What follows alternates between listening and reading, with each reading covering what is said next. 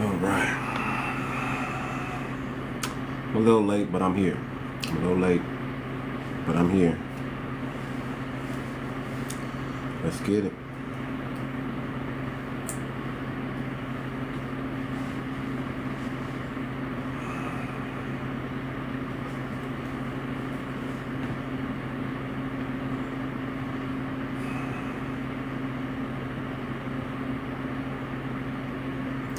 Alright, come on up in here. Tap that tap. We're doing part 3. Doing part 3. Hopefully we wrap up everything up.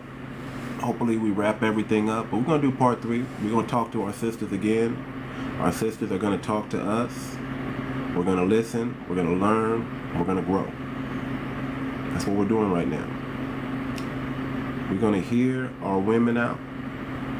And women, you're going to hear our men out. And we're going to try to make a deal. All this commotion going on the internet. I mean, they can't act like it's not. They can't act like it's just the internet. They can't act like it's just the internet. You know, it's happening in real life.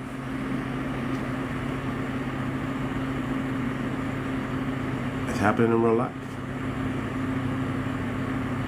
Men are not getting along with women. Women are not getting along with men. Women are unhappy. And based on their happiness, they're walking away. Those who do get married, you know, there's a high chance of divorce. You know? And then there's a myth or a misconception that, you know, you're going to find love in your 40s and 50s. I mean, that's not guaranteed. Let's keep it a buck. That's not guaranteed. It's possible. It's possible to find love in your 40s and 50s, but it's not probable, right? The probability goes down the older you get. It's best to, and then, you know, building in your 40s and 50s versus building in your 20s and 30s, you know, 20s, 30s, 40s is different. It's just different, you know. A lot of us, when we start out building, we don't know what we're doing, so it's trial and error, right? You know, we don't really become good at building, really, especially as men, until we hit our, like, you know, mid 30s, mid 40s. You know, they say from 40 to 60, 40 to 65 is when a man amasses the most amount of wealth, right? Between 40 to 65 is when we really start building wealth, generational wealth. But we got to have a strong foundation before we can even get there, right? Got to have a strong foundation. So y'all come on up in here. Tap that like button. Don't be no haters. Tap the like button. You know, tethers hate. FBA, we show love. So, show love. Tap that like button. Let's get to 5K likes so we can have the conversation. I was on here last time. I had to get off because I still don't got too much time. So I'm not gonna go as long as I was going before. Just don't have the time. You know, I gotta go to work. Gotta make money. I'm about to pick up another car here. So, yeah, I'm busy.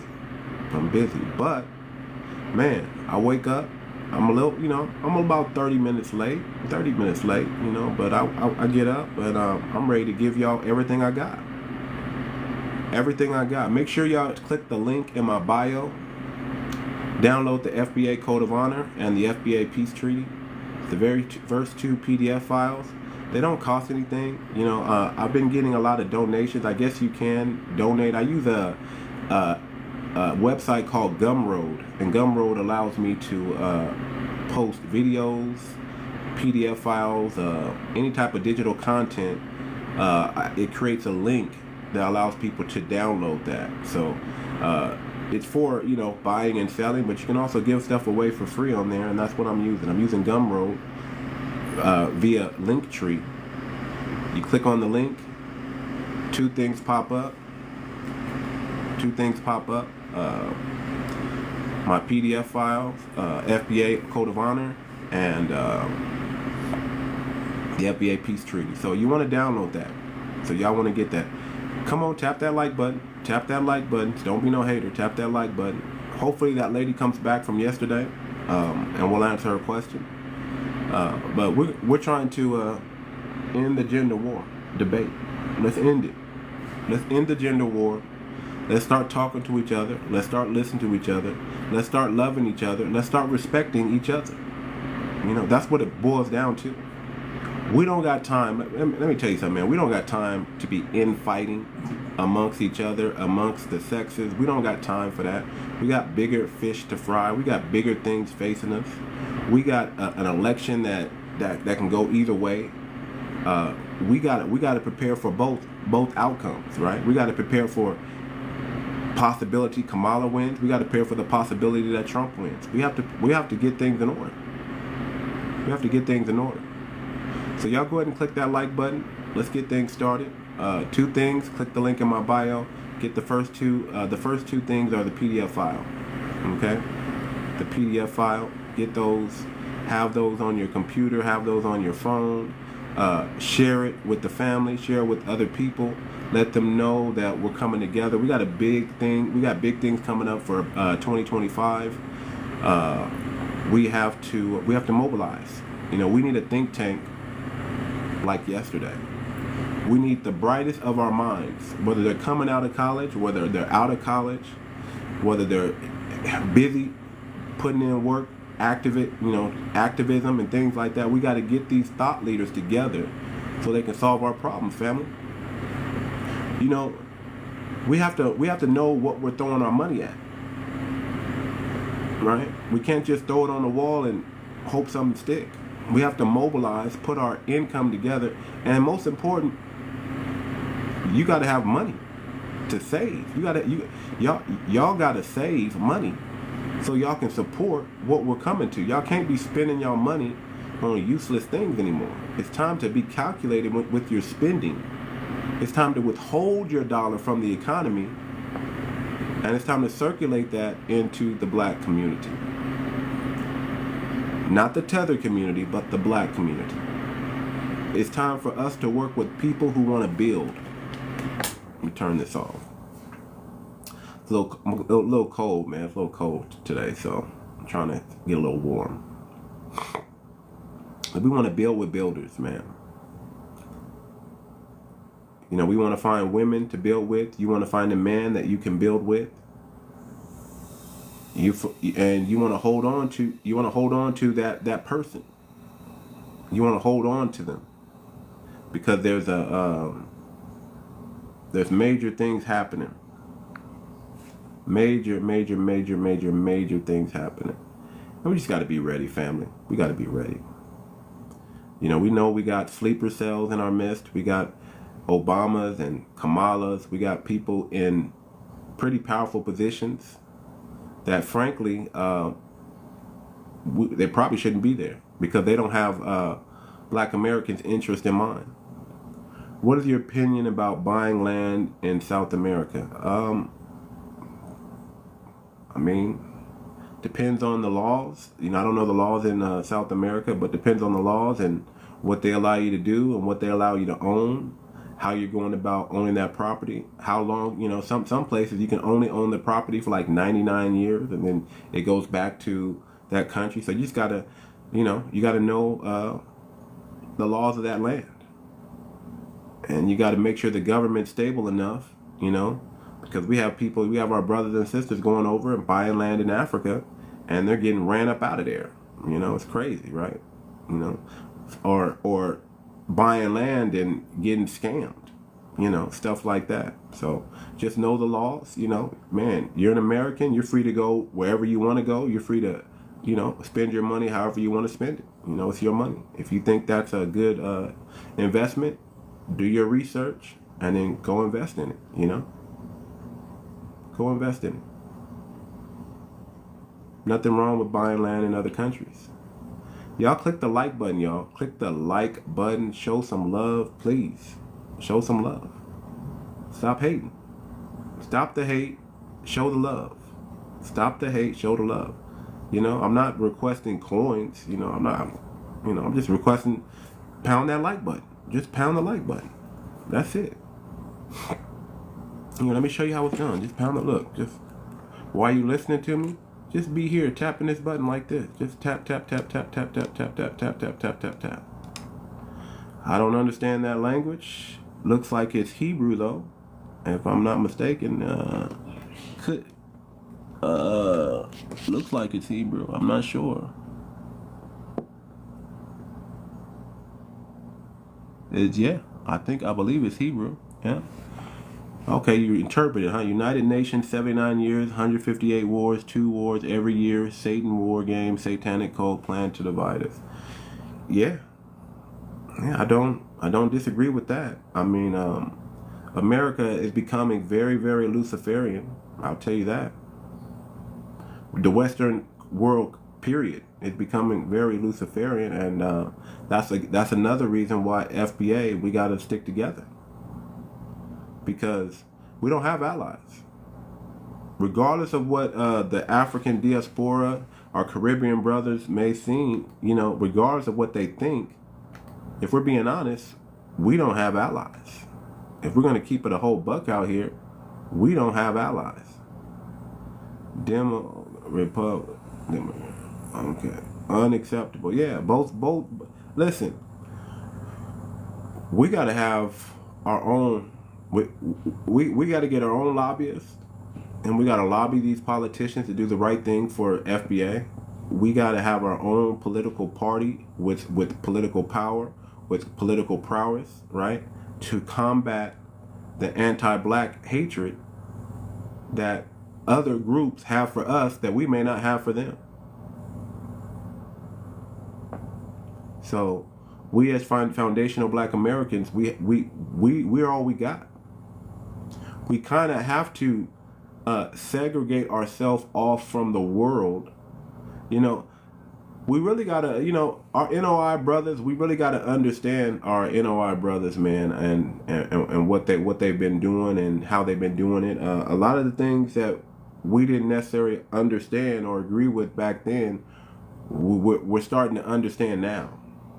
You know, we have to protect ourselves from outside influences and for matrix attacks, you know, and things that don't benefit us. You guys got to turn off that television, man. Y'all, that television is rotting your brain, man. I'm serious, man. Peace, sister. Peace. Peace. You know, that television, that propaganda that you're feeding your mind, feeding your spirit, it got you so polarized at times that you can't make a wise decision if you try.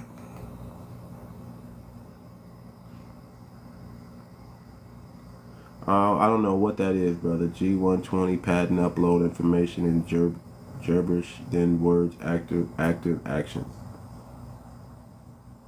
Oh, okay. All right.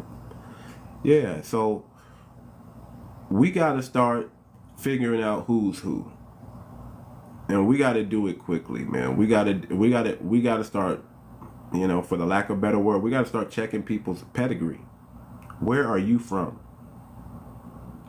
You know, this ain't the time for black Americans to be infighting. This ain't the time for us to be, you know, not loving each other. You know, we got to be real to each other. You know, it's time. It's time. We should have had a think tank 20 years ago. And guess what? We'd be in a different predicament than we are today. Imagine if what we're trying to start today, imagine if we did this 20 years ago. How far along would we be? So yeah, we want to end it. We do. We want to end it. Right? We don't want to be fighting with our women. We don't want our women fighting with us. We know we have strong black women. Men know we got strong black women, and our women are strong. No doubt about it. No doubt about it. But how are you using that strength, right? Are you using that strength against your man? Or are you using that strength to amplify your man? You know, regardless, this is for the ladies right here. Regardless of what you may think, what is a good woman, right? A man, let me tell you what a good woman really is. A good woman amplifies her man. A good woman picks a suitable mate that is a leader, and she amplifies his moves, his voice. She clings to her husband, and she participates and helps in the building of the family and the legacy. Whether she's working, whether she's at home with the kids. See, there are modern men and there are modern women. There are traditional men and there are traditional women. So we got two groups of people within our group. We have a group of modern men. We have a group of modern women. We have a group of traditional men. We have a group of traditional women. And my thing is this: find each other. Find each other. Modern men, find modern women. Traditional men, find traditional women. That's the best way to make it work. Listen, I've been on the other side. You know, I'm tired of it's like at some point it does become bashing.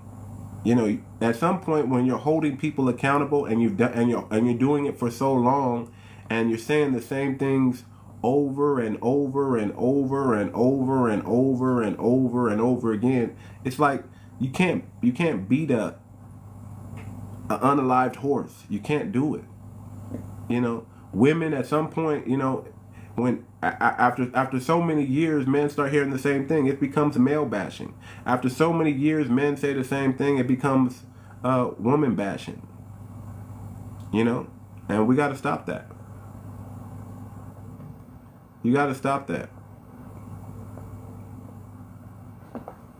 What the heck is this? Who the heck is this dude right here? Who are you?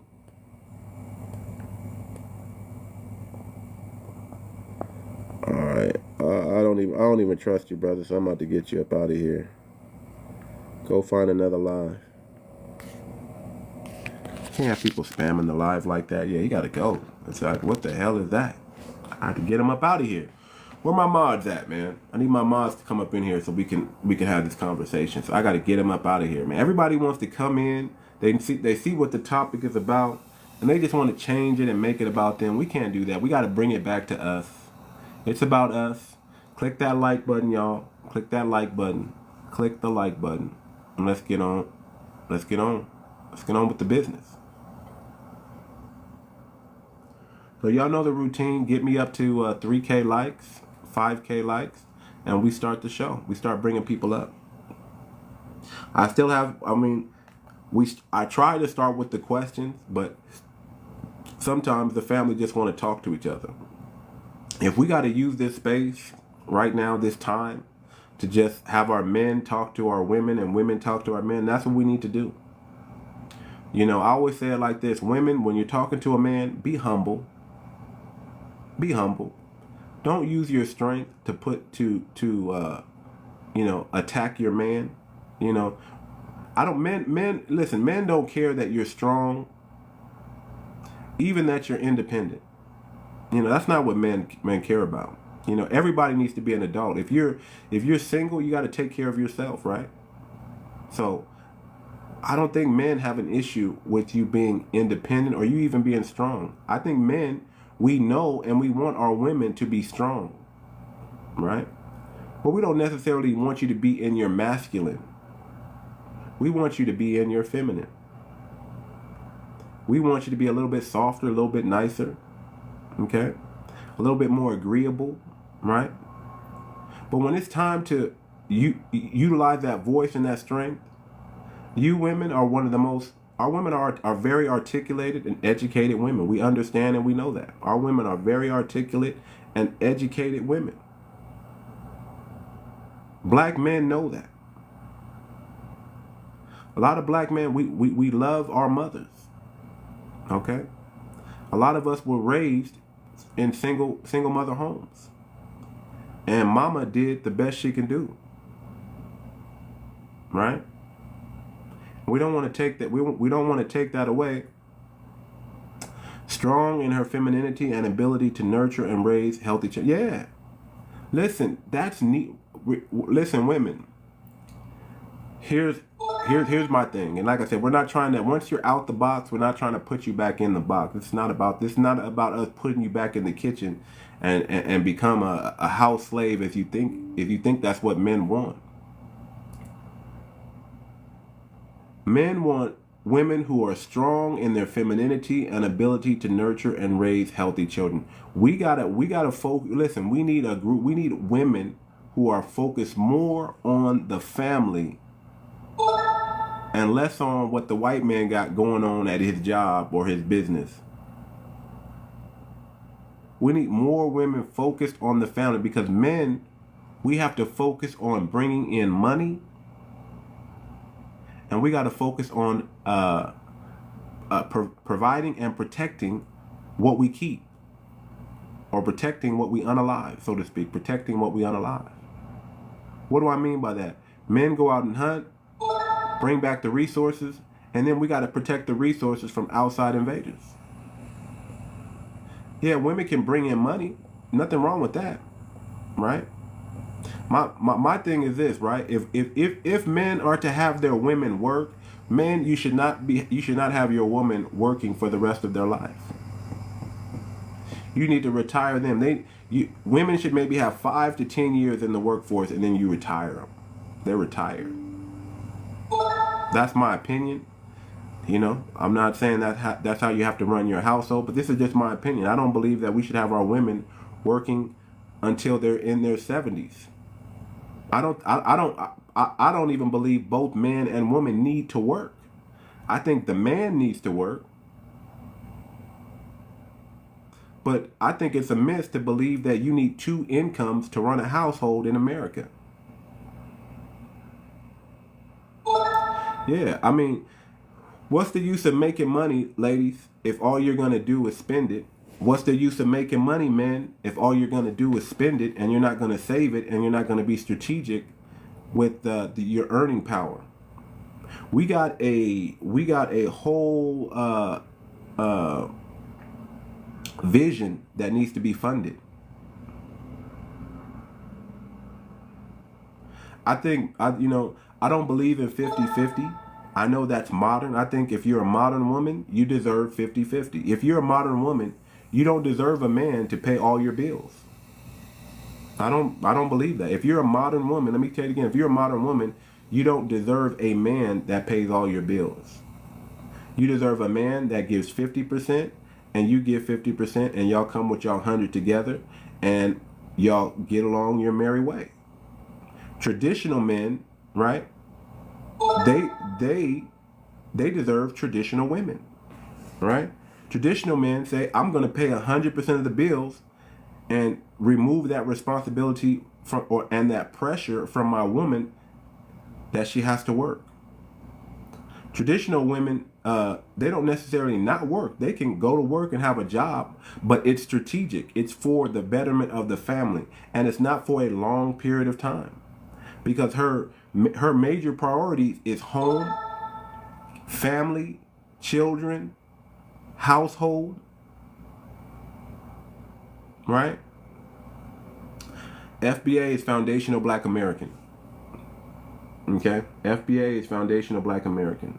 So the traditional woman deserves to be with a traditional man. That woman who is family-centric, family first, husband, children first, right? That woman who thinks like that, she deserves a traditional man.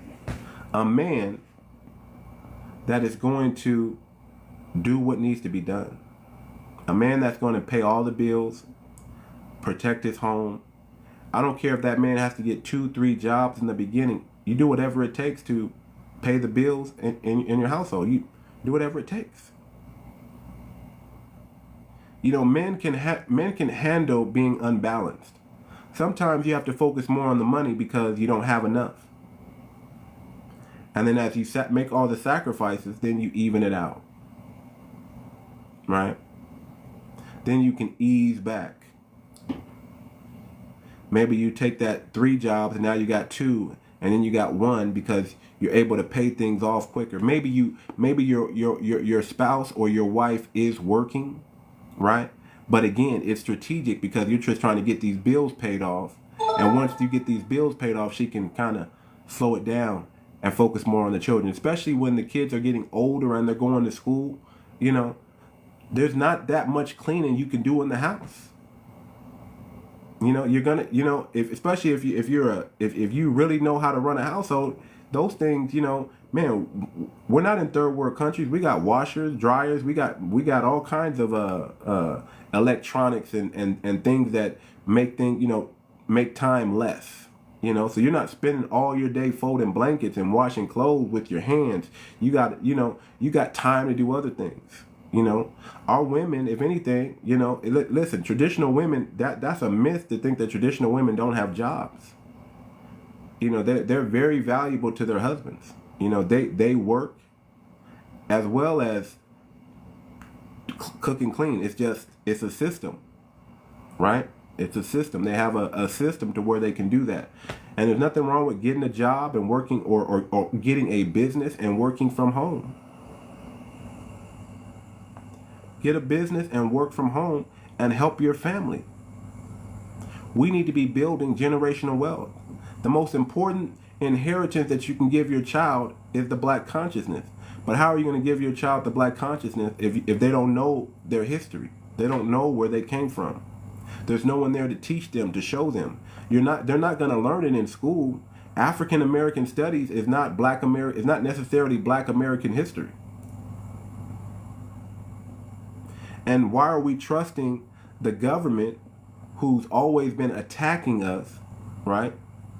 Who has plans to keep us in a certain position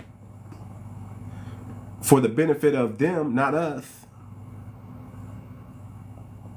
How about bring your entrepreneur husband so business? What? How about bring your entrepreneur husband so some business? Okay. Yeah. You know, when I was in the financial industry, right? I would be the one, we call it KTP, sitting across the kitchen table doing appointments. My wife was setting up those appointments, right? She was making the phone calls, setting up those appointments and saying, hey, you have an appointment over here. Hey, you have an appointment over there. I was the closer, right? She set up the appointments, and when she set up the appointments, I closed and brought in the business. Match made in heaven, right? You know, some of our FBA women who are not shy, who are outgoing, who are strong, who are very articulate, who are educated. Why can't you pick up the phone and dial some numbers and bring in some business for your husband? Why can't y'all be, you know, everybody talk about power couple. Why can't y'all be a power couple? Why can't y'all be a team? I don't believe in partnerships. Partnerships is for the LGBTQ community, right? But I do believe in teammates. Men and women are not equal. Men and men are equal. Women and women are equal. Otherwise, we would just have sports. There wouldn't be women's sports and men's sports if everything was equal. So we got to understand and know that. So we got to benefit. We got to benefit each other. We got to talk to each other. We got to do the right things. So we're going to end the gender war. We're going to try to end the gender war, and we're going to come to an agreement, and we're going to make a deal. That's what we're going to do. So y'all pound that like button. Y'all pound that like button. Let's get the likes up to 3K. And let's have the conversation. Show love to your black content creators. Show love to your black content creators. Let's get this thing cracking. Let's end the gender war debate. Let's end it. Let's discuss some solution and strategies, and let's get on, man. We gotta get to loving each other. We gotta get to being real to each other. We gotta stop lying to each other. We gotta stop prioritizing happiness above the work. The work comes first, then the happiness follows, right? It's not, I need to be happy now, and then I go to work. No, it doesn't work that way. Men don't operate on feelings like that, ladies. We don't have the luxury to do that when we got so many fires we got to put out, so many priorities, right? Regardless of what you may think, ladies, you don't want emotional men running around. You women, listen, I'm trying to tell you, you don't know what you're asking for when you're saying you want vulnerable men. Oh, I want him to open up more. I just want him to talk to me. I want to create this space where he can be vulnerable, where he can tell me how he feels, so he can get in touch with his, his feminine side and just tell me, just talk to me. Man, we got 5 minutes. What can I tell you in 5 minutes? I'm going to be very direct. Okay, what can I tell you in 5 minutes? I want peace.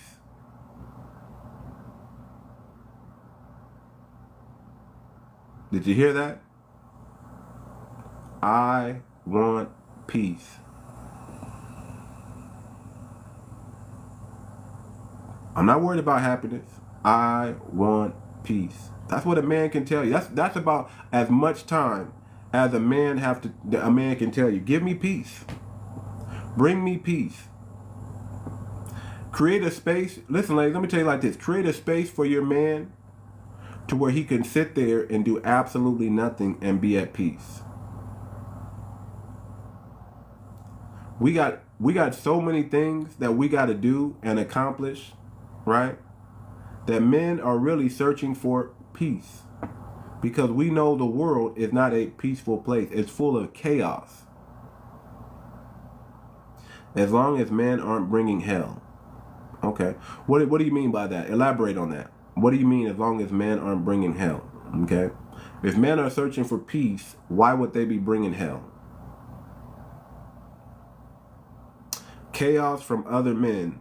Okay. How about chaos from other groups? Right? How about chaos for people who may try to destroy what you're building? Right? This is a game of resources. Other groups want our resources, people. Other groups want our resources. Other groups are taking our resources right now. What are we going to do about it? What are we going to do about it? So men cannot expect peace at the expense of bringing women hell. Okay. Why are you with a man that's bringing you hell? Why are you choosing a man that's bringing you hell? Why don't you have another man to vet that man, and that man will tell you, hey man, that dude ain't right, or this is a sharp dude right here. You should give him you should give him time, right? I don't know. Go deeper. Explain to me what you're saying. It says that's not what I said. I want to know what you said. But what I need y'all to do is click that damn like button. Morning time at work, just up. How you doing, my brother? How you doing? Yeah, we in here, man. We in here. We're trying to end this gender war. We're trying to talk to our women. And we want men to listen to women, and we want women to listen to men. And we want to get on about our business. Men scream peace, but the source of the hell they bring. Man, okay. Y'all messing with some terrible brothers if they're bringing hell. I don't know too many men that are bringing hell. I know boys, but I don't know too many men that are bringing hell. For the most part, men, and I'm talking about the men, they're trying to build their family. They're trying to leave their legacy. Now, men go through hell. Families go through hell. Men make decisions that oftentimes, can put their family through a little bit of turmoil or turbulence, right? But for the most part, if you stick around long enough and you don't leave that man, he's going to fix it and he's going to get it right. You know, one thing about men, the difference between men and boys is men have learned how to execute, ladies.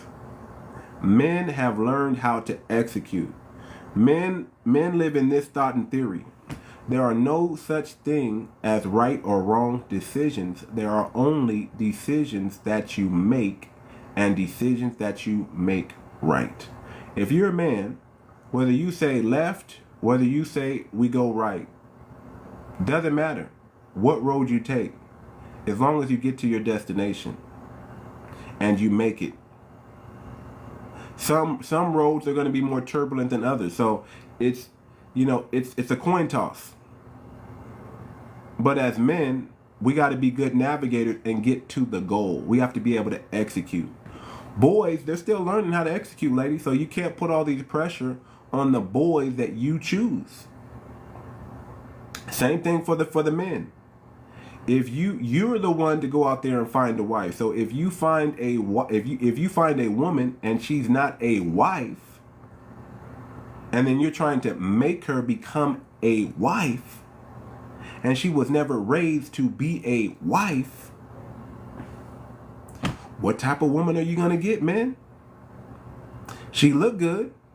She got everything right on the outside, but what does she got on the inside? So go both ways. Men, vet better women. Vet women that are wives. Women, if you want a man, become a wife. If you want to get married and have a family, become a wife. If you're raised a certain way, you know, some things are in you, right?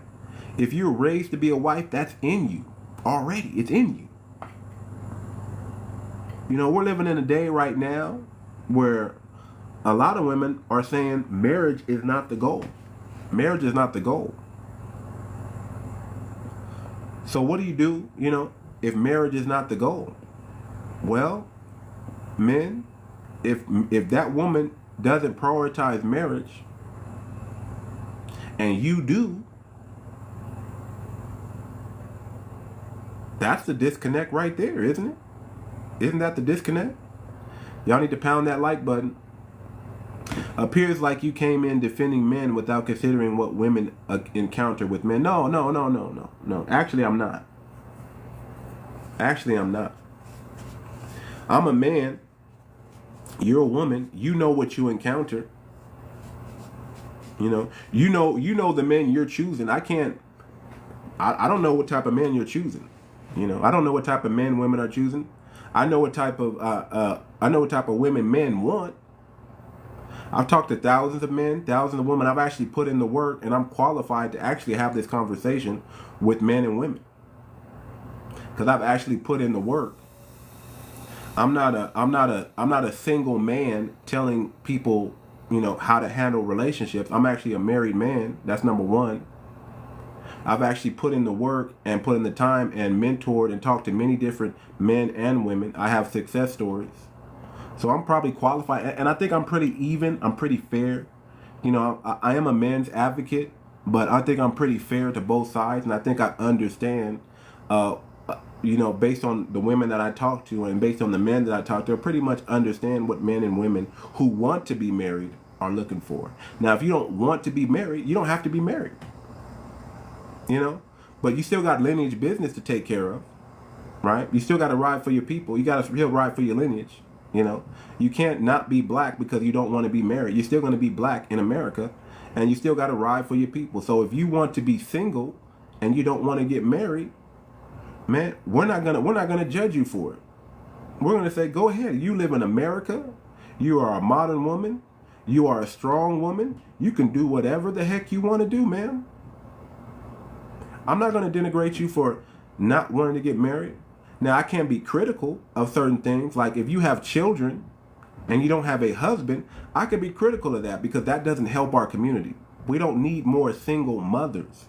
We need more nuclear families, right? Children need an advantage. Children need nurturing and they need structure and discipline. They need both. They need balance. We want to raise balanced kids. We don't want to raise over emotional men. And we don't want to raise over masculinized women. We need balance. Children need balance. Hustle for my last name, not my first though. Yeah. You know, I say that all the time. That's what's up. That's what's up. We need balance, and we got to balance the good. We need good and bad to balance. We got to balance this thing. So all this wagging the finger, men need to do this, women need to do that. We just need to end this gender war so we can get back on kingdom building, family building, right? Stomping the yard, fighting against the oppressor, and making moves. We got to move the needle. The needle hasn't been moved for a long time. It's time that we move the needle. My daddy provided. Why would I want the last name of a man who can't do half of what he does? Ma'am, who are you choosing? If you come from a mother and father household, why aren't you having your dad vet those men? If he's such a good man, why aren't you bringing men to your dad and say, hey, I'm thinking this is a good, suitable person. I think this is a good man. Can you help me? Can you vet him for me? Can you make sure that he is who he says he is, so I don't fall for the lies? Because women, you love lies. You love to hear the lie, and you hate to hear the truth. Right? So if you grew up with a mother and father, that should be your advantage, not your disadvantage. Ma'am, listen, I'm not here to cater to your feelings. I don't do feelings in here. Feelings are not facts, okay? However you feel is how you feel. Well, what's your specific question? What's your specific question? Ask your specific question, and I'll give you a specific answer if that's what you're looking for. I'm generalizing because I'm talking to men and women in general. I don't know you specifically. I don't know you. I don't. Maybe he can help you though. I don't know, man. I got some game for you. You may not like the game I got, but I got some game for you. I got some solutions for you. You may not like the solutions, but I got some solutions. Everybody says, you're trying to divide us. You're trying to divide us. Give us some solutions. So I come with solutions. I'm listening. The first solution we came up with was a treaty. The second solution we came up with was the FBA Code of Honor. The third solution we're trying to get popping is a think tank. Our think tank is going to solve all of foundational Black American problems. Those are some solutions right there. Now I'm trying to do my due diligence to see if we can end the gender war. That's it. These are solutions right here. Let's end the gender war. That's a solution. Let's go back to loving each other. Let's go back to believing in each other. Let's go back to working with each other and getting on the road. Let's move the needle. Let's not be stuck in trauma. Let's work through the trauma. We've all been traumatized. Okay? We've all had bad things happen to us. We can have a pity party, or we can do something about it. Their feelings, emotion is real meaning of all their trouble. Their feelings, emotion is the real meaning of all their trouble. Yeah, listen, ladies, regardless of how you feel, you got to understand how you feel is not a fact. It's not a fact. Men don't operate just on feelings. We have to use logic to process our emotions.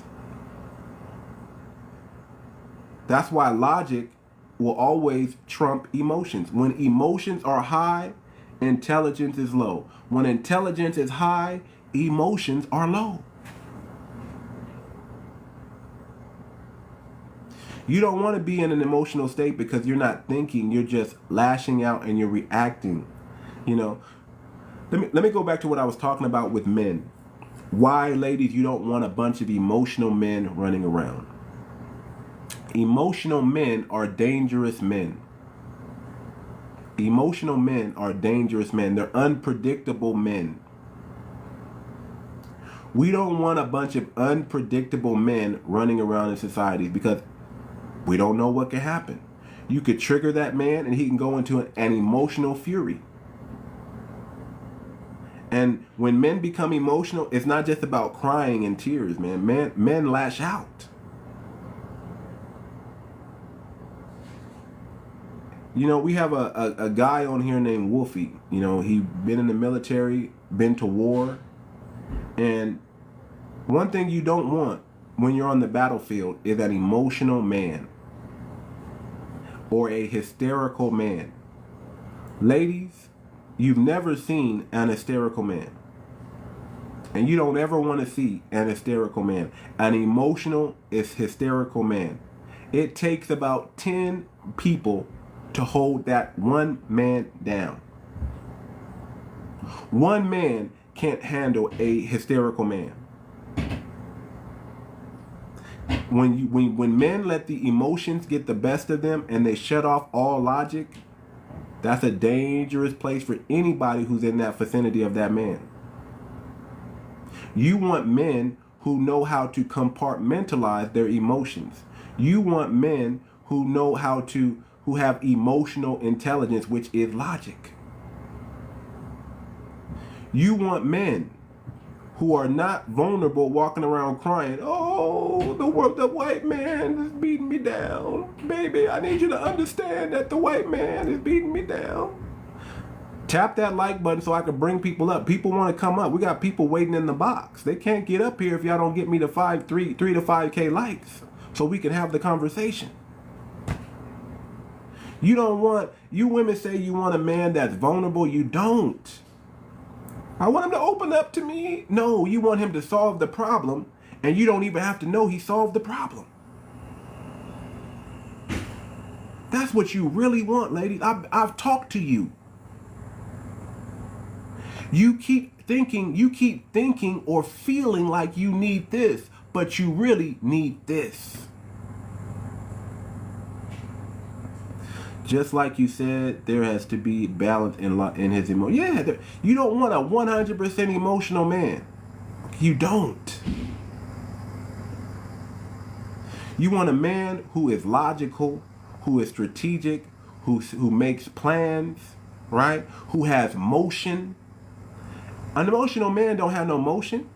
He's having a pity party. He's depressed all the time because he's feeling everything. Men don't need to feel everything like women. We need to solve everything. That's what men need to be, problem solvers. We need to be solving. We need to be putting out fires and solving things so life can become a little bit simpler, less complicated. You want, ladies, you want a man to simplify your life, not complicate it. Men, you want a woman that simplifies your life and not complicates it. That's what you want. Men, you don't want your woman going through all types of trauma. Men don't like women with a lot of trauma, a lot of emotional baggage, with a high body count. That's not what men want. Men want different things than what women want. Men don't necessarily, listen, ladies, regardless of what you may think, and this is not to denigrate single mothers of any, of any sort, but men don't want to raise other men's babies. I've talked to men. That's not what they want. They settle for it. Oh, this woman is fine. Oh, she's a good woman, but she got kids. But she's fine. All right, I'll accept the kids. Men settle for that. They don't want that. They don't want that. They don't want irresponsible women. Just like you don't want an irresponsible man. Think about it. You don't want a man with 10 kids, ladies. You don't want a man like that. You don't want a future unless he got money. 10 kids with money, you might settle. There goes that word, ladies. You might settle for a man with 10 kids if he got money. He got some motion. If his name is Future, if his name is Nick Cannon, if his name is Usher or something, you might settle for that man. Just like a man, if you have children already, especially whether that man has kids or not, he's settling for a woman with kids. And if that's what they want to do it. If you find an exceptional woman and she happens to have children, maybe she's a divorcee, maybe she wasn't irresponsible, right? She just was in a relationship, and for whatever reason that relationship ended and she has children, right? A man can understand that. A man can understand if a woman is married, she has children within her marriage, and then all of a sudden something happens beyond the control, and that relationship has to end, and you have children. A man might not look at that woman as irresponsible. He might not look at that woman as irresponsible. He might be like, okay, there were some mistakes, and maybe she learned from the mistakes, and she's still fine. She kept herself up.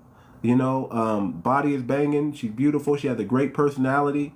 I can work with this. She's an exceptional woman. I can work with this. A man might do that.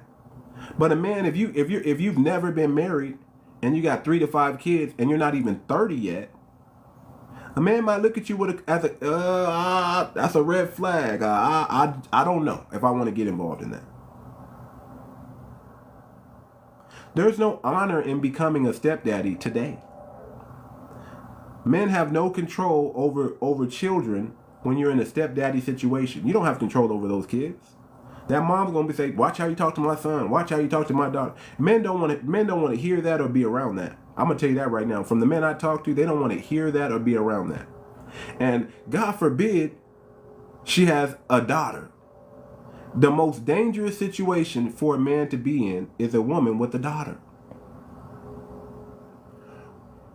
I shouldn't even have to go deeper than that.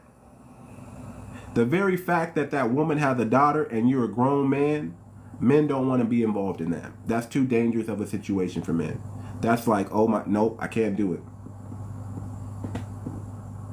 If woman does that, he needs to run. Yeah, men don't want. If you have sons, maybe. Men know how to work with men. But when you have a daughter that's not that man, it's just too weird.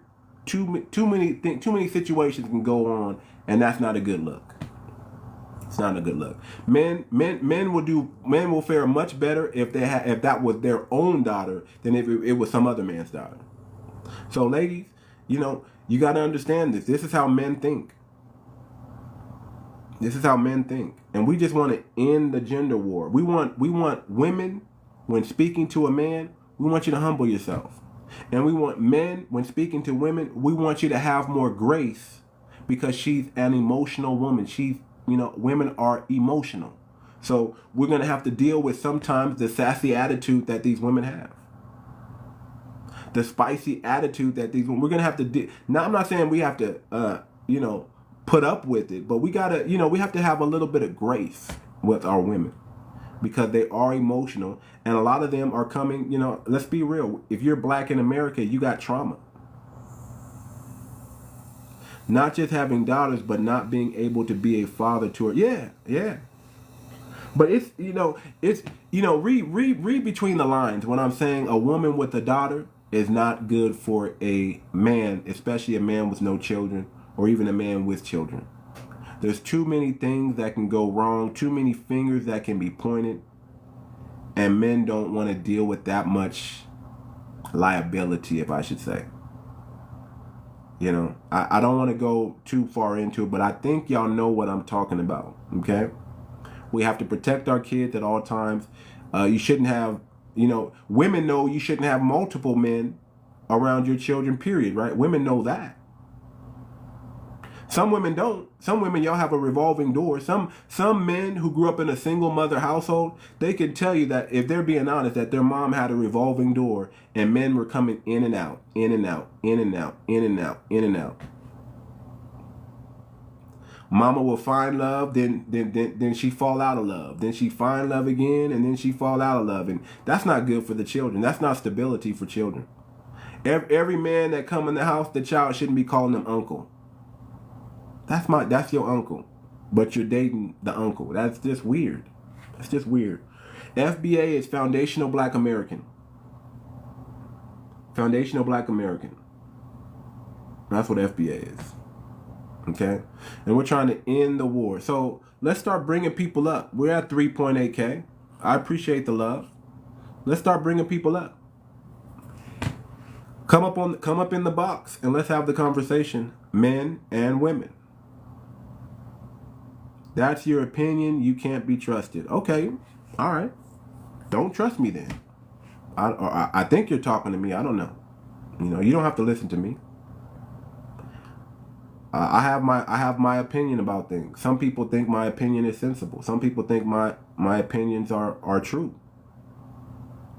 You know, listen, I've got many people who text me in my inbox and say, thank you for the great advice. Thank you for helping me with my marriage. Thank you for helping me see the man's point of view. Thank you for helping me see the women's point of view. Thank you for helping me. I've got many of those. Like I said, I've talked to thousands of men, thousands of women throughout my just being on these YouTube, TikTok streets, life encounters. I've become an expert by default. I've become skilled in this area. Go check out my YouTube, Too Much Moxie. I'm on YouTube. I got about 10,500 followers on there. I'm not a big, but I got some work. I got a catalog, thousands and thousands of videos. But now I'm here. I'm here for y'all, man. I'm here for my FBA family. It's black first. My lineage comes before everything. And that's where I'm at. I'm on lineage business right now. We're trying to end the gender war. FBA is foundational Black American. Okay? If you are FBA, if you are a foundational Black American, you belong in this room. If you're not FBA, this is not for you today. If you're Caribbean, if you're African, you need to you need to go in the gender war within your group, right? But we're trying to end the gender war in our lineage. We're trying to end this thing. We're trying to get on about our merry business so we can start building strong families. For those who want families, look, I'm not here to force any. If you're a woman that's like, I don't even want to get married, well, okay, this ain't the room for you today. You know, but if you're a woman that's married or wants to be married or is finding challenges talking to the opposite sex, talking to men finding it challenging to talk to women, this is the room for you, because we want to have the conversation. We want to have real conversations of real issues that men and women are dealing with. Okay? That's what we want. For those who love FBA women, children. Yeah. It's time we get along, y'all. We can't do it apart. We're all we got. We can bash men and we can bash women, but where is that getting us? Where is that getting us? Are we coming any closer together? Are we coming any? Have we got to a compromise yet? Have we made a deal yet? Because that's what needs to be happening. We need to be making deals.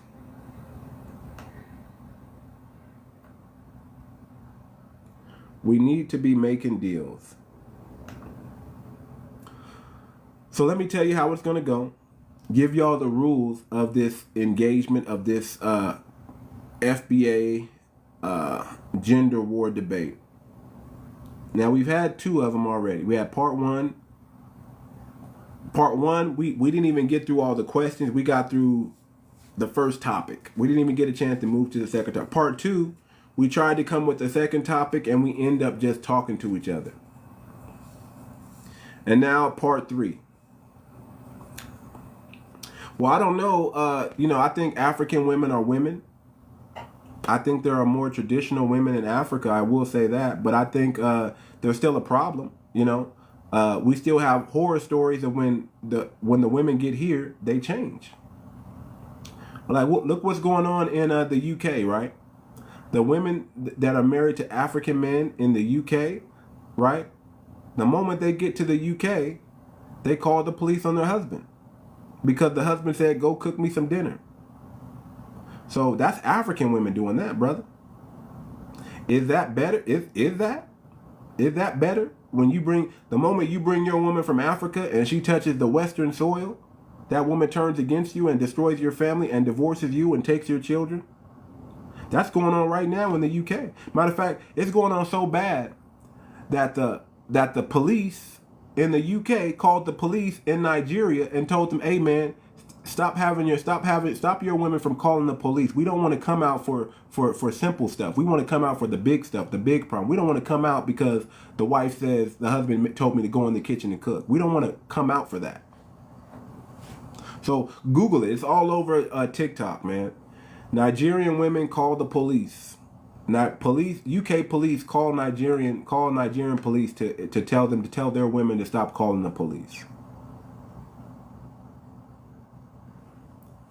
I don't think there's anything wrong with a dowry. I don't think there's anything wrong with that. I don't think that means that a woman is property or anything like that. I think that's just a cultural thing. We don't practice the dowry in the Black American culture, and that's okay. That's okay. I married an East African wife, and I didn't have to pay no dowry. They asked me, but I didn't have to pay it. I talked to the father, I talked to the mother, and they were okay with the answer I gave them. And they were like, "This is your wife." They willingly gave me this woman. The woman wanted me, I wanted her. Talked to the parents. I didn't have to pay no dowry. Now that's in their culture, but for some reason I was special. I don't know. I was special. They're like, "No, this is your woman." I stood on business. I said, this is honest to God. This is what I said.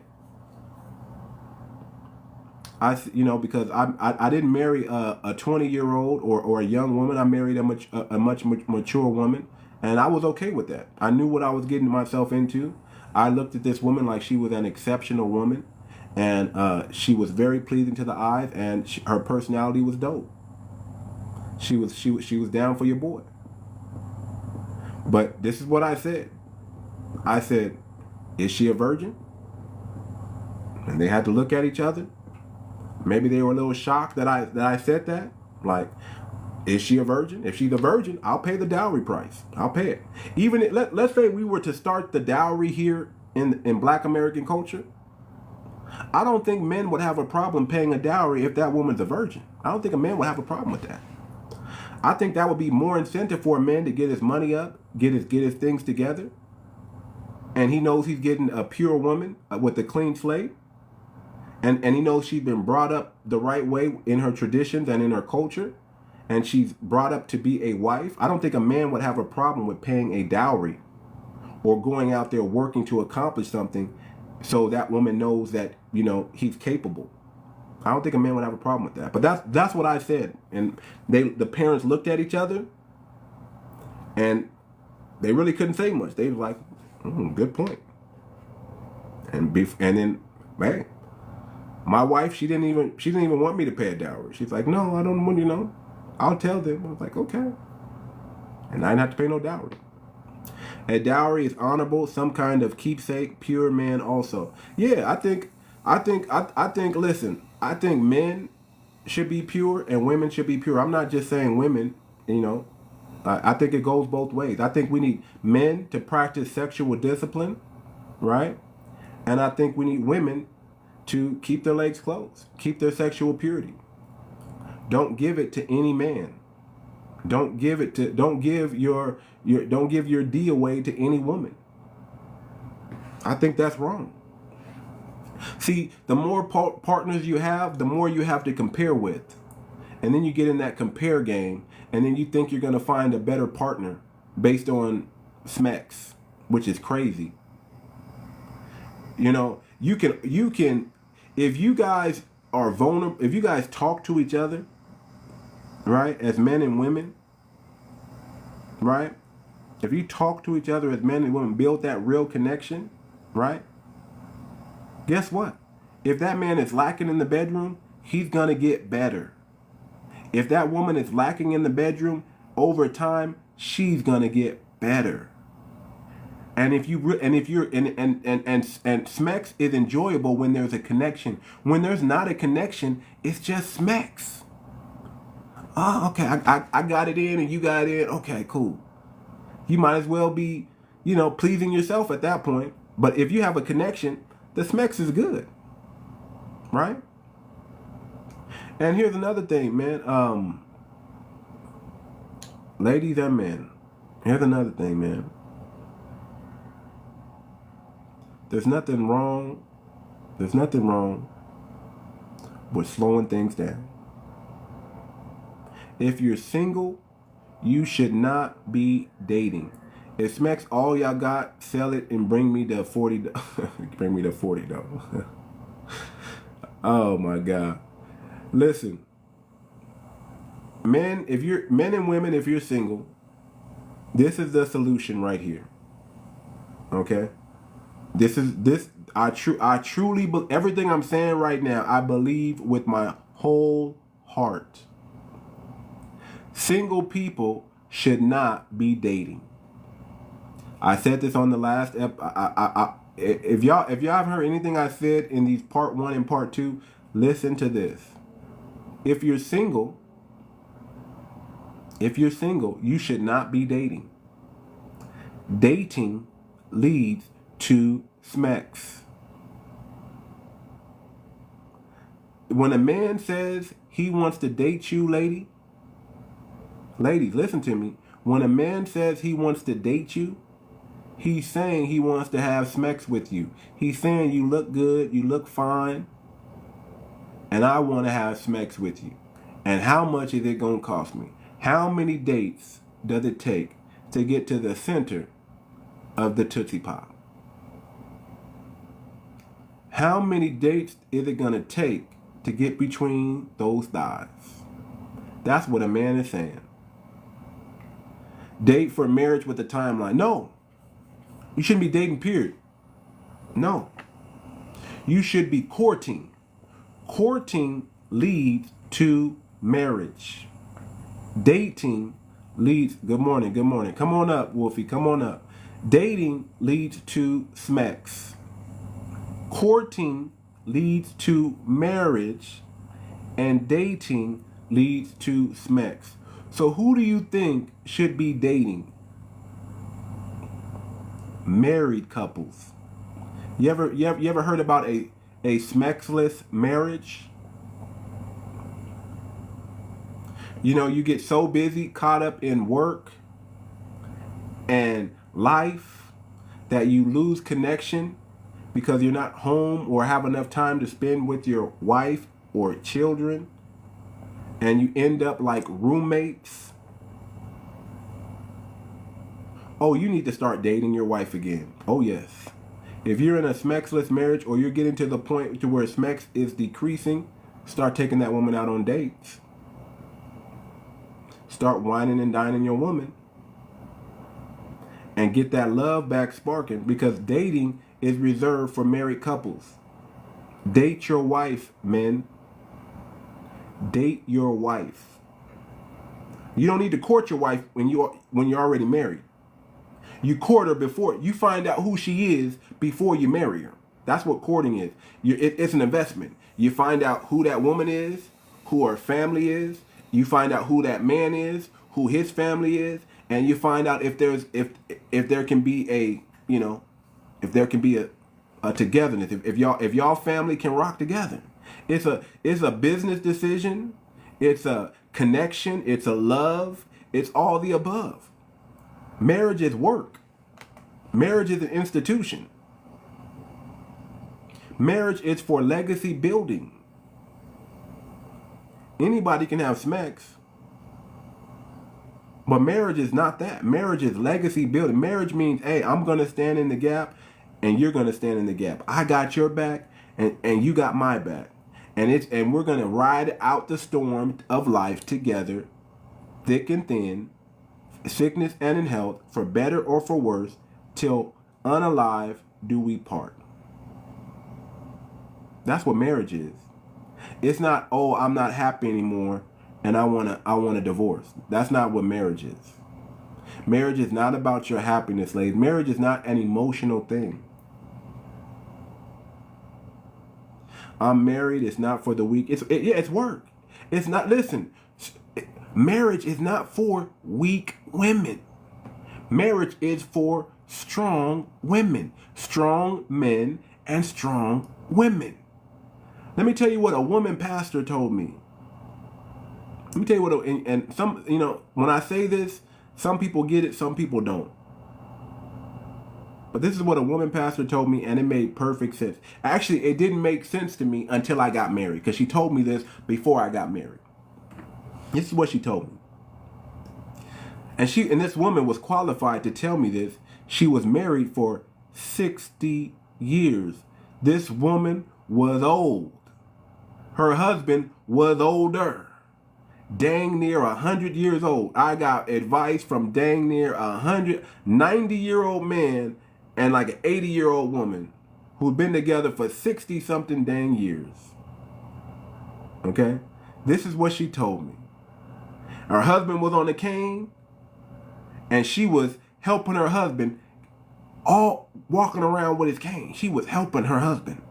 She was with her husband. She didn't leave her husband because he had a cane. She was right there stepping with him. And she wasn't too, she was healthier than her husband, but she wasn't too healthy, and she was right there with him. And this is what she told me, y'all. She said, don't look for the woman that looks good on the outside and all pretty, because looks are gonna fade. Women are gonna get older. Men are gonna get older. She said, find you a wife, a woman who can endure hard times. Because one thing for sure, in marriage and in life, hard times you will come by. You're gonna have hard times. You're gonna have challenging times. But what you need, men, is a woman that will endure. Endurance. It's a marathon, it's not a sprint. Marriage is a marathon, it's not a sprint. You need a woman with endurance. And then she said this.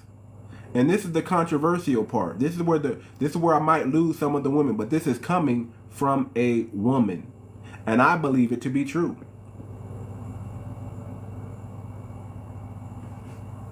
Start bringing people up.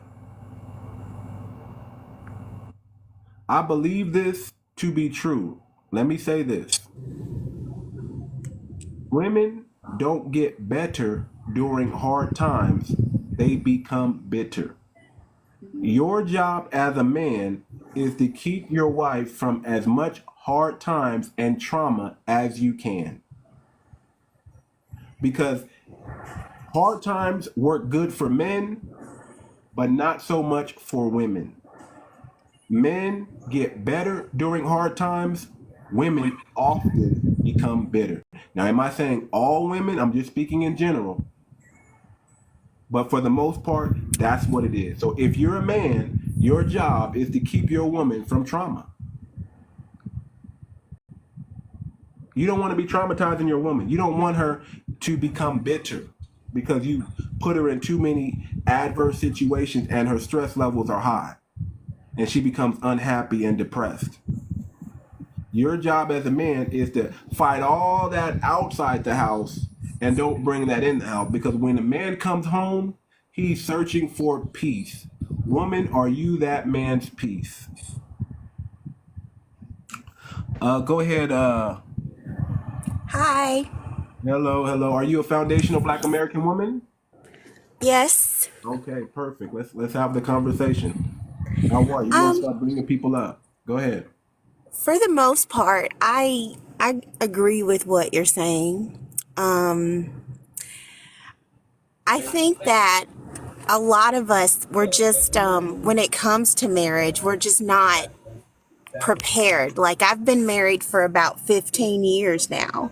And it was a lot of learning for me because I grew up in a single parent home. So like I didn't know like things about men that are just like normal, you know? So when I got married, it was like the first few years, it was very much a learning experience because I just didn't like, I had to learn my husband. I had to learn like, oh, he's just mad right now. You need to let him calm down. You Yeah. want to talk right now, but he needs to calm. I had to learn this, Right. because I didn't have my dad passed away. So I didn't have that in the household to understand like dad is just mad right now. Come back to dad later. So I had to learn it while I got married.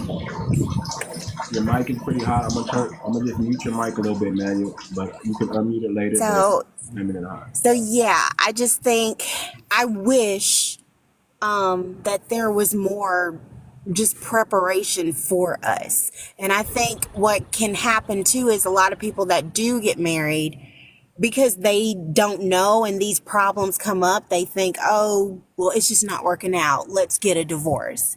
And I think that's, not the right thing to do. How old were you when you got married? I was 24. How old was your husband? 25. Okay, so I call that struggle love. Okay, and let me tell you why. I strongly believe in age gap dating. Not everybody has to believe in me with that, but there's a method to my madness. Okay, there's struggle love, right? When you date a man, struggle love is when you're with a man that has potential. He hasn't reached his potential yet, but he has potential. Okay, struggle love doesn't necessarily deal with money, finances, but that's part of it. That's part of the struggle. You don't have the money yet, but you're dealing with the decision making of that man. That's the struggle. That's the real struggle. You're dealing with the decision making of that man. Okay. Your job as a woman, especially if you're engaged in struggle love, is to let that man fail. Men learn through failure. Oh yeah. Men have a cycle. I have. Yes, when we first got married, sure, we had things like that, but my husband he's really smart and he's very ambitious. So yes, I got to experience that. I got to experience him failing. But you know what? The thing about my husband is he falls, but he'll get right back up and he'll do better. There you go. That's all you got to understand, right? Yeah. A man's going to fall many times, but he's going to get back up. If you're patient and stick by your man, he's actually going to turn out to be a man. Because men don't really become men until they're around 35 to 45 years old. Really. It's trial and error in your 20s. Oh, yeah. You're growing into who you're supposed to become. You don't really hit your financial stride till around your mid-30s, early 40s. That's when men start hitting their financial stride. That's when men actually hit their prime. So if you're able to endure struggle love and stick by that man, he could turn out to be the best take the best leader, the best father. You know what I'm saying? He could take the best provider. But you gotta stick with him. And he really is. He really, like, even when we were just getting married, he saw that I was like overwhelmed with school and work. And he was like, I'll just take some more shifts. Just quit and finish your schooling. I like that guy already. That's what he's like, this is obviously just too much for you. So, I mean, yeah. He's kind of entrepreneurial, so he's taken some risk, and failed. But like I said, the thing about him is like he falls, but he gets back up and he does much better. Now, does he come from a two-parent home? No, both of us come from single-parent homes. Wow. We just knew when we met, we got married really fast. We just knew that we wanted a family. Both of us, we wanted a family, and we wanted a family the correct way. Okay.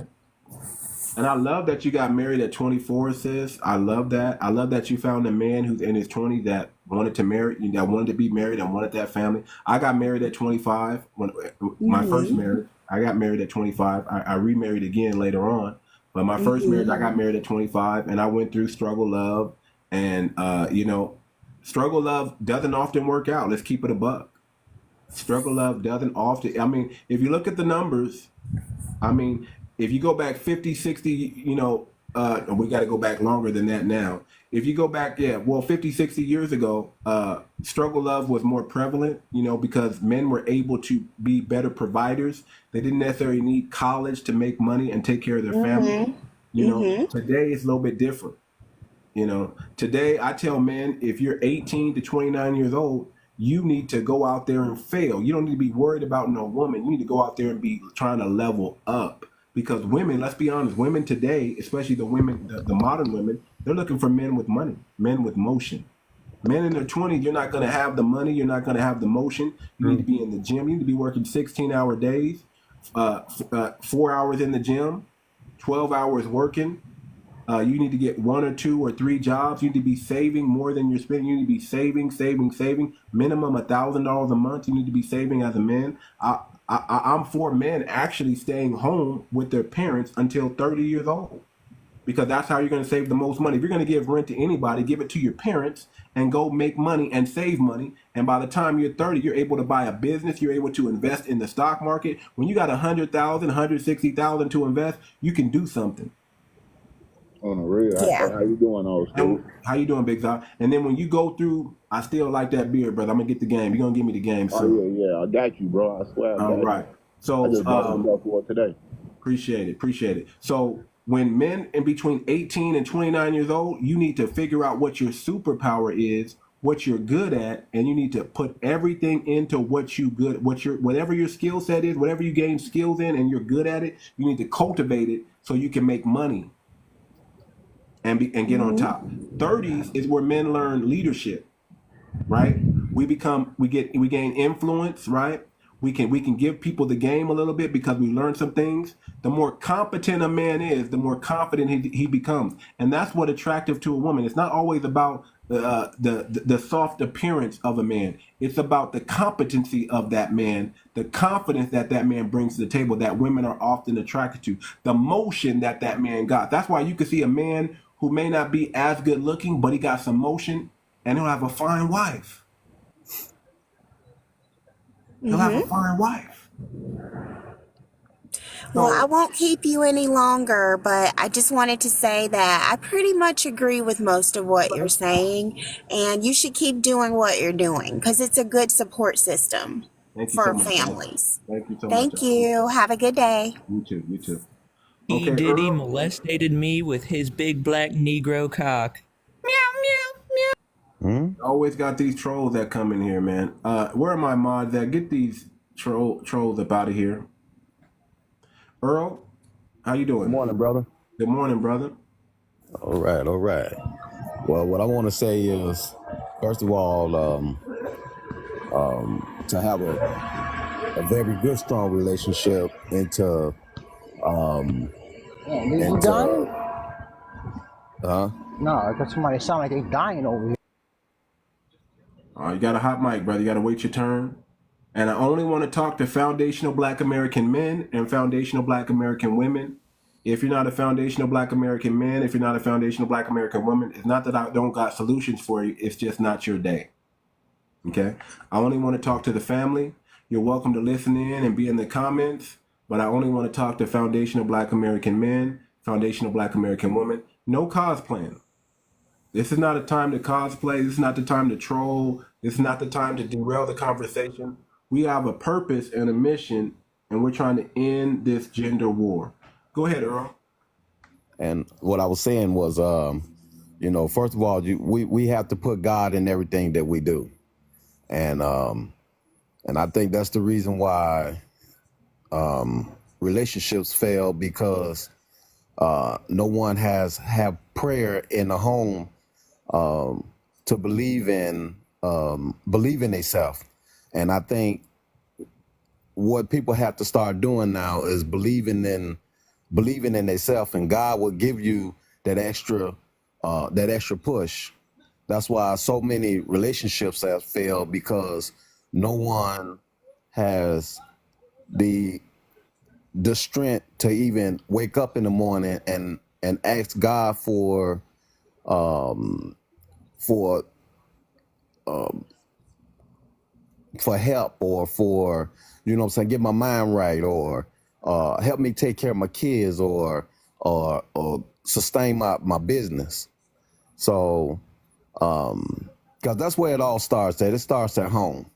Right. So I just wish that a lot of people would open their eyes and stop playing the blind role and looking to the left or looking to the right. They need to start looking forward to what's really going on in the world. So I've been married before, and again, I had my downfalls. I wasn't the best husband. Thank you for being honest with that, brother. We appreciate that. Thank you for being honest about that. Yes, I wasn't the best husband. I have everybody that's, like said again, been young and been married. I had my trials and tribulations, and I did the same thing. I partied. I always, did what I wanted to do. But looking back on it now, then got older now. I'm 51 years old. So, and again, we had to start at young and sustain, like you said, business. I wish I would have stayed home until I got 30 years old to get where I'm at. It took me till I was 40 years old, because I have my own business now. I'm a contractor. So it took me till I got 40. Once I got 40 now, I can focus. I'm building what I have, and and I encourage a lot of people to find what they have in their heart to get what they want. And if you believe in yourself, God will take care of the rest of it. So, but we don't have a lot of believers, and we don't have a lot of strong men out here today, because everybody is following social media. Everybody's trying to be somebody else. Everybody's following everybody's trend.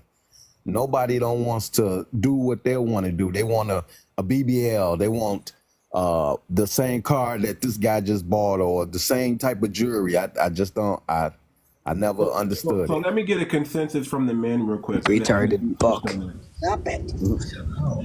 Hey, listen to that. Knock it off. Can't come in with a hot mic, man. Y'all got to stop coming up in a hot mic. And I only want to speak to foundational Black American men and foundational Black American women. I don't want any trolls. If y'all see a troll in here, get them out of here. Block them. Don't allow them to come ruin this. Okay. I want to ask you a question, Earl. Do men want women who wear makeup, or men want women who are natural? What do you prefer, natural or makeup? It's always natural.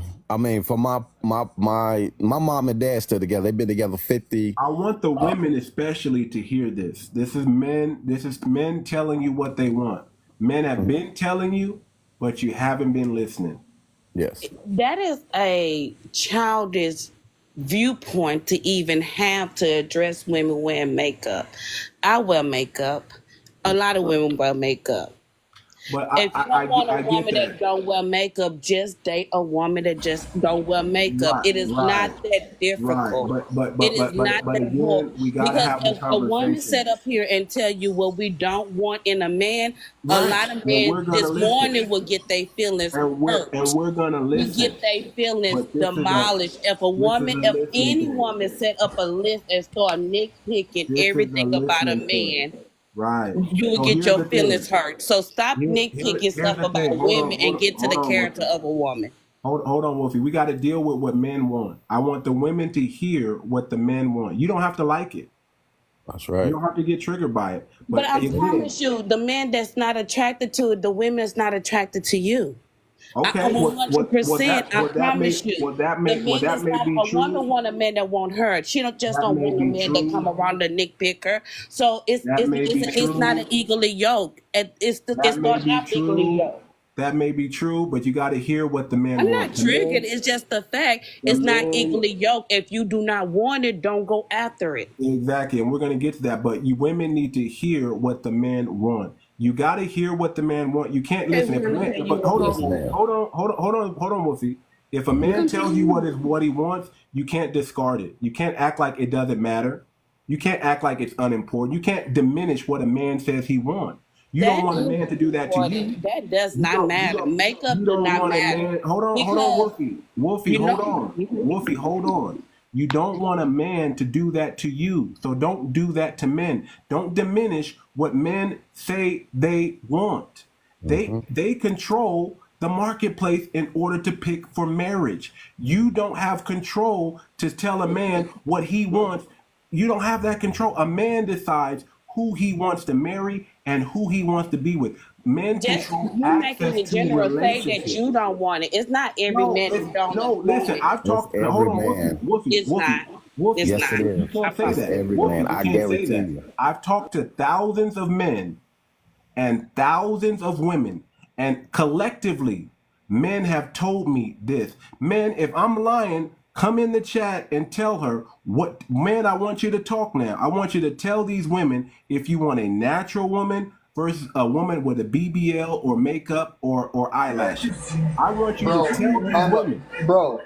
I'm a foundational black American, right? Okay. I'm so foundational, I'm a Hebrew Israelite. I'm super pro-black, right? Okay. Bro, I'm so tired of these sisters, that attitude that she just displayed. I'm a passport, bro. I went and got me one from the motherland. That attitude, that because they'll listen to the YT man, they'll listen to the Hispanic man, they'll listen to the Asian man. But when we try to tell them what we want, we get back talk to Dude, even don't telling nobody them what we want you. want. That's why you had to leave the United States and go away. I don't care about what you got to say. You can't direct your anger towards me because I'm gonna I mute don't up. know you. What you're Wolfie, not I don't gonna want do to is have to direct meet your you. anger Hold on. towards me because you're Wolfie, insecure. I'm not hold gonna on. accept.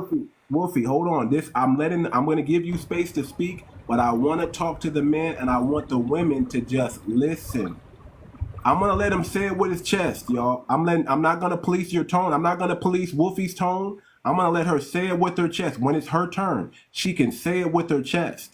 I want women to listen to what men are saying. I just want y'all to listen because that's the only way we're going to end the gender war. You're not going to end it by telling the man not to want what he wants. Yes, sir. You're not gonna listen. Men are not gonna walk on eggshells, ladies. No. We're not doing that. We can't bow down to your feelings. Your feelings are not facts.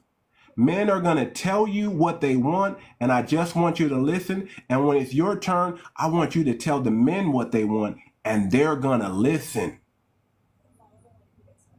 Now, this brother just told you he became a passport bro because he wasn't getting what he wanted here in the States. That's a real thing. That's an issue that foundational Black American men and women have to deal with because we are all we got.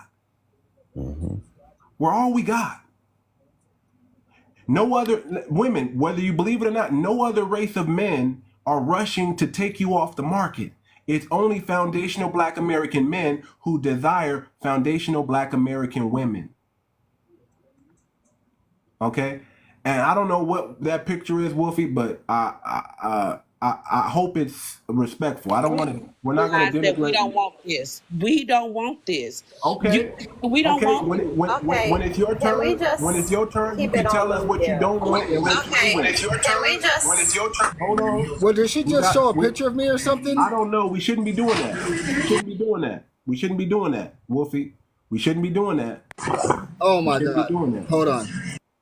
Don't see. I don't want to. We got to end the war. We don't want to start the war. See, that's not this is not petty. We can't be petty, people. We can't be petty. Wolfie, you know better than that, Wolfie. Come on. You got to stop that.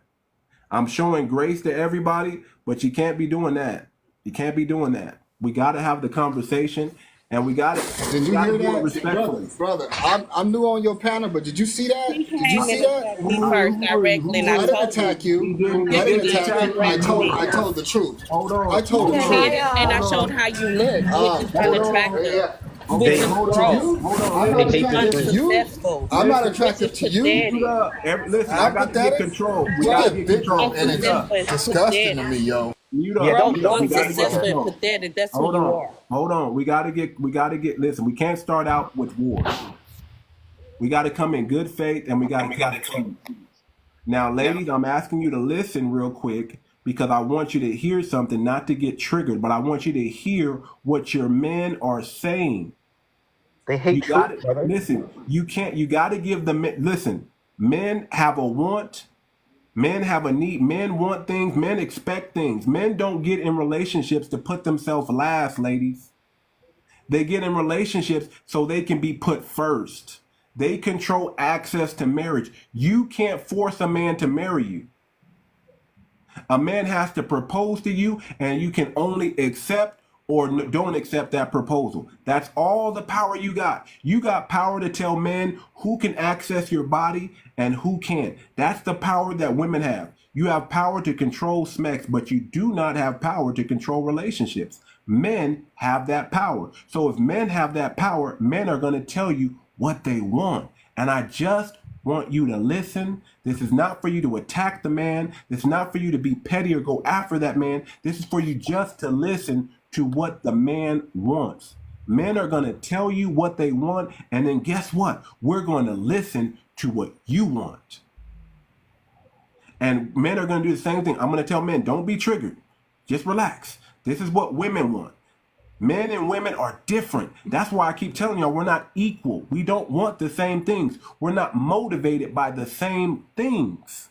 We're motivated by different things. And if we understand each other's motivation, we can end this gender Okay, too much. war. If they respect me, and when they come up here, they need to speak in general. When they direct their anger towards me, and I go to their page, and they don't live up to the standards of the men that's around me that I deal with, I'm gonna attack them personally. I They don't live attack up to the me. standards. I don't live up to I'm the gonna attack standards. them. The He fact didn't come you up here look to at this respect girl, me. His we are feelings is ugly already as dog triggered. shit.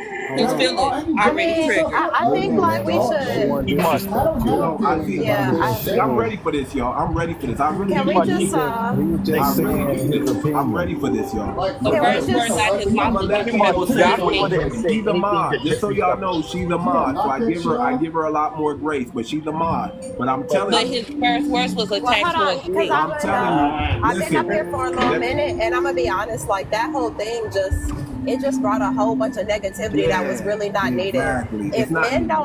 If men don't like women in makeup, since we can't do nothing about that, we just gotta say, oh, okay, and keep it That moving. that's it. No, But sitting sister, here trying to sister. have a hold on real quick, because I'm talking to her.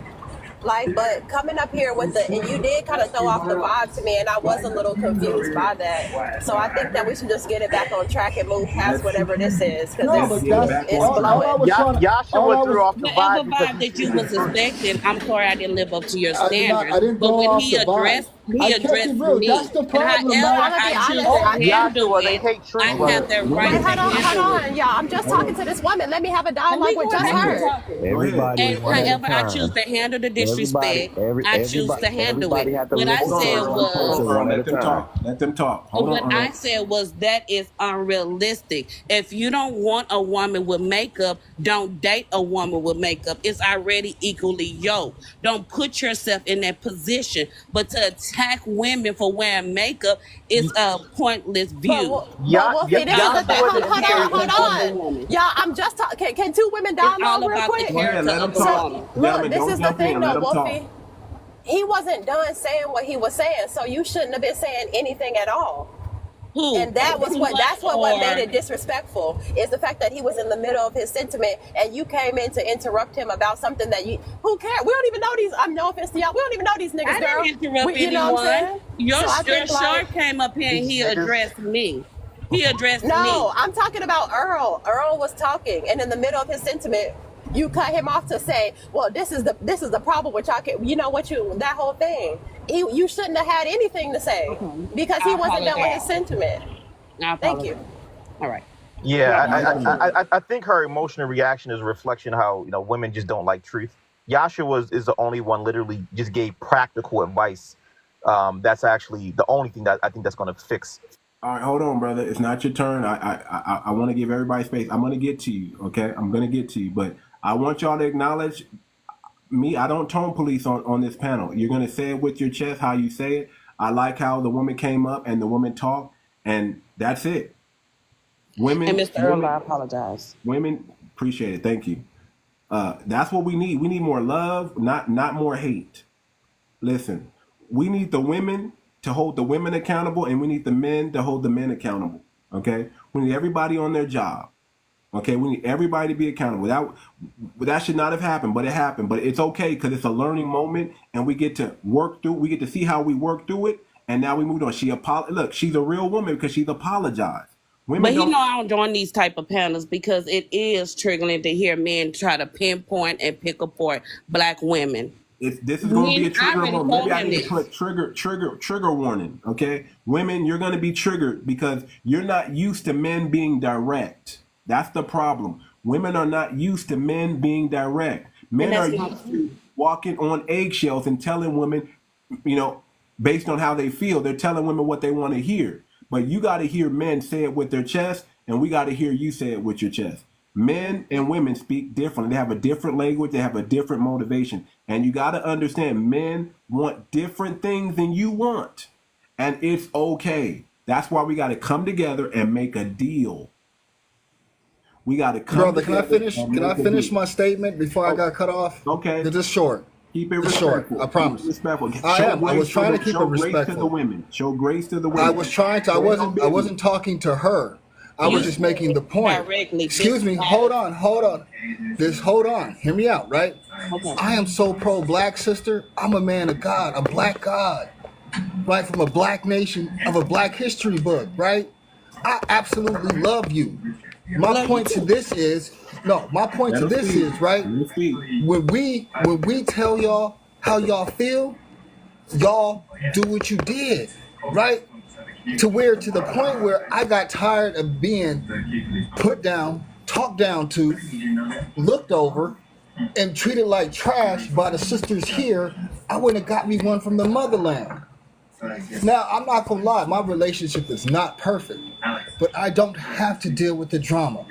I heard about the passport bros, and I went and looked into it, and I got me one. I'm not saying they better than y'all, and I'm not saying y'all better than them. All I'm saying is they do something y'all don't do. They listen. She listens, right? She wears makeup. I don't agree with the brother. I like girls that wear makeup, right? What I'm asking, what she does is the stuff that's sexy to me, she saves for home. When she steps outside the house, she's a woman of God first, before she's my girl. Does that make sense to you? Yes, it So does. when we talk, when I talk, it's like, okay, I'm talking with authority because I'm a man, right? And I didn't mean to insult you, but it seems like the only way I could get through to an African American sister, a foundational Black American sister, is, hey, blah blah blah. And then you insult me, then we can bring it down to a neutral level. I'm not trying to attack you. I'm telling you, when the brother told you how he felt, you have to respect it, because when you talk, you know what I'm gonna do? I'm gonna take notes, and I'm gonna go home to my girl, and I'm gonna put into practice everything you say. There you and go. I land my plane. There you go. Okay, I want all the men to answer that question. Do you prefer a natural woman or a woman that wear makeup? And I want the ladies just to listen, because this is what men want. Men are going to talk what they want, and I'm going to ask the ladies what they want. I'm gonna put my angry face on. Can I get next, or y'all? Okay, go ahead. I want if you're a foundational Black American man, you're welcome up here. No cosplaying and something else. I need only foundational Black American men. Go ahead. Do you want a woman that wears makeup? Do you prefer natural looking women, or do you prefer a woman that is more transformative? You know, the filters, the makeup that makes their nose slimmer than what? Do you prefer that woman, or do you prefer the more natural looking woman? Me. So that's what I'm talking about when I say makeup. I'm not talking about light foundation and light enhancements. I'm talking about the women that really cake on that makeup and put on them eyelashes. Me, I prefer natural, right? But it's tough in this new day and age generation, right? Because it's like when you tell a woman that, oh, but I don't care, my man love it. Yeah, but you're not married, right? So when we say we want something, it's like what I've learned in this generation, what I've learned in life, right? People follow trends, right? And it's hard to break it, because even us as men said, nah, baby, you look good natural, man. When you have your natural hair, baby, you are gorgeous, right? Every man can say that. But it's just like they gonna want to do what they want to do, right? Okay, so what I do, I have 2 gorgeous, smart daughters, right? I love when my daughters got their hair natural, and at times, the mother prefer to get the braid because it's time consuming and everything. But my thing is like, okay, well, let's just make time to get it done. But it's like, why go back and why father gotta be compatible, go back and forth for our kids to go natural? And what my mom used to tell me at times, son, that's a woman, stay at the woman business. But I'd be like, these are my daughters, and mom, this is my daughter. But yeah, but son, but you're not the man to do hair, but this is my daughter, mom. Want to have some type of input. Yeah, but the mother just want to do it. So I learned to sit down. So at times I try to bribe my daughter. Hey, sweetheart, if you do your hair natural, that. But then again, I'm in Florida, with the heat and everything. Again, I'm a man, so I don't too much know about women hair, but I listen. So what they say, because I'm in Florida, Florida a lot of heat. So when they get the hair straight, the sweat and everything get on the hair, it makes it fuzzy. So it's certain things we as men, we don't know everything. Oh, that's the reason time women to get their hair done as well too, because in Florida, should I say, I don't know what state everybody from. So every state is different. Like if you're in the cold weather, they could get away more with that natural hair because the cold and the hair don't sweat, so it won't get all fuzzy. So, but me, I prefer natural. But at the end of the day, I'm still going to accept a woman how she come. But at times, it's one of those trends. It's very hard to shift because like everybody follow trends. Everybody follow trends. Understandable. Fat pocket. Fat pocket. Yeah, I'll land my plane. That's all. But I think all women still gorgeous. What's going on, my brother? What's going on with you, brother? Peace to everybody in the room. Okay. To answer the question, I'm 56 years old. I think I've had my taste of, women that wear makeup and women that didn't wear makeup. And my take on it for me and my personal preference, I don't have a problem with a woman that wears light makeup. What I mean by light makeup, light makeup, meaning it may wear a little bit of, the pencil that they use kind of define their eyebrows a little bit and maybe a little lipstick and not a whole lot of foundation. I like a woman to have her natural look and just a slight bit of enhancement. It's just some women just wear it for aesthetics because that's what they like. You know what I'm saying? And I'm cool with it. It's just that I don't like the women that look like Homie the Clown. I can't stand it. When a woman has on way too much foundation, way too much lipstick, way too many lashes, way too many edges pressed out, it's almost like to ask, are you hiding something? And if I'm a man and we're like you said earlier, we are the choosers. We choose a certain woman and then we give her the power to choose back. But initially, we're going to be the ones to choose. We're the ones that's looking. We're the ones that's observing. So if a woman is wearing way too much and we say this is not, the average guy does not like that, it's important to ladies to just take it for what it's worth. It's not something to say that men are trying to control your look. It's not something to say that men are trying to control how you look. We just telling you, if you want a certain type of man to give you a certain type of attention, you have to advertise a certain type of way.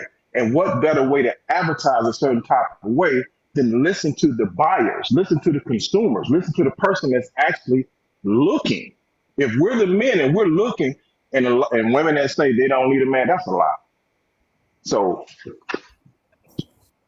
that's my take on it. I'll land my plane. Very well said. Now, ladies, I hope you're listening. I think we have Ficton and Mylinda and Wolfie. Those are the women here. But I want to read something to you, right? I'm all about health and wealth, and I say health is wealth. Okay, and I eat once a day. I don't eat 3 times a day because that's how you slow down your system because your body needs time to digest all the food that comes in. If I want a snack, if I get like a little hunger pain or something, I'll go snack on a fruit or eat some nuts or something like that. But typically I only eat 1 time a day. So That's I me, want y'all brother. to understand that a lot of the makeup that you guys are using is actually harmful to you. It actually damages your skin, and that's why you have to keep on applying the makeup. Okay, there is actually a propaganda behind makeup, y'all. Just like there's a propaganda behind diamond rings and diamonds are forever. You know, it's a sales tax. It's to get you to spend money, and it's really addictive. You notice that anything you buy now, it has an addictive quality to it. Once you pick it up, they don't want you to put it down. They want you to keep coming back to buy more. That's why a lot of sugar is in your food, right? Because they want to keep you, a lot of us are addicted to sugar. So they want to keep you eating and keep you addicted to food. So you keep doing that. So same thing with makeup. Many makeup products contain harmful chemicals such as phthalates, parabens, formaldehyde, which can negatively impact the skin. Recent studies found potential toxic PFAS chemicals in makeup, particularly in foundations and waterproof products, which often go unlisted on labels. Endocrine disruptions, parabens, and phthalates are endocrine disrupting chemicals commonly found in beauty products, posing significant health risks. So understand that there is an agenda to get you to, other countries, they can't afford their citizens to be sick. So they get you in and they get you out. But if you know Western medicine, there's a long line and there's a wait room, and they're not trying to hurry at all because they want you to be sick and they want you to depend on their drugs to keep you living, not make you better. They don't want to heal you, because if they heal you, you're not coming back. But they want you healed enough so you keep coming back until you're in. Makeup is part of that, ladies. If you want beautiful skin, I would say invest in skincare. Yes. Now, I'm just saying, men, this is what men want. I'm just telling you what men want. I've talked to thousands of men, and I don't want y'all dying on the hill of makeup, women, unaliving yourselves on the hill of makeup. Okay? I want y'all to hear the man, and I want y'all, those who want to be married, I want y'all to make the adjustments so you can get the results that you want. Okay? I want y'all to pick better men. I want men to pick better women, and I want y'all to pivot. Don't be stuck in one direction. If you're not getting results, if what you're doing is not serving you, you need to stop doing it. Why do you think men try to learn game? Because they understand, hey, whatever game they're throwing down, the women are not feeling it. So they got to learn some game. That's what's going on. They got to learn some game. Now, based on that picture, real quick, man, I'm going to go to the ladies, but is that too much makeup or is that just right makeup? The picture I just showed you, the picture on Wolfie's thing, is that too much makeup or is that just right makeup? Yeah, that's too much makeup. Okay. Keep it simple real quick. Fat, yeah, too much makeup. Is that too much makeup? Too much Fat? makeup. Okay, Earl, Fat, unmute your mic. Yeah, that's too much, man. That's a little over the top. It's like it's almost like it alters their whole face. Okay, I just want you to listen, ladies. This is gonna be triggering, but I just want you to listen. Joshua, unmute your mic. Too much or just right? Just right, because it depends on it looks like they were going to a formal setting. Okay. So that's appropriate amount of makeup for a formal setting, because judged by their phenotype, from what I understand, their makeup fit their phenotype and their skin color. Okay, so that's a man that says that's okay as long as it's in a formal setting. So you understand, every man is different, ladies. Not all men are the same. Not all men are going to run their households the same. I just want y'all to hear, because we got to end this gender war. I just want y'all to hear what the men are saying. Hold on, lady. Hold on. You got a hot mic. Don't come in with the hot mic. Hold on. I just want y'all to hear right now what the men are saying. Okay, now now that we got through that, I wanna talk to some of the ladies. Okay, I want to talk to some of the ladies. One of the things that men are saying is they don't necessarily want all that makeup, or they want you to do it in formal settings, but they don't want you wearing that every day. Now, I just told y'all that there's toxins and all kinds of things in the makeup that you're using, and that's the reason why you gotta keep applying more, because there's always going to be an addictive factor to it. Even technology. Listen, the point of technology is not for you to use it one time. They want you to use it all the time. So they have to put an addicting factor to it that makes you want to pick up your phone, that makes you want to jump on your laptop, that makes you want to hop on these social media, and all. It's all an addicting factor. You got to understand how propaganda and witchcraft work in this country and how it's affecting the foundational Black American community. We gotta teach our children about the technology that they use, teach our children about the toxin that they put in our food and the toxin they put in the everyday products that we're using. We have to understand that this is a warfare. This is a warfare game. They're trying to limit the reason why they have estrogen in your food is because they don't want men to be procreating. They don't want the Black community to create more Black people. They want to keep it down. They want to vaccinate Africa because they're making too many babies out there. You got to understand. They think that affluency means less children. They think dumb or unintelligent means more children, and that's not true. That's not true. We have to protect our kids. We got to know what we're up against, and we have to speak the truth. Okay. So, ladies, y'all heard from the men. Now I want to talk to the ladies. Sweet, your mic is already unmuted. Okay. Let's have the conversation. Okay. You heard men say they don't necessarily like makeup or like a lot of makeup, or there's a time and a place for it. How do you feel about your decision making dealing with your body and putting on makeup or anything like that? How do you feel about that? I want you to know that makeup, they do have healthy makeup out there for our skin tone. It is 2024. Inventions have evolved. Time has evolved. When Black American women first started wearing makeup, they didn't make our shade. They didn't make our color. We didn't fit in. We wear makeup for ourselves. It's self-confidence for us. It's the same as when a man sitting in the barber chair and he getting his hair cut. And he get that line up. He get that edge. He get the spray. The clippers can cause hair bumps. You have to go through the same process as a woman is going to go see a dermatologist for your hair bumps. And I mean, when a man loses his hair, he has the same low self-esteem as a woman goes through. I don't get the pinpointing of how a woman self-care. Makeup is part of a woman's self-care. It's a part of how she want to see herself. I see how y'all say catfish and all this. This is me and my friend in the picture. I'm the one with the blonde hair, and this is my friend. We was at a former event.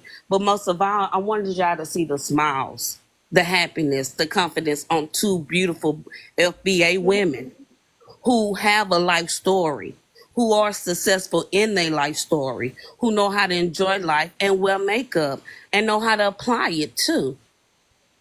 The beauty industry have taken care of my family for many of years.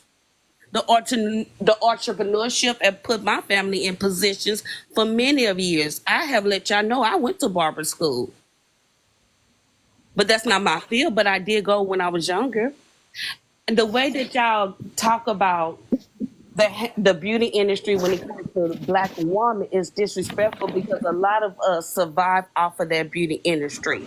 It put us through school. It fed us at days. It clothed us. We are the influence of the beauty industry, but everybody else can endure in what we invented and created, but we get hated on the most about it. It is dishonest. We should be able, and there's nothing wrong with wearing a pure, clear face. Beautiful skin will always be beautiful. But there's nothing wrong with a woman take her time and want to do something for herself to make herself feel better. You don't know the story behind why that woman choose to wear that makeup. I have a question. Can I ask you a question just out of curiosity? Hold on real quick. No, it's a question about her thing. I know, but I want to make sure she's finished first. I was finished because it's just disheartening. Okay, before I get to the other women, do you mind if he asks a question to Wolfie? Okay, go ahead. All right, question. The chocolate sisters don't need makeup. All right, question. So why wear it? Just out of curiosity, because I saw your pure face, and it's nice, right? I mean, it's beautiful. She's a beautiful foundational Black American woman. Yeah, I agree. Right. I agree. So, why? just out of curiosity, it's not like I'm against it because I'm not. I like makeup, but it's just a question that I've always wanted to know. I land my plane.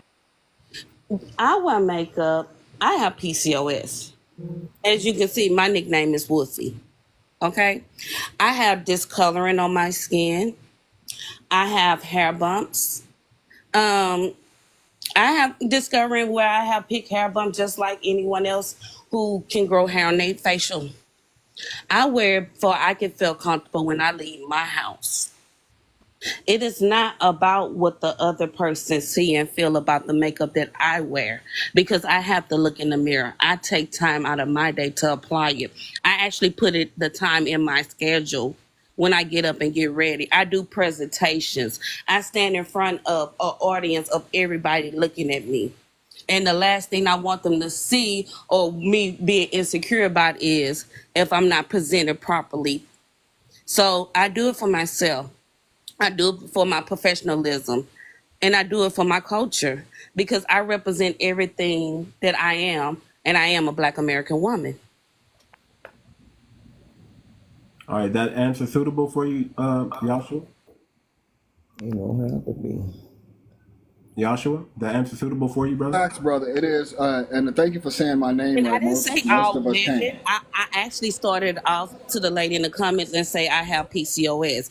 These men do not understand, and that's very vulnerable because a lot of things that they attack, they don't put women in that category that like me. What is Explain what PCOS? PCOS. Not too many people know about it or know what it is. What is it? PCOS is a polycystic cyst that grows on the ovaries.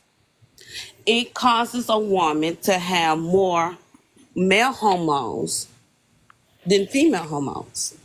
So we can grow facial hair. It's hard for us to either get pregnant or have children. You remember I posed that question yesterday. Mm-hmm. It's hard for me. We might have our cycle, but it can last longer. We have women issues. We are born a woman. We're still a woman. We still have our periods. We have mood swings, but we have everything that what the foundational man say that he don't like is put in everything in a woman with PCOS. Okay, let me ask the man a quick question real quick. If a woman comes to you vulnerable like that and tells you the reason why she's... I never tried to speak for all. Okay, right, but I'm talking to the man right now. No, I'm talking to him. Okay, if the woman come to you and tell you, hey, and they're vulnerable enough to tell you this, because a lot of times men don't know. We don't know you. We're trying to get to know you, so we don't know what you're battling and what you're going through. But I think, I don't want to speak for the men right now. I want them to speak, but I have my opinion on this. Earl, if a woman comes to you and tell you, hey, man, I have PCOS, that's why I wear all this makeup, are you going to rock with her, or are you going to say, nah, I'm not feeling it? To understand a person, again, you have to have communication. You don't know nobody from a can of paint, so you have to have. But I want you to answer the question real quick. I know you want to elaborate a little, but I want you to answer the question because I want to move it along and I want to get to the women. I just want to pose this question: if she comes to you and says, "Hey, this is what I have. This is why I wear all this makeup," are you going to rock with her, or are you going to be like, "Nah"? I'm gonna rock with her. Okay. Communication is the key. Fat Pocket, same question. Are you gonna, if a woman is vulnerable and she tells you this is what she's dealing with, are you gonna rock with her or not? Yeah. I mean, I'm a rock with her. I mean, I'm with you. If things that are not known are made known, then you have a choice. And if I choose to be with her and she's vulnerable and she tell me, look, this is what I'm dealing with, I'm not heartless. I'm like, okay, I understand. I get it. You know what I'm saying? Especially if she's a nice person. She's a nice person and we vibe. And yeah, I'm just certain things you can just have to overlook. Certain things you just have to just say, okay, it is what it is. Yeah. Okay. Joshua, same question. She told you she has PCOS.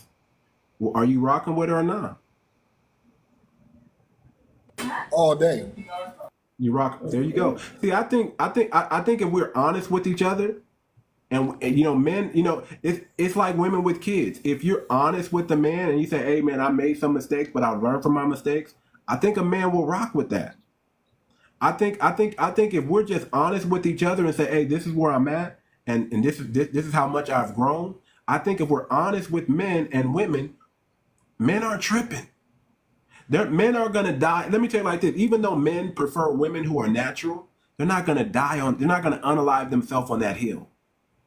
They're not gonna say, "Oh, because you're wearing this makeup, I don't want to rock with you." It's usually gonna be something deeper than that that's gonna make them not rock with you. So I want you to understand, ladies, that most men, whether you believe it or not, are reasonable. When you're the more logical of the group, you tend to be more reasonable. Men are reasonable if you lay it out on the line. Men are very reasonable. Even if you say, you know what, I'm not able to have children, and that man desires children. But guess what? If that man really loves you and really rocks with you, right, and you're honest with him, he's gonna be like, okay, we're gonna work with it. If we gotta adopt or whatever, we're gonna work with it because I like you, I rock with you, sister. And I think that's what most men are gonna do. So now I want to go to I think Fick the Bean is busy. Let me go to Lady Sauce, and then we're gonna go to Yolanda, and then we're gonna go to My Linda, and then we're gonna go back to Fick the Bean. Okay, Lady Sauce. Grand rising, everybody. Grand rising. Grand rising. Yes. Shout out to you, sister. Okay. You know, I must say this to the brother that said earlier, spoke on the makeup. I would, agree with him. It's a formal event, and yes, the makeup was slay, girl. Listen, I need some help from you because listen, that makeup looks so good on you. Chocolate girl, chocolate sister, that makeup looks so beautiful on you. I understand what the host is, Hold on. I'm hearing an accent. I want to apologize. I'm hearing an accent. I'm trying to only talk to foundational Black American women right now. I rock with you, sister. I'm not trying to denigrate you. Okay. Another show, you're more than welcome. Another show, you're more than welcome. Okay. Yolanda, unmute your mic, Yolanda. Hello. Yes. Hi. Are you a foundational Black American woman? Yes, I am. Yeah, perfect. Okay, so you've been hearing what some of the men are saying. How do you feel about makeup, and how do you feel about what the men are saying about makeup? I hear them, and I definitely agree with them. I grew up with both my mother and my grandmothers were beautiful Black women, dark-skinned Black women, and my mom, I can speak on particularly. She wore makeup all my life. She had me at 15, and she was wearing makeup. And she did have, acne and stuff, I think, being a teenage mom, just being a teenager. And she wore makeup somewhat to cover that up. And she kept that tradition, to cover her blemishes and things like that. It was very rare for her to not put on foundation. And part of that, for me, was having to wait for her for hours to go out because she had to put that face on. And so it frustrated me. I was late going everywhere, whatever. So I didn't like that, and I felt she was beautiful as she was because that was my mom and that's how I saw her without the makeup. And so I always told myself, I don't want to wear makeup. I might have worn a little lipstick, eyeliner, things like that, mascara, but nothing to make me not look like me at the end of the day. So that's how I felt about makeup. But I can also relate to the sister who was saying she had PCOS because I also had that. And one of the things is you do get, I do That's get the second woman I ever heard say. Listen, I want you to listen, ladies. Men don't know this. This is the second time I ever heard of a condition like this. You're the second woman that came up on this panel that said that she's dealing with that too. So this is men. We gotta hear this and we gotta understand this. And women, and we gotta understand that women may not lead with that. They may not come in and tell us that's what's going on. So we're judging them and we don't know really what's going on. So this is a learning lesson for us as men, foundational Black American men, because we don't know this about our women. Oh, we know, but I'm gonna tell you like this: we know our women are dealing with a lot more health challenges than us. We know that, but we don't know what it is, and we don't fully understand it unless we become educated on these things. So go ahead, continue. Sorry to cut you off. That's okay. Yeah, so, with the PCOS, yes, it does. Like, it affected my weight. It affected I would get facial hairs on my chin, a little bit of a mustache, not too bad, but, I had to pluck and I had to do all that. Tried waxing, doing those things. And I just didn't like the atmosphere or doing that kind of thing to me. So I just kept it up myself. And then as far as PCOS thing, I learned about natural cures and remedies, changing my diet. Plant Baddie, I'm gonna need you to. I know you're driving. I think I hear something in the background. I'm gonna need you to. In order for you to speak on this panel, you're gonna have to come off the Bluetooth. But I want you to be safe first, But Bluetooth doesn't work well for whatever reason. TikTok doesn't work well. It's gonna be a lot of feedback. So if you can try to come off the Bluetooth, get to a safe place, and we'll talk to you. Okay, go ahead, Yolanda. Finish it. Go ahead. No, I was just saying that with the PCOS, I just learned. That changing my diet, exercising, and things like that really helped drastically. I actually couldn't get pregnant for 2 years, because I couldn't have a normal cycle, because of the PCOS. So I can relate to that, and then once I started changing and losing the weight and getting my skin and everything together, I actually got pregnant and had a child and then 2 more. So, so there are things that can be done if that helps encourage anyone that does have it on here. But like I said, I have trouble, if you can see my profile picture, I'm 53 years old, and that picture I was just last year. So, but I look in the mirror sometimes, even today. I'm like, I don't look, the way I would like to look, but I still can't see myself putting on anything to drastically or even just change my appearance. Maybe some lip gloss at this point, maybe do my nails, but the most time I want to do, so is that me or someone else? That's someone else. You got to get off the Bluetooth, ladies. Get off the Bluetooth. Go ahead. So the other part is with the hair. Is that okay to mention? Because I think somebody mention the hair because I could ask. We can nitpick all day on what men don't like about women, but I just want you, the ladies, to hear and understand that some of these issues are real for men, and men are, whether you want to believe it or not, men judge. Just like women judge, men judge. And our judgment is just as strong as your judgment. I just want you to understand that everybody has a preference, and we can't negate what the men or the women are saying. Because I'm gonna ask the ladies about your preferences in a minute. I just want to get y'all consensus on makeup and how you feel about what the men said about that, and then we're gonna move on. But go ahead, Yolanda, finish up. Yeah, so again, as the brother said, he's an Israelite brother, I'm an Israelite sister. So just in learning scripture and everything and how to conduct myself in life, period, and every aspect of it, I looked into the makeup. I've looked into, what God says about, how we are to groom ourselves and keep ourselves and things like that. So that plays a big role in it.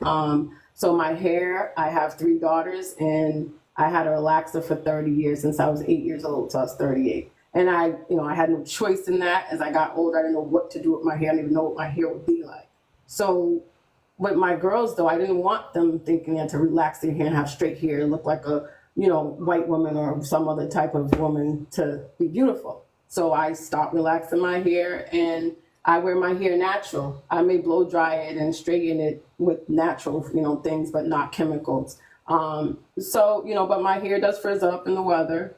Things like that. But I've learned to accept it because I just don't want to do things, like you said, to harm my body with the chemicals and things. I've tried natural stuff, which I find out later on weren't natural. Started making my own products. So, there are solutions if you really want to be natural and really feel confident in yourself and the way you look, to not have to feel like you need to alter yourself. And I get it, especially for special occasions and things like that. I don't do it, but I get it. I have friends and family members who do it, and they say they do it for themselves. They wear the lashes for themselves. It's not to attract men, but I know deep down, I know their confidence levels as well, and that's part of it. And I don't have great confidence, but I force myself to accept myself every day. So it gets easier and easier and easier. And I have plenty of men like you on here that are in my circle, in my life, that say, oh, I love a natural woman. I prefer a natural woman over one who wears makeup. And that, that helps me to build my confidence and not worry about the way I look so much. Okay. I want y'all to read this comment down here. When y'all dislike things about yourself, a man might love it. That's a true statement. Have you ever been to the grocery store and you're not looking your best, but a man is still trying to holler at you? Has that ever happened to any of the ladies up here? Definitely. That should tell you something right there. You got to pay attention to that. What you think is an insecurity for yourself, a man might not even see that. A man might not even see that pimple, that hair. Whatever you're worried about people are seeing, they're probably not noticing that. Men, if you're an attractive woman, whether you got makeup on or not, a man is going to step to you. You definitely gonna see my beard. Oh my God. And see, And I don't eat booty. and see, that's Oh, that's the Lord thing. have mercy. See, and that's the thing that's acceptable, because if you go to the grocery store and you see all the flaws, you know what you're dealing with. You know what you're getting. That's like going to the store getting a gallon of milk. What If y'all you they standing by hearing that this, gallon of lady? milk, man, okay, I'm getting all this gallon of milk. That's it. Listen, men want to see you in your worst time, not just your good time. They want to know what they're waking up to every morning. They want to smell the stank bread. They want you to fart a little bit. They want to know. They want to see you down, but they want to see what you look like when you're sick. You know, when they want to see you at your worst, and they want to be like, okay, I can handle this. Okay, I can deal with this. And you'd be surprised of what a man can handle and what a man can deal with if you're just honest with them. If we just come in good faith and stop coming with the idea that somebody's trying to denigrate me or somebody trying to put me down. If we just come in good faith, I think you'll find that we can all be reasonable. Like, we're going to talk about the issue with money. With men, does a man need to make money or not? I want you ladies to be honest, and I want the men to hear that. But right now, I want you to answer the question on makeup, and then we're gonna move on. I'm gonna start with the women, not the men, and we're gonna get to some of y'all grievances. We got to get to the grievances, and I want the men to hear. It's the men's turn to listen to what the women are saying, because if we don't listen, we can't end this so-called online gender war or gender war in real life that we're having. We have the most divorce rates of any other group.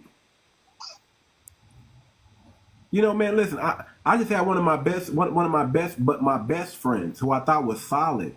We're no longer on speaking terms anymore. It's insane how we just discard each other that quick, and we've been rocking with each other forever. Man, we can't work this out? You mean we can't talk this through? You're going to die on this hill? You're not going to be my friend because of what?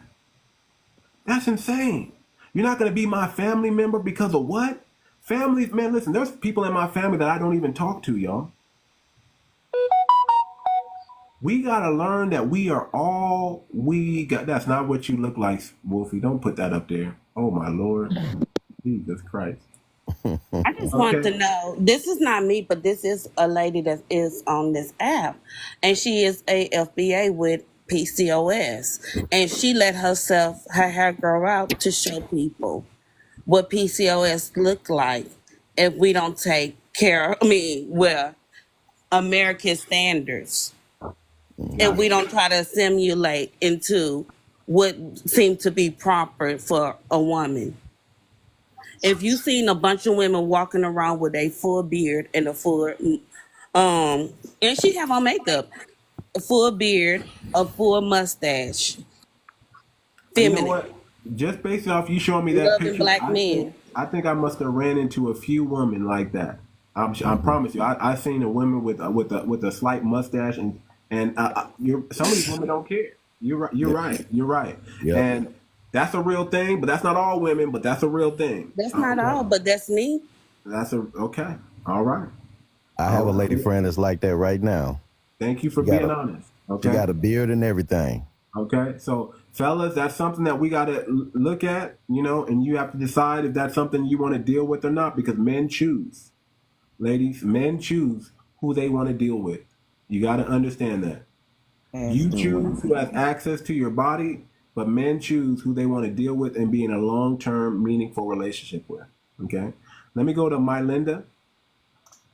Hi, everybody. Are you a foundational Black American woman? Yeah, I guess. Okay, your family comes from America? There's no... Yes, I'm born in the Republic of Florida. Okay, the Republic of Florida. All right, all right. Yeah, but this conversation went so many different ways for me. Because I feel like the makeup situation that goes in you picking from the gate. Don't pick somebody that wears makeup and then get them to your house and then tell them they need to wash it off. That's If you true. see me and I got on too much makeup, you need to keep walking. So because I might see you and you might have a fade and your head flat in the back, I need you to grow some locks or grow a temp fade or something so I ain't got to look at your flat head. So my point is, if you don't like me when you see me, keep going, because you can't change me no more than I can change you. Okay, I want you to do something different. I don't like how you dress. Put on something else. I don't like them kind of shoes you wearing. Wear something else. Furthermore, I might don't even like how you talk. Do you say screet and scrape? So find the person you like, and then makeup. That's the least thing. I heard nobody talk about how the spirit of the woman is supposed to be. Just for the record, I don't wear makeup. I stopped wearing makeup over 11 years ago just because I didn't want to wear it no more. And here lately, I was trying to go back to wearing it. And like you said, you shouldn't. If you don't have to wear it, don't wear it. Because by the time you put on your makeup and your eyelashes with the glue, you done glued your wig down, you got your nails polished, your toes, you got your perfume on, you just really a walking chemical laboratory.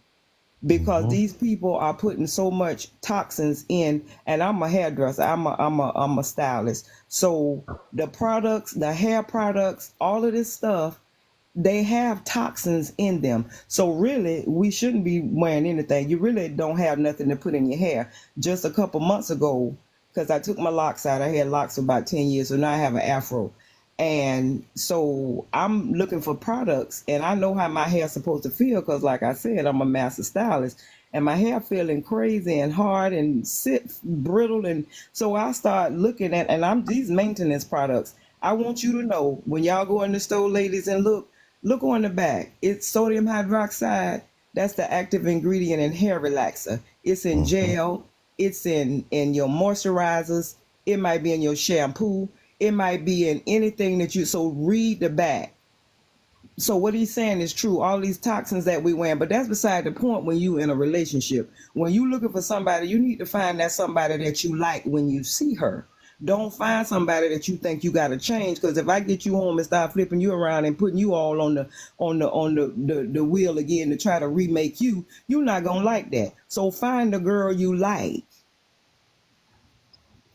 and make sure her spirit is right. That's where your trouble at. Y'all talked on him about an hour about what she looked like. And then you get her home and she ain't cooking. She ain't doing nothing. Yes. She don't even want to hear you talk, because all you worried about was the makeup she had on. She might have on, somebody might have on some makeup, but that might be the one you need to take home. Y'all be looking wrong. That's why y'all be on the app crying after you get the lady at the house. Because y'all picking back the booty, the eyes, and all that crap, and you ain't looked at the spirit. And it's not just for he that finds a wife. It's she that finds a husband, finds a good thing. Because the Bible is like, the Bible said there is neither male nor female, bond nor Greek, Jew nor free. All of us are equal in the eyes of God. And in the Quran, it says you have in the heaven when you get married in the name. And that's what I'm glad you brought up marriage, because y'all think marriage is just because you went downtown and got a piece of paper. If you took her in the bed and you did what you did to her in the bed, sugar, you already married her. So y'all need to get that out y'all minds too. You already got a wife. Some of y'all got 300 and 400 and 500 wives. 1,000 million men. You need to slow yourself down. So y'all got the whole concept of relationships monked up. And then y'all want us to look at y'all as the leader. If you're going to lead me right. You know, I'm not falling in the ditch with you. I ain't going. Well, my thing is, like I said again, is Hold on, Earl. Let's talk about it. I want y'all to process what she just said first before we just respond. Okay. I want to move on to the lady. I want to move on to another lady. But every time that we hear out each other, she made some good points. There's some points I agree with. There's some points I don't agree with. But I definitely want to say we heard you. Too much can we do lady man, because to have some kind of rebuttal going back and forward, you know, if woman You know, Is that what We y'all because want never to I let do? the agree with last lady everything talk though, Miss because the Linda men done said. already talked. Yes, Miss Yeah, Linda, I agree with everything Miss Linda said. She let me said in run her through beautiful, this. sweet voice. Let me run through the women real quick Thank first, you. and then I'll do if that makes sense. Is that what y'all want me to do in the chat? Y'all want me to do lady man, lady man? Well, Is you that, let can me get do a that, consensus but the from the person chat. at the bottom next to me hadn't gotten a chance to speak, Yeah, and I'm I gonna let think her all speak, the and I'm men have also gonna let already the two talked. women at the top speak as well. Okay, I got this. Okay. Trust me, I know how to run this live. I got this. But Sorry, sorry. let me get a consensus from the chat. If you guys want me to do lady man and give the rebuttal in and do it that way, I can switch it up that way if that's more what you guys want. Okay, but I mainly want men and women to listen to each other. I don't want to get us off too much off topic. I want to keep us on. I got some points. I got somewhere I'm leading us, right? But I want y'all to definitely listen. I want men and women to listen to each other, listen to what the men are saying, and listen to what the women are saying. But we can do some back and forth too. I'll mix it up. Fick the bean. Fick the bean. Go ahead and mute your mic. Oh, Fick the bean. Okay. Are you there? Okay. We'll come back to you. Sound like you're busy. We'll come back to you. Fick the bean. Are you Yeah, there? come back to me. I'm about to do one more thing, and then after the last woman goes, I'll go after her. Okay. That'll work. Cool. Okay. We're gonna go to plant-based. And I'm sorry, no, forgive me, Plant Batty. Hello. How do you feel Can about? everybody hear me? Yeah, we can hear you. We can hear you. How do I feel about wearing makeup? I must say, first thing I want to say is I agree with everything that Melinda said. I just feel as though somebody that does both, who is also natural, but I wear my hair straight. I walk out the house without makeup. I walk out the house with a full face of makeup, lashes included. I just feel like it's do what you want to do, because the man is gonna pick you based on his preferences regardless. So do what you want to do as a woman to make yourself happy, because at the end of the day, whatever you are doing that's making you happy is gonna at the end of the day make you confident. And being a confident person and presenting yourself as a confident person is also something that's going to attract said man, if that's what you want to do. At the end of the day, whatever makes you happy, and if wearing makeup makes you happy, as long as it's not in excess, then do exactly what it is that you want to do. And whoever is for you is going to be for you, and whoever ain't, just not. And that's exactly what I wanted to say today, because this conversation is crazy. Like, how are you going to judge somebody on wearing makeup? That's like me saying I judge a man for not having a full beard that connects. That's crazy. Like, I don't know. But that's I mean, just how y'all I do feel. though. I mean, let's keep it a buck. Y'all do though. Everybody's seen Okay. balloon pop dating, right? Hold on, real quick, sister. Everybody's seen balloon pop dating, right? And that's actually a good show. I'm addicted to that show. And you see women, in my opinion, reject men for the most ridiculous reasons. But I that's didn't a I like whole. mean, you see men do the same thing. I mean, the argument goes both ways. Hold on. I didn't say it didn't go both ways. I didn't want you to listen. I'm just stating an obvious point here. I'm saying that we are seeing women in real time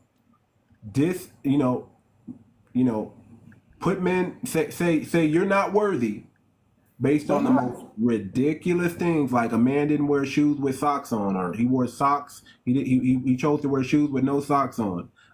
He's an older gentleman wearing skinny jeans. There's all kind of nitpickiness on both sides. So I just want you to hear that men are telling women that they don't necessarily want the woman that wears a lot of makeup. You're saying men are saying we'll accept it in certain situations, but for the most part, we like natural looking women. The more natural looking that woman is, that's what men are saying they want. And if men are controlling relationships, if men control the access to relationships, and you control access to your body, that you got to have a understand question. what a man. You got to understand what a man is looking for and what a man wants. So I have a that's all I question. want the women to listen and to hear, and I want the men to listen and to hear what the women are saying that they don't necessarily like or what they want to put up with. Now I'm getting the consensus about the makeup, and I knew this already because I've interviewed lots of women, right? That they have their reason, and their biggest reason for wearing makeup is it makes them feel good. It's not about what the man wants. It's more about what they want. And we saw a woman up here already. Oh, girl, I need to get my makeup done like you. Women are judging women.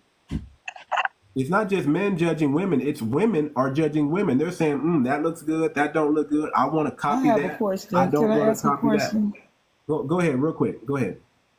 How do men have access to relationships? I mean, how do they control that narrative? How is it them? Because if we don't give it to you, how you gonna get it? That's what I'm saying. If a man doesn't choose you, you're not getting married. A man has to propose. But what if to you. I don't It's choose not- you?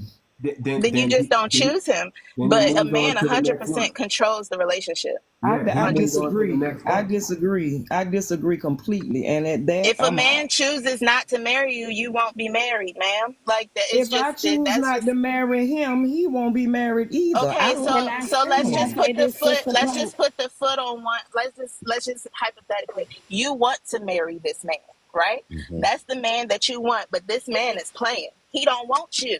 So that means y'all not getting married. Like that's just First kind of of what it all, if he done had sex with me, he already got me and I already got him because that's the marriage. It ain't Do about no y'all piece believe of that the paper. women controls that It's not the about a piece of attitude of the paper. And if you relationship? want to have sex with me, you think that because you don't get a piece of paper that you think that you can control me? You can't. is. We're Because I not cut talking you about off right sex though. We're there. talking about a But that's the relationship. Like marriage. You told me I can't get married. If I'm having sex with somebody, I'm already married. Marriage is sex, not no piece of paper.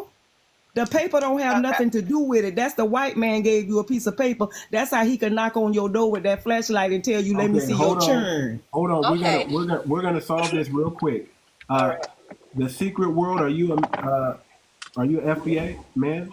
Me? Yes, sir, I am. Oh, okay. Earl, we got Earl up here. Okay. I want the men in the chat. Okay. I want y'all to hear what men are saying. Now she's saying that if you have access to my body, you're mine. You were already married. You're mine. That's what my Linda is saying. That's what it is. I didn't say that. The Bible say that. Men, do you agree with that? Do you agree because you lay down with that woman that's your woman? Or are you just trying to get some smacks? I don't agree. I'm ready. I'm back. I was gonna say, in my personal opinion, I agree to a certain extent, but like when she say, sex is the relationship, or what she just said, that's not always the relationship. The relationship is just not based on sex. It's That's about the how the two quality. become one flesh, sir. Okay. But that's just an act within the relationship. But the relationship consists of more If the two things. become one flesh, that's the marriage. Hold on, my Linda. We're asking the men now. We heard your point. I want the men to tell you how they feel. I'm a mute, so We understand that sex is a part of the relationship, and that's a benefit of having a connection with someone, caring for someone. That's the benefit that you get to enjoy with each other. That's a part of it. But we also know within the relationship it comes, certain relatable things that you build your relationship on: finances, what kind of family you're trying to have, what kind of stability you're trying to have, what kind of future or legacy you want to build for your family, your kids, and stuff like that. So it's more than just sex in the relationship.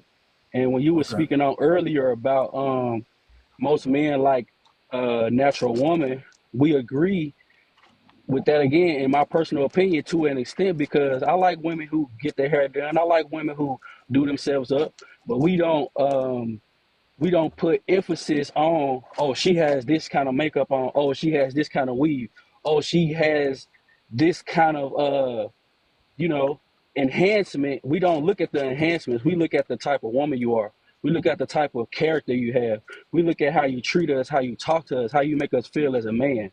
You know what I'm saying? Even when we fall down, we look for a woman who's not going to beat us up when we fall down, help us get back up. Because if I stand up, we stand up. I want y'all to listen. I want y'all to listen. This is the man talking. That's it. That's where I am. I'll stop right there. Thank you. Earl, same, and I'm gonna go to Fat. Earl, same question. Do men assume because they're sleeping with you that that's your woman?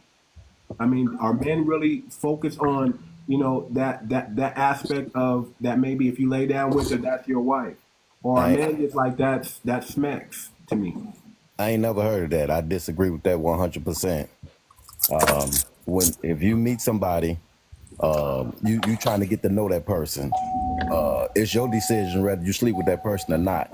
Now, on the other hand, if you looking for marriage, don't sleep with that guy. You need to get to know that person before you even go down that highway. If you decide to sleep with him, you just married to him. He's not married to you. Come on, that's game right there. Listen Exactly. to that, man. And that is how the woman controls the relationship. That's how we control it. We tell you to get going. Y'all control the sex, not the relationship. I want y'all to hear the men. I just want the relationship do you have if ain't no sex there? You don't want to be there. I'm gonna bring it back to the women in a minute, but I just want y'all to hear the men. I'm gonna go through the 3 men on this panel, and I just want y'all to hear that just because they lay down with you, that doesn't mean they want to marry you. Again, I keep trying to tell you that. That's the point I'm making. Don't lay down with him. Hold on. Dating leads to smex. It does not necessarily lead to marriage. Courting leads to marriage. Courting. We've been doing it wrong. We've been dating and thinking dating leads to marriage. It does not. Dating leads to smex. If you're married, you should be dating. Dating is reserved for marriage, not reserved for single people. Single people need to get to know the person before they lay down with that person. You need to have sex with somebody before you marry them. That's what you're saying, to know who they are? No, I'm saying you don't need to know. You don't need to have sex with them. Right, because it's about the spirit of the person, not if they can. Because if you don't know how to do it right, I know how to teach you how to do it. My Linda, hold on. I'm the host. Don't overtalk me. I'm going to give you your time to speak. I'm going to let you land your plane in a minute. I just wanted to stop and interject and let the men let you ladies hear what the men think about what you're saying. That's it. Okay? Men don't necessarily look at things the same way women look at things. That's what I want men and women to understand. There's different motivations here. Men are motivated by different things than women are motivated by, and that's okay. That's what makes the relationship interesting and not boring. There has to be balance, okay? Men balance out women and women balance out men. That's the way it is. Okay, so let me go to Fat Pocket. Same thing. Just because you lay down with that woman, do you think that you're married to that woman and that's your woman? Absolutely not. I agree with the brother that was before me. I'm with him 100%. It's a thing. You have to understand, ladies. Y'all think that y'all control the relationship, and that's totally false. A woman does not control the relationship. A woman does control her body. Yes, that's agreeable. But if we decide as men, we have to first notice you, we have to first choose you, we have to first come and talk to you, or whatever the case is. If we don't do that, how do you choose how a relationship goes? That's the part that's got me kind of confused. I'm like, if the man don't choose you, then how do we even get to this avenue, even if we were to start talking about dating or having sex or marriage? So you telling me you can come to me and say, I like you, and I just give you my phone number and we start liking one another. You think that's how it goes? You think I'm just because you tap me on the shoulder and say I like you, I'm gonna tell you back up a little bit. Let me look at you for a minute. Turn around like Mr. 𝗔𝗶𝗴𝗵𝘵. I ain't never seen the other one. Turn around for me. I ain't got to like you because you walked up to me and asked me for my phone number. Y'all got it twisted. Yes, These women got y'all messed up. Hold on, sister. You let me. I'm 56 years old. Okay, I've been in this game a while. All right.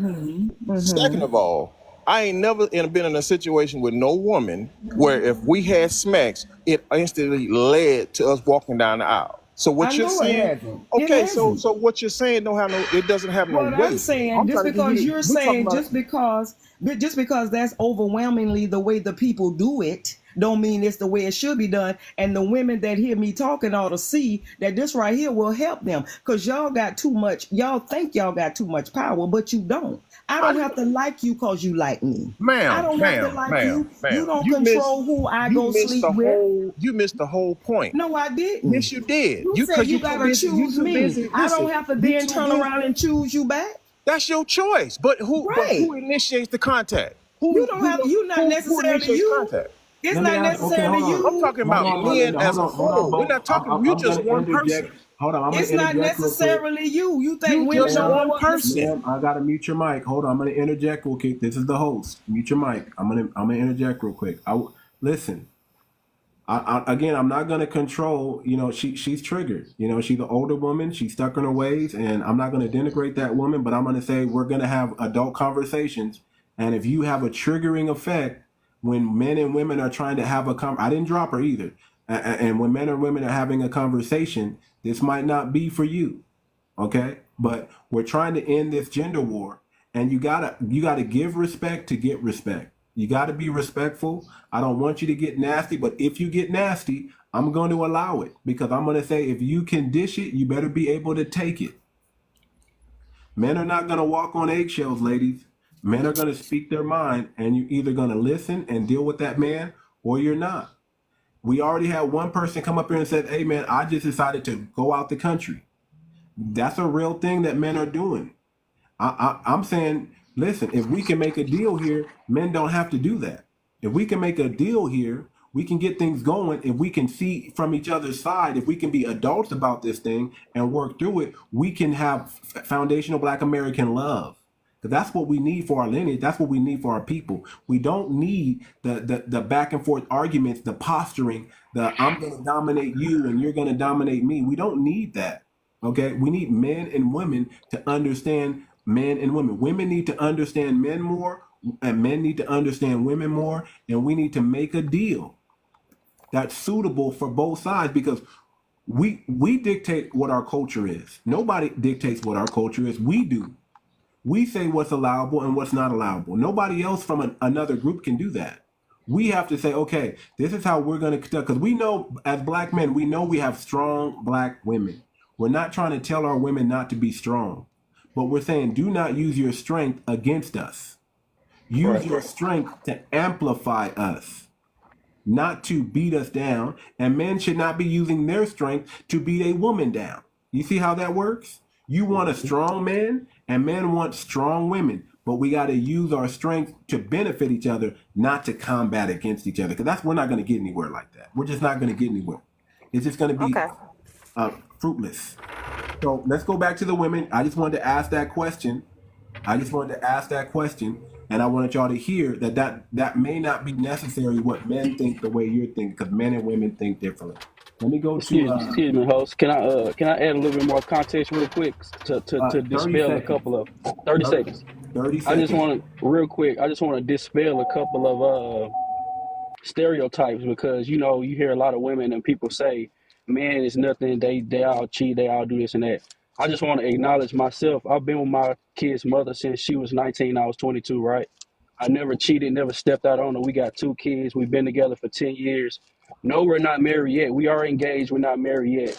But I just want to dispel some stereotypes, because when I hear people say men are not present, I'm one of those men that's present. Men cheat, I'm one of those men that hasn't cheated in a 10-year relationship.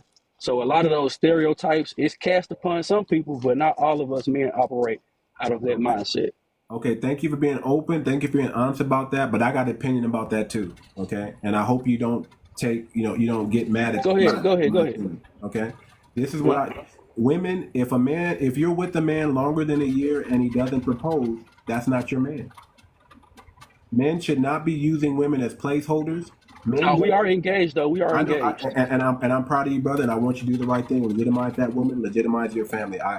Most definitely. Okay, but if you're with a man for longer than 1 or 2 years and you're having sex with that man and that man hasn't proposed to you, you're wasting your time. You are a placeholder. That man is going to marry another woman. He's not going to marry you. That's the probability. That's majority of the time. That's not his situation, but that's majority of the time. Men know within 6 months to a year if you're wifey material.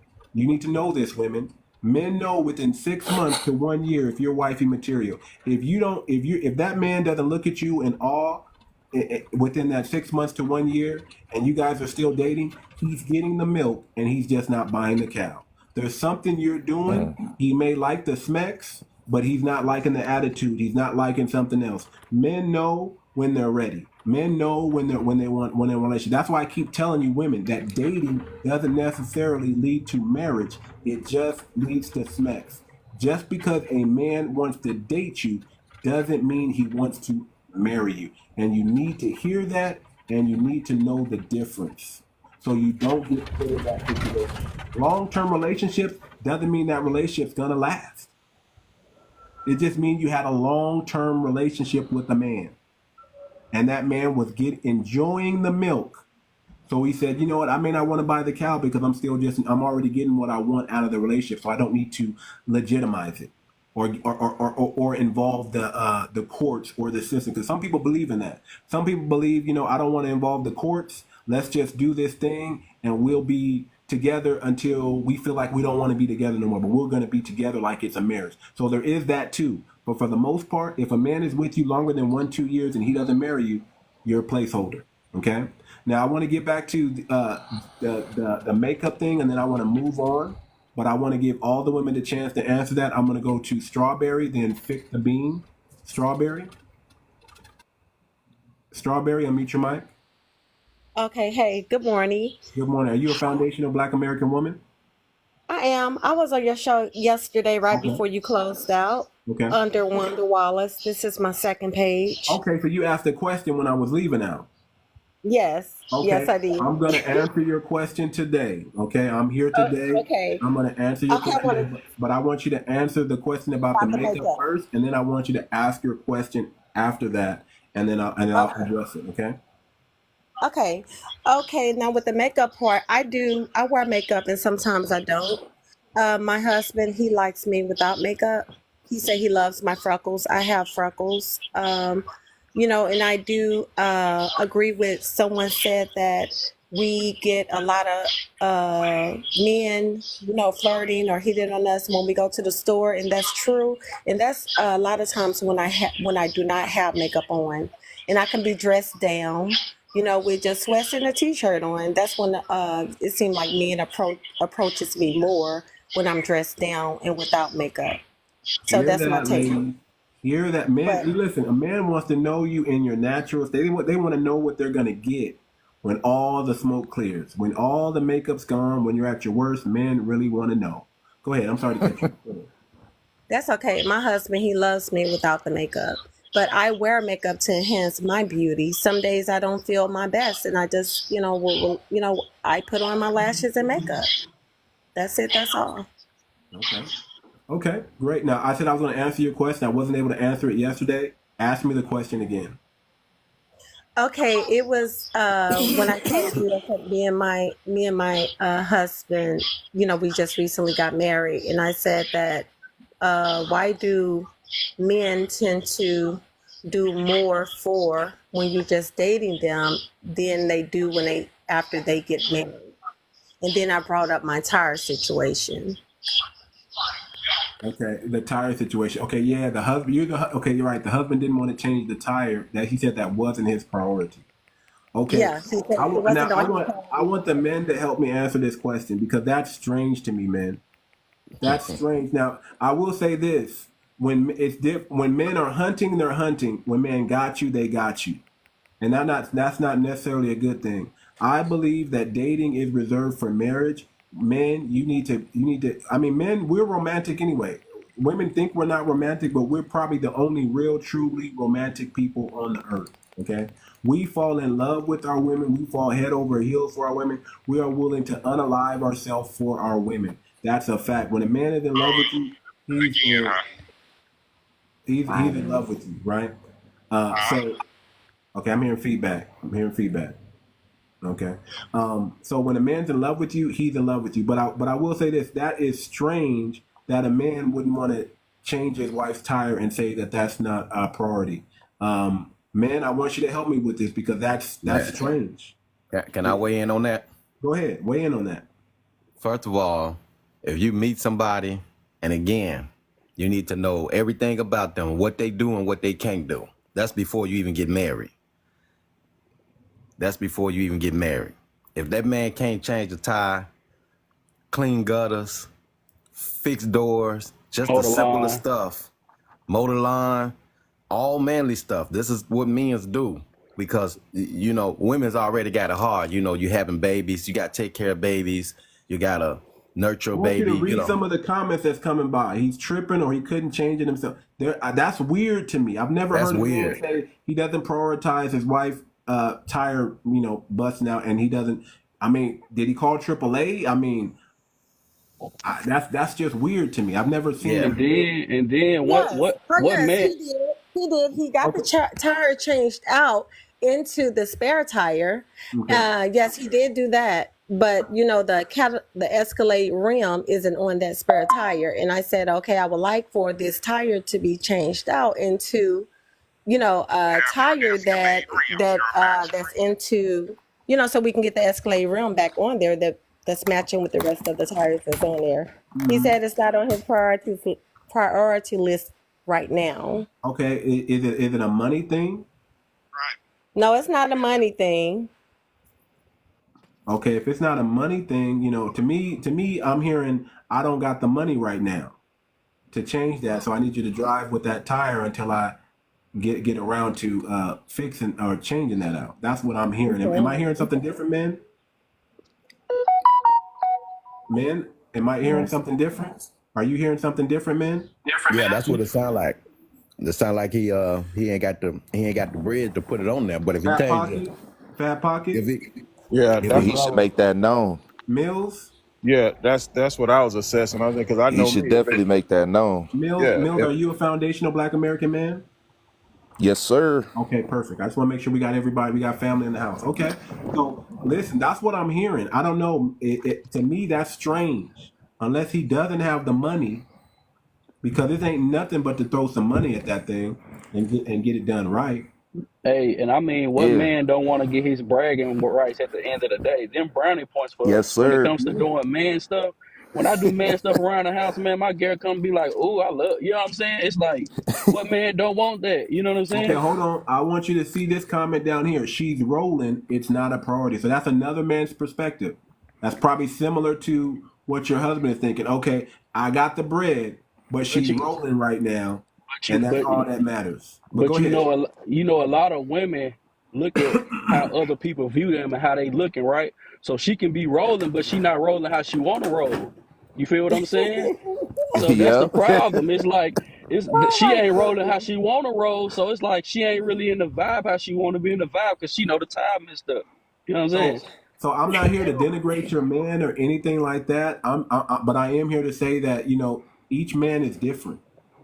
Every man runs their household different. Every man's priority is different. That's why it's important that you court your man and you know the ins and outs of your man, and you have another man to help you vet that man, so you know what you're getting yourself into.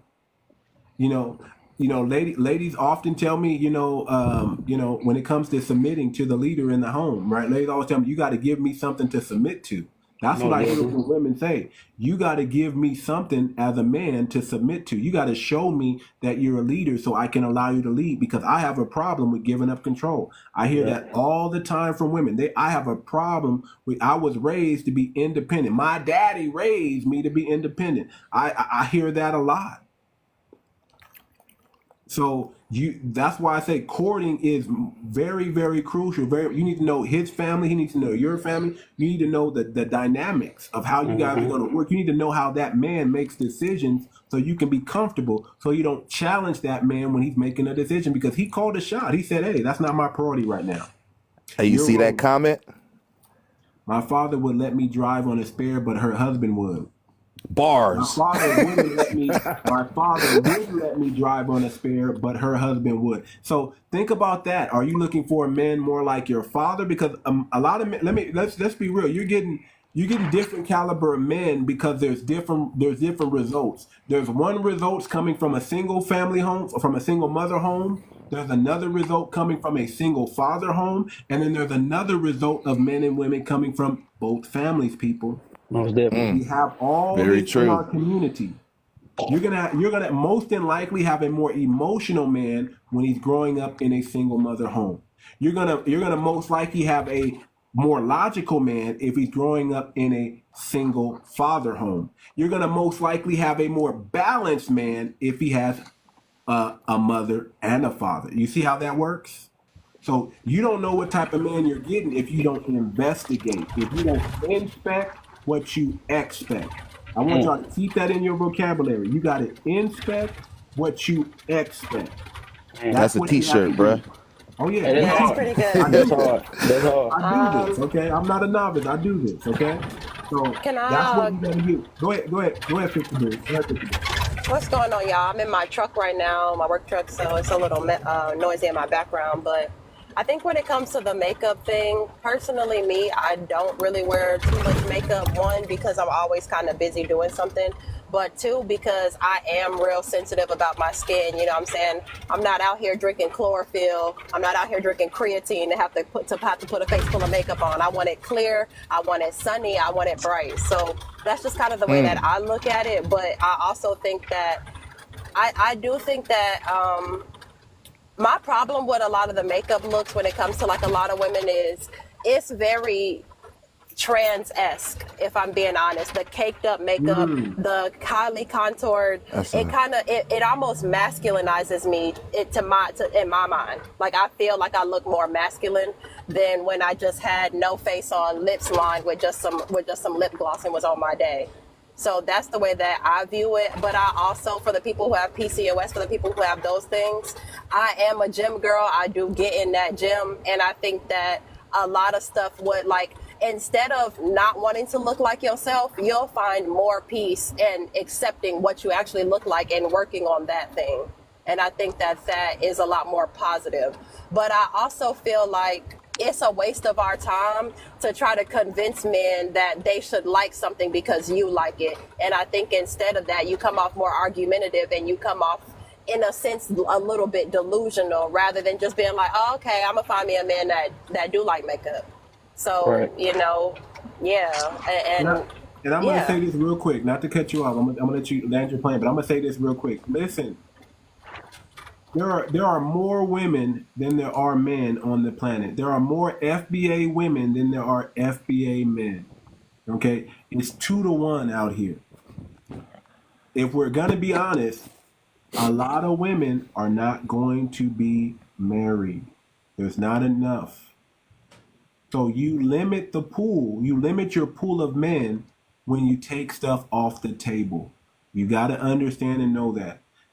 Listen, if you're waiting till you're 40 and 50 years old to find a man, you might as well expect that you might not find a man. Because men are looking for youthful women. And that's what I hear all through from, I don't care if the man's 80 years old. He's looking for a youthful woman. Okay? So I don't want y'all saying I'm waiting on Jesus, because if you're waiting on Jesus, you are going to find Jesus. Okay? You're going to find him. He's going to be there when you pass away, and you're going to be like, Jesus, he's like, I'm here. You've been waiting on, you wanted me to be your husband. Well, you had to unalive first. And here I am. But if you want a man in the natural, don't limit the pool of men that you have. You gotta pick what hill you're gonna unalive yourself on. Don't do it for makeup. Don't let that be or hair. Don't let that be the deciding point of whether you get a man or not. Don't think men are immature because they like what they like. Just like we don't want to say women are immature because they like what they like. Now we're gonna get to the women. I just want to get through the makeup thing, but now I want to talk to the women. Okay, what are some of your grievances with men? Hold on. Actually, I want Wolfie to explain that, because I guess she's backing up a point, and then we'll move on. well, can I answer what I don't like about the men thing because I gotta take care of some stuff. Okay, go ahead. Let me get your grievances, and then I want Wolfie to explain what she brought up here, and then we're going to get to the grievances of women, and I want men to listen. That's it. Listen to understand. That's it. We need to understand what these women are thinking and how they're processing information and what their wants are, because we got to make a deal. We got to make a deal. Go ahead, pick the deal. Go ahead. I don't like men who hatfish. Like if you got a hat on 24/7, I really do not like that. It just is given. I ain't got Now no he's taking off my hairline. hat. I'm not taking It off my hat. really just bothers me. I don't really like men who are like, I like a good dad bod, you know what I'm saying? But I do think that there are a lot of men who are overweight. And the thing about being overweight is fat cells have a lot of estrogen in them, you know? So I do view, almost I feel like some bigger men are a little bit, they have more feminine bodies, like you got titties and hips. I can't deal with that. That's too much for me. And more importantly, I do not like when men talk a lot with no action behind their words. I think that that is a huge pet peeve of mine, because my dad was in my life. That is a man of few words. And my grandpa is in my life. That is a man of few words as well. And men who just doing all that talking with no action behind it, you just talking my head off now. You just wasting my time. So I would say those are my big three. But I'm also 27, so I don't really like to put a dollar amount on stuff. But I do think you need to have ambition, because I'm still kind of building what I got going on, and I think it would be unfair for me to have like a success expectation. Okay, now before I move on to the next one, I want to say this. You said some good stuff. I'm not taking off my hat, by the way. I'm not doing that. Okay, I'm a hat fisher. I'm married, but my wife liked the way I got it going on, so I'm okay with it. I'm not taking my hat off. But I will say this. Listen, this is my opinion, man, and based on me talking to a lot of women are saying they want more ambitious men. And I don't think there's anything wrong with that. I want y'all to hear that, men.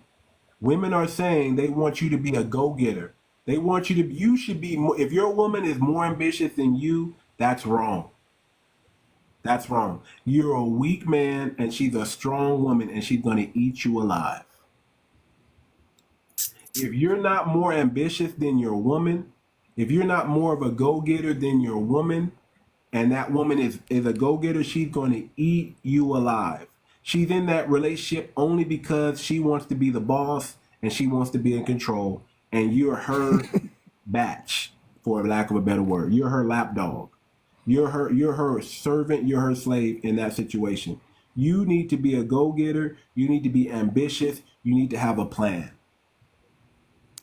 I strongly believe in that. So I have nothing wrong with the woman. Yeah, like that is a huge issue, like the amount of ambition, because I come across a lot of men, like I'm doing pretty okay for myself, so I've kind of I don't want to say upgraded out of some stuff, but I have upgraded out of some stuff. Well, and I do come across a lot of, and you're gonna hear what I'm about to say isn't about the money.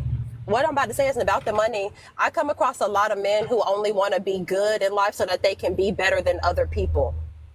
And that is a huge problem, because I don't wake up every day to be better than other people. I wake up every day to prepare for my kids. And I think that the men who will only, I want to make sure because I ain't never had shit. I ain't never, all this other stuff. You have to really break that I never had shit, so now I want to be up model, because it turns you into a less healthy person. Mm-hmm. I will say this, again, depending on how old you are and the dating range of men that you're dating, that's a maturity thing. That's all that is. Men mature. We grow out of that. We're naturally competitors. We're naturally hunters. We're men naturally. When we walk in the room, back me up, brother. Don't we size up every man in the room? Don't we do that? As men, we size up every. Am I lying, men? Earl? No, that's true. Shit, definitely. We want to know what room we're in. We got to be built like that. If something go wrong in that mug, if something go wrong in there, you got to be prepared, bro. So that's kind of the thing that men do. We are competitive. We're not going to. You got to protect. Competitiveness. We are hunters by trait, bro. We go at it. We go get it. Every room we walk in, we need to know that we're gonna make it out. We walk into a room, we know we can hold our own, and we're gonna make it out. We got to survey, and we're competitive. What he got? Okay, I need to do this. We're constantly thinking like that. Especially if you want an ambitious man, that comes with the territory. Competitiveness comes with the territory of ambitiousness. You cannot be ambitious if you're not competitive. You cannot be competitive if you're not ambitious. That kind of goes together. So a lot of that is a maturity thing. Eventually, men grow up and they be like, you know what? I'm comfortable. I like where I'm at in my life. I like what I'm doing. I don't care what anybody else has. But that comes later. But in the meantime, it's like, I got to get it. How do I get it? Give me some information that's going to help me get it. That's how men really operate and think. Okay, let me go to Sweetie. Sweetie, real quick, explain this, and then I want you to give out your likes and your grievances with men. I want to just pull up. Can y'all hear me? Yeah, we can hear you. Yes. Okay. Right. I want to just pull up the scripture that Sister Linda, Miss Linda, was referring to. I believe in one God, and I believe that. I'm not religious. I grew up Pentecostal, but I believe one God. And we all interpreted scriptures differently. That's why I also believe in reading the scripture for yourself and having your own understanding, because this scripture has been taught in different ways. I'm a pastor child. My grandmother was a pastor, my father, my sister, my niece. It get deep.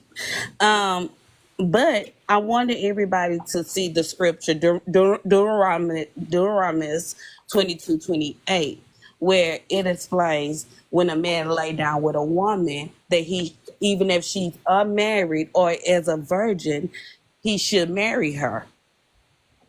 That was the scripture. She wasn't pulling that from the sky, guys. She was talking biblically. We all speak differently. I'm Southern. I'm Houston, Texas. I speak Houston, Texas, AAVE. I don't say things correctly. But I am allowed to be myself. I'm opening doors for the generation that did grow up in the hood, that don't speak proper English, that is educated, that is knowledgeable and resourceful. We don't come in no cookie box shape. We all are different. That's why we have to find out who's equally yoked, who's going to love and accept us for who we are. Not what we look like, not how we sound, but who we are, who our character are. We all we got. But my mother always taught me, when you meet a man, however he is, I'm talking about physically, because clothes will never made a man. But you leave them as they are. Now, our relationships grow. You might meet a man this way, and then 10 years down the line, he changed his whole style. People grow, people change, things evolve. My thing that I would have learned in my relationship as involving, I don't like it when a man get insecure about life, because we don't talk about those insecurities and how do that affect a man and how he see himself in everyday life. I don't like it when a man feel like that he cannot communicate with the person who's supposed to be his main support and seek advice from other men instead of seeking advice inside the home and working it out. So communication is a key point, and healthy communication. The men around me kind of cater to who I am as a woman. So men don't really disrespect me. So I cannot say I run into disrespectful men all day. That'll be a lie. I can say that people do tend to respect me as the woman, but I don't like it when men just lose self-esteem.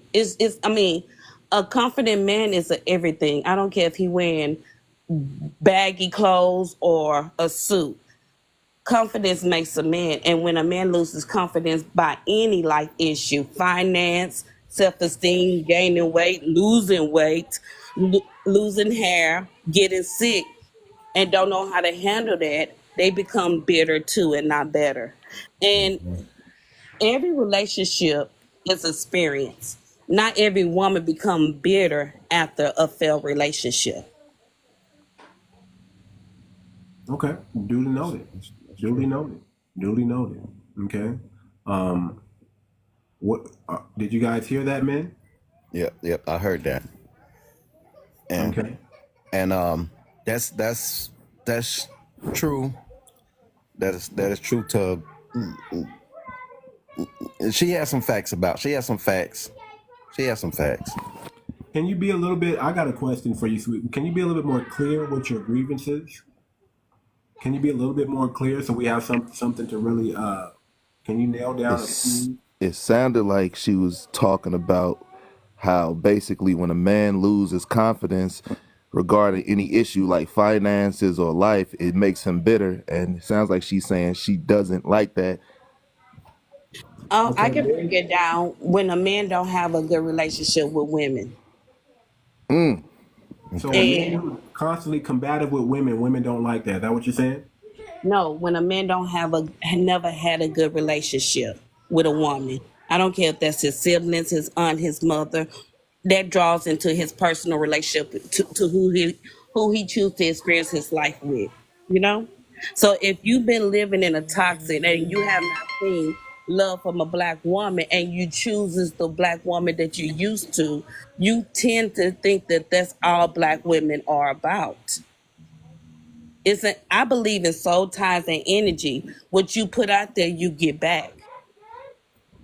So my point was self-esteem, because you can all boil that down to low self-esteem, no, not confident. That man don't have confidence in getting a good woman, so he seek the woman that he used to getting. Okay, so listen Okay. to that. So what I'm hearing is, man, is women don't like when men lose their confidence, because confidence is everything to them, and confidence actually makes them feel at ease, right? When you're a confident man, Yes. you make them more comfortable. When you're less confident, they get worried. They get scared. That's why I constantly tell men, and women don't like this when I tell men this, but this is a true thing, okay? Men, you do not be vulnerable in front of your woman, because she's gonna get worried. She's gonna get scared. Yeah, She's that's gonna have true. the flight syndrome when these women, they're gonna. I talk to all women, and they always say, "I want him to open up more. I want him to be vulnerable." No. If you gotta cry, if you got a problem that you haven't solved yet, now after you solve the problem, then you can talk to your wife. Then you can open up to her, and then you can display confidence of how you overcame and you did this. But while you're going through it, you need to be around problem solvers. Men are problem solvers. Get you a wolf pack, get you a band of men that you can trust, that are not going to take advantage of your vulnerability, because you got to be vulnerable, man. But don't be vulnerable around women, because it's going to be Yes. it's going to be an adverse effect. Women don't want whiny men. Women don't want emotional men. They may tell you that's what they want, but that's not really what they mean. This is the only time I would say not take a woman at her word, is when she says she wants a man to be vulnerable, because she doesn't understand what she's saying. You do Okay, so not I want have a a bunch of question. emotional. Hold on, I'll let you answer the question. You do not want a bunch of emotional men walking around. Emotional men are dangerous and unpredictable, and they are the one who unalive women. Emotional men are the one who unalive women. Women, you do not want emotional men in your vicinity. Get them far, far away from you. If you want to be, if you have a problem, man, that you can't solve on your own, get around other men, and they will help you solve that problem. Do not Yes, bring your sir. problems to your women. You talk to other men. You get it together first. You overcome it. Then, if you have to, if you need to, tell, hey, I was battling this. I know you didn't know what I was going through, but I fixed it. This is how I did it. You keep your confidence. Don't lose it. You got to have belief in yourself. If you don't have belief in yourself, why should that woman believe in you? That's right. Okay, go ahead, Mills. Ask your question. Okay, the Yeah. question turned into more of a statement, but basically what I wanted to say was I believe in balance. So I believe that you can be vulnerable with your woman, but at the same time, you can also show confidence. Like if it's something bothering you, you could talk to your woman about that, but at the same time, you don't have to be whiny. You don't have to be, you can say, I'm going through this, but I'm still going to make it happen with confidence. I don't believe you have to pick or choose either one. You could be balanced. Right. I hear what you're saying. I want you to read the comment. Your woman keeps your secrets. I want y'all to remember the Bible of Samson and Delilah. There you go, brother. I want you never to forget that story in the Bible about Samson and Delilah, especially when you're out there messing with 304s. Now, in a marriage, it's a little bit different, but you got to remember Samson You and seen me come Delilah. off from my mute to just say she was not his wife. He She wasn't was his the wife. what? But remember, a lady just said, if you lay down with that woman, that's your wife. Remember, the woman just said that, but that was We not talking Samson's about wife. Samson now. We We talking ain't about talking about that? no regular But man. We yeah, talking but about fine, oh dark skinned Lord have gentlemen with mercy, muscles. Lord have mercy. You know, See, women, we see, talking about, even when he all was that talk blind. about. Hold on, all that talk about men are predators. You're only a predator if she don't like you, man. You're only unsafe if she don't like you. If you're Adonis, if you're Samson, you can smack her on the butt. She gonna be like, oh. But if you're the man that she's not want, you're gonna get fire, hell, brimstone, and all that comes with that. But let me Samson say, had looks, money, and resources. We're not talking about no regular degular that was in the we're field talking about the digging the 1%. sand. We're We're talking talking about about the 1% of Samson. men. Yeah, we're talking about the 1% of men. But again, man, your confidence is everything to that woman. Don't allow nothing to penetrate your confidence. Let me tell you how to get your confidence up real quick. Competency breeds confidence. The more skills you have, the more confident you are. The more competent you are, the more confident you are. You got to know what you know. You have to do a deep dive in yourself and know what you're capable of. You got to bet on black. Bet on yourself. If you can't bet on yourself and win, you're not ready yet. You're just not ready. You're not ready to lead a family. You're not ready to engage with women, because women need a confident man. They need a man. They need to know that, hey, they can trust you with everything and you got it. They need to know that. And you got to show them that. Sometimes, for lack of a better word, I hate to say it like this, you got to fake it till you make it. You got to kind of just, I got this, girl. And you be like, damn, I don't really got it. But you're going to figure it out. You as men, you got to figure it out. So I want y'all to hear that what these women are saying. They're saying they want a man with confidence, and you should have confidence. Mr. Too Much, can I add this? If Go we ahead. looking at our leaders, right? If we looking at the leaders, the most successful in the FBA community, they're all married to Black American women, FBA women. If we look at the top 5 billionaires in our community, they all are married to Black foundational American women. Okay. I'm saying, That's a good thing, right? it's about the team. It A is man about the need team. a man need a good supporter. A man need every other race look to their woman for their support.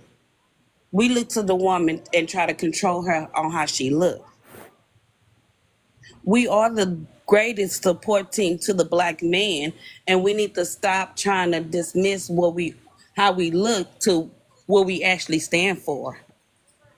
You will get farther in life with a Black woman. It has been proven over and over again. Not, we are a teammate. We are the teammates that you need. I mean, we was in the field with you. We was in the house with you. We was protesting beside you. When you have a business, we back there trying to figure out how to make your business better. Now we have Black women who's making ourselves better for our legacy. Also, that should be looked at as a team player, not as somebody that's trying to do better than you. Yeah, I agree. There should not be men and women competition in the home. The women are great and the men are great. Y'all don't like this, but I believe in roles. I believe in gender roles. This might rub the women the wrong way, but you got to play your role, and you got to let that man play his role. And there was a question in the comment where they said, "Who are our leaders?" Foundational Black American, our lineage, we don't have leaders. We have motion. So the leaders are the men leading the household. Those are the leaders. The men who are leading their households, their nuclear family, those are the leaders. So you follow whatever man you chose as a woman, that's your leader. That's your king. That's your husband. That's your man. You follow him and you trust his solutions. That's why it's in your benefit to vet properly and let a man help you when vetting another man. But shouldn't a man choose a woman that if his leadership should ever suffer? Let's play chess. The queen should always be there to protect the king. Shouldn't a man, it should be equally yoked. Women are protectors too. We're not saying that. But some men are picking women. If they drop the ball, the woman wouldn't even know what to do from left to right because he expected her to not know nothing. I don't. That Okay, sounds like that's on him. let's talk to the men about that. Okay, let's get it considered because I don't think men are doing that. Men, what do you think about what she's saying? She's saying that you're picking women that are docile and correct me if I'm wrong, but this is what I'm hearing. You're picking women that are docile, that are feminine, and that they're dainty, but they're not going to be able to handle anything if you were to go away. She's saying that you want these type of women versus a strong woman who can pick up where you left off. Now, if something was to happen, I think men want the latter. I think men want the strong woman, but they just don't want that woman to use their strength against them. They want that woman they do want that woman to know how to pay bills. They do want that woman to know how to take care of herself and family. They are going to have life. These men, and I'm talking about, they're going to have life insurance in place just in case these things happen. And they expect the woman to finish with the legacy, right? If that man was to pass away. But I don't think men are necessarily looking for women who can't do nothing. We're actually looking for women who can do something. We're looking for women who can help us. We're not looking for women who can help us. Am I right or wrong, man? Yes, yeah, absolutely. You're absolutely correct on that. It's just like if say I'm a farmer and I'm an outdoorsy person and I'm doing stuff outdoors. I can't have my woman being afraid of worms and flies and bugs if I need her to be out there to help me. If you was to ask 90% of men the one thing that they want out of their woman, and the one thing, because a man usually handles mostly everything himself like he should, but 90% of the men that say all I wanted is her to have my back. That's it. No matter what, just have my back and what I'm doing, and a man will be cool with that because he doesn't care about anything else. He doesn't need you to do a lot of things. He's very simple. A man is a very simple man, so it's not a lot of things. I just think the communication between men and women, we're saying the same things, but we're communicating it different. Because I talk to a lot of women and men too. And when they're going through bad times, they're saying the same thing, but the language is just different. They want the same thing. And like you said, nobody's really taking time to listen. But sometimes men don't know how to decode the woman language. Because sometimes women are say things and you're supposed to pick up on it. Sometimes women are not direct like we are. It's like a code, and you got to pick up on it. And you got to pick up on it. Quick, Tony. Hold on. Sorry to cut you off. Eve, I need you to come up on the panel. I just looked at your bio. You said you're a life coach or something. I need you to come up here. If you're a life and relationship coach, come on up here. I see you in the comments. Hopefully you're able to come up here. I want you to request that, but I just sent you a request. Oh, you're leave for okay. Well, hopefully next time. But stay in the comments, and I'm liking what you're writing down. Okay, I just looked at your bio. You're a relationship coach. I need you on. I need people like that on this panel. Okay. Come on up. Yeah, if you can't come up even for a second, we would like to hear from you. Okay. If you can't come up even for a second, if you want to come up, just let me know. Okay. Go ahead. I'm sorry to cut you off, brother. I'm sorry to cut you off. Go ahead. No, that was pretty much what I wanted to say. I just think that both genders, we want the same thing, and it's a matter of, like you said, listening. You know what I mean? And if we can like hear each other out, I mean, we are the best team. And I think some of the stuff that's going on now, like I always say in the live, is that it's a lot of propaganda driven stuff. You know what I mean? If we get past that, I mean, we're the best team ever. But you got to be willing to fight, because it's easy for everybody to give up now. Nobody wants to fight. It's easy to walk away. And I land with that. Okay. So go ahead, Fat. I want you to speak, but I want the ladies to hear. I don't think men are saying they want docile women. I think men are saying they want strong women. They just don't want these strong women to use their strength against them. Well said. And what I was going to add to what my brother said earlier I'm a 30+ year diesel mechanic. I'm also a home repair. I'm a musician, and I'm a music producer. So you imagine, my days are busy, very busy. So for me, the type of woman that I've always wanted, I want a woman, like my brother said, to have my back. She doesn't necessarily have to, like if I'm working on a car, I don't need her to jack the car up. I just need her, like sometimes I just want her just there just to be, you know, for attachment. You know what I'm saying? Just be there. You don't have to be super interested in what I can do. But if I hand you a wrench, I don't want you to be like, ew, what is that? You know what I'm saying? No. I want a female's like, they ain't scared to get her hands dirty. They ain't, you know, not afraid of a little grit, little grime. You know what I'm saying? I mean, that's what soap and water's for. But naturally, the mindset is my brother is right. I like the mindset of a woman says, if I say I'm out here, I'm under the truck, I want you to kind of like look around, keep an eye out because my back is turned. So I don't know what's coming. I just want you to just look around, just scan the area where I'm at. You know what I'm saying? Just it's the mindset. That's pretty much what I want to say. It's the mindset. I want a woman. And another thing, reciprocity. Lord Jesus. Reciprocity. Women, ladies, girls, or whoever, y'all listen to this and hear this well. When a man is intentionally doing a lot and doing over to do things to help you, to enlighten you, to lift you up, to embrace you, you got to return that naturally. It's not a thing where a man does something and you think, oh, he's supposed to do that. First of all, he ain't got to do nothing. I'm just being real. Let's just keep it 100.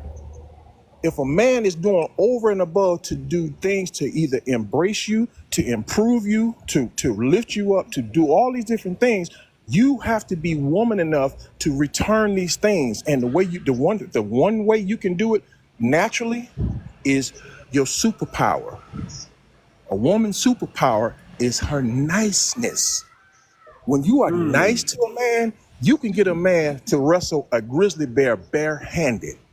If you are nice to a man, you can get him to go rob a bank. You nice to me, I will ask you, do what you want. I'm gonna rob the bank. Do you want it in 20s, 50s, or 100? You tell me what you want. A woman's superpower is how nice she is. Amen. Her femininity is her femininity. When you walk, you should be dripping honey. Man, I hate to say it. Listening to this lady, because a lot of women feel like their men aren't doing what they're supposed to do, or they're not getting what they want. I'm telling you, there's nothing my wife can ask me for that she won't get. Say it again. And there's nothing my wife can ask me for that she won't get. And ladies, my wife knows my finances. My wife knows everything. So she knows what I'm able to give her. And she's not going to ask. My wife is not going to come to me and ask me for anything unreasonable that I can't give her. But she's going to ask me if I'm able to give it to her, she's going to get it. And a lot of times, even if I'm not, I'm going to figure out a way how. Bro, can I ask, what's the reason why?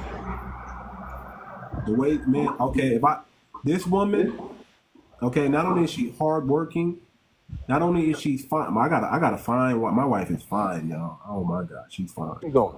Not only, but it's not even based on how she looks. Most women are naturally fine. They got the naturally BBL. My best friend. Yeah.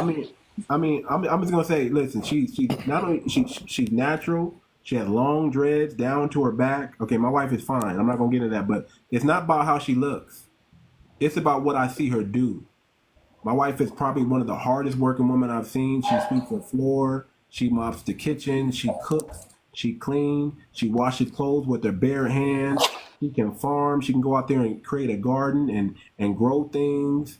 She is. I mean, if the world was to go back to the Cape, I'm gonna be doing fine. I'm gonna be doing okay. Man, she got a sister. Ever go back into the dark ages? She's gonna figure out how to put light in the room. But it's not even that. It's not even that. Okay, it's the fact how this woman treats me and allows me to be the man. Bingo. I feel like a man when I'm in. Bingo. That. She won't allow me to come in the kitchen. She wants me to sit down. She wants me to have peace. Bingo. She allows me to have peace because she know I work hard. I work Bingo. I work 12 to 16-hour days. I don't watch TV, y'all. I don't watch television. I'm not with the propaganda. I'm not with none of that. I save my money. If I'm going to spend my money, it's going to be with my family. It's going to be me dating my wife. We're going to be out the country somewhere. We're going to be doing things that we want to. It's going to be things like that. But my wife, listen, she bathes me. I can't even wash myself. I get the Prince Hakeem treatment. You understand what I'm saying? So is there anything that I can't, man, I'm going to figure out how to get this woman whatever she wants. If she wants a Chanel purse, I'm just going to have to figure out how to come up with this 30,000 and surprise her one day if that's what she desires. Now, thank God she doesn't desire those things. Well, So but too if much. she does, Too much, bro.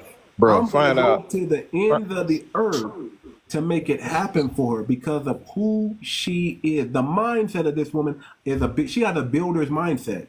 I can trust this woman that whatever I build, she's not going to tear it down. She's not going to destroy it. Even when she's mad at me, she's still gentle. She's still kind. She's still going to show me love. She's not going to burn my food if she's upset with me. She might have an attitude, but she can't stay mad at me because I know how to make her smile. That's the key. That's the key. If you can't make your woman laugh or smile, she's going to be mad at you, brother.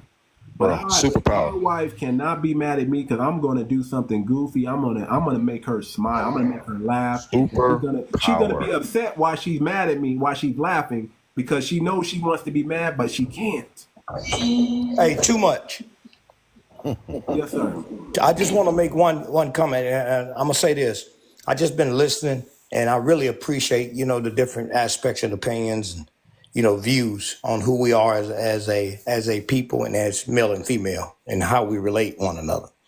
But the only thing I would say is this: we did win the lottery. I sure did. The thing about us, man, it is a complex dynamic, and everyone coming from different backgrounds. And we're talking now about values, mores, and all types of traditional, non-traditional aspects of things. There's a lot of moving parts. But here's the question, and I'm gonna get off. How is it that we can go through these institutions of learning, from the beginning, have maybe, I don't know what the population of single mothers is now, but then they're raising the males, then the expectations, sometimes not all females, even high, but they got sons. How is it that your expectations are so high, but you just raised a son who lack confidence? And I'm not saying it's all her fault because he's dealing with society too. And he's dealing with a lot of cards been stacked against him, the deck. And then also you got the males who's running from responsibility. But how is it that we can have fraternities, all types of organizations, but we lack the unity enough, and this may incite, maybe part of that answer is selfishness, but we lack overall collective understanding of one another. And don't get me wrong, we know we're in a Eurocentric society that we've been taught. We essentially grew up to be Europeans because our whole system, the educational system and foundation was forced. We know that was forced. But that's what I'm saying. That's what make it complex. So how do we divorce some of these things? Because I think without that, if you look at it without that, if we could take that out of the equation, we are a beautiful people, but we've been so impacted. If we could take that out of the equation, we wouldn't have to have these conversations as much. Don't get me wrong. I know it is what it is, but think about what I'm saying foundational wise. And that's all I have to say. Okay, that's a very complex question. I want to try to get it more concise and clear so we can give you an answer. And then I'm going to actually open it up to the men to help answer this question. So try to nail down your question, make it a little bit more clear. Give it to me in like 1 or 2 sentences if you can. Mac?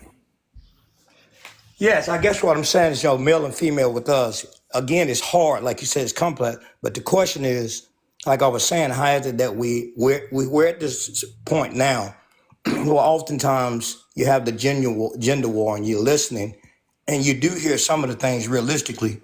The woman deserved that, that comfort. She deserved that support. She deserved that protection. She deserved that, being to be honored, but then the man reserved that respect.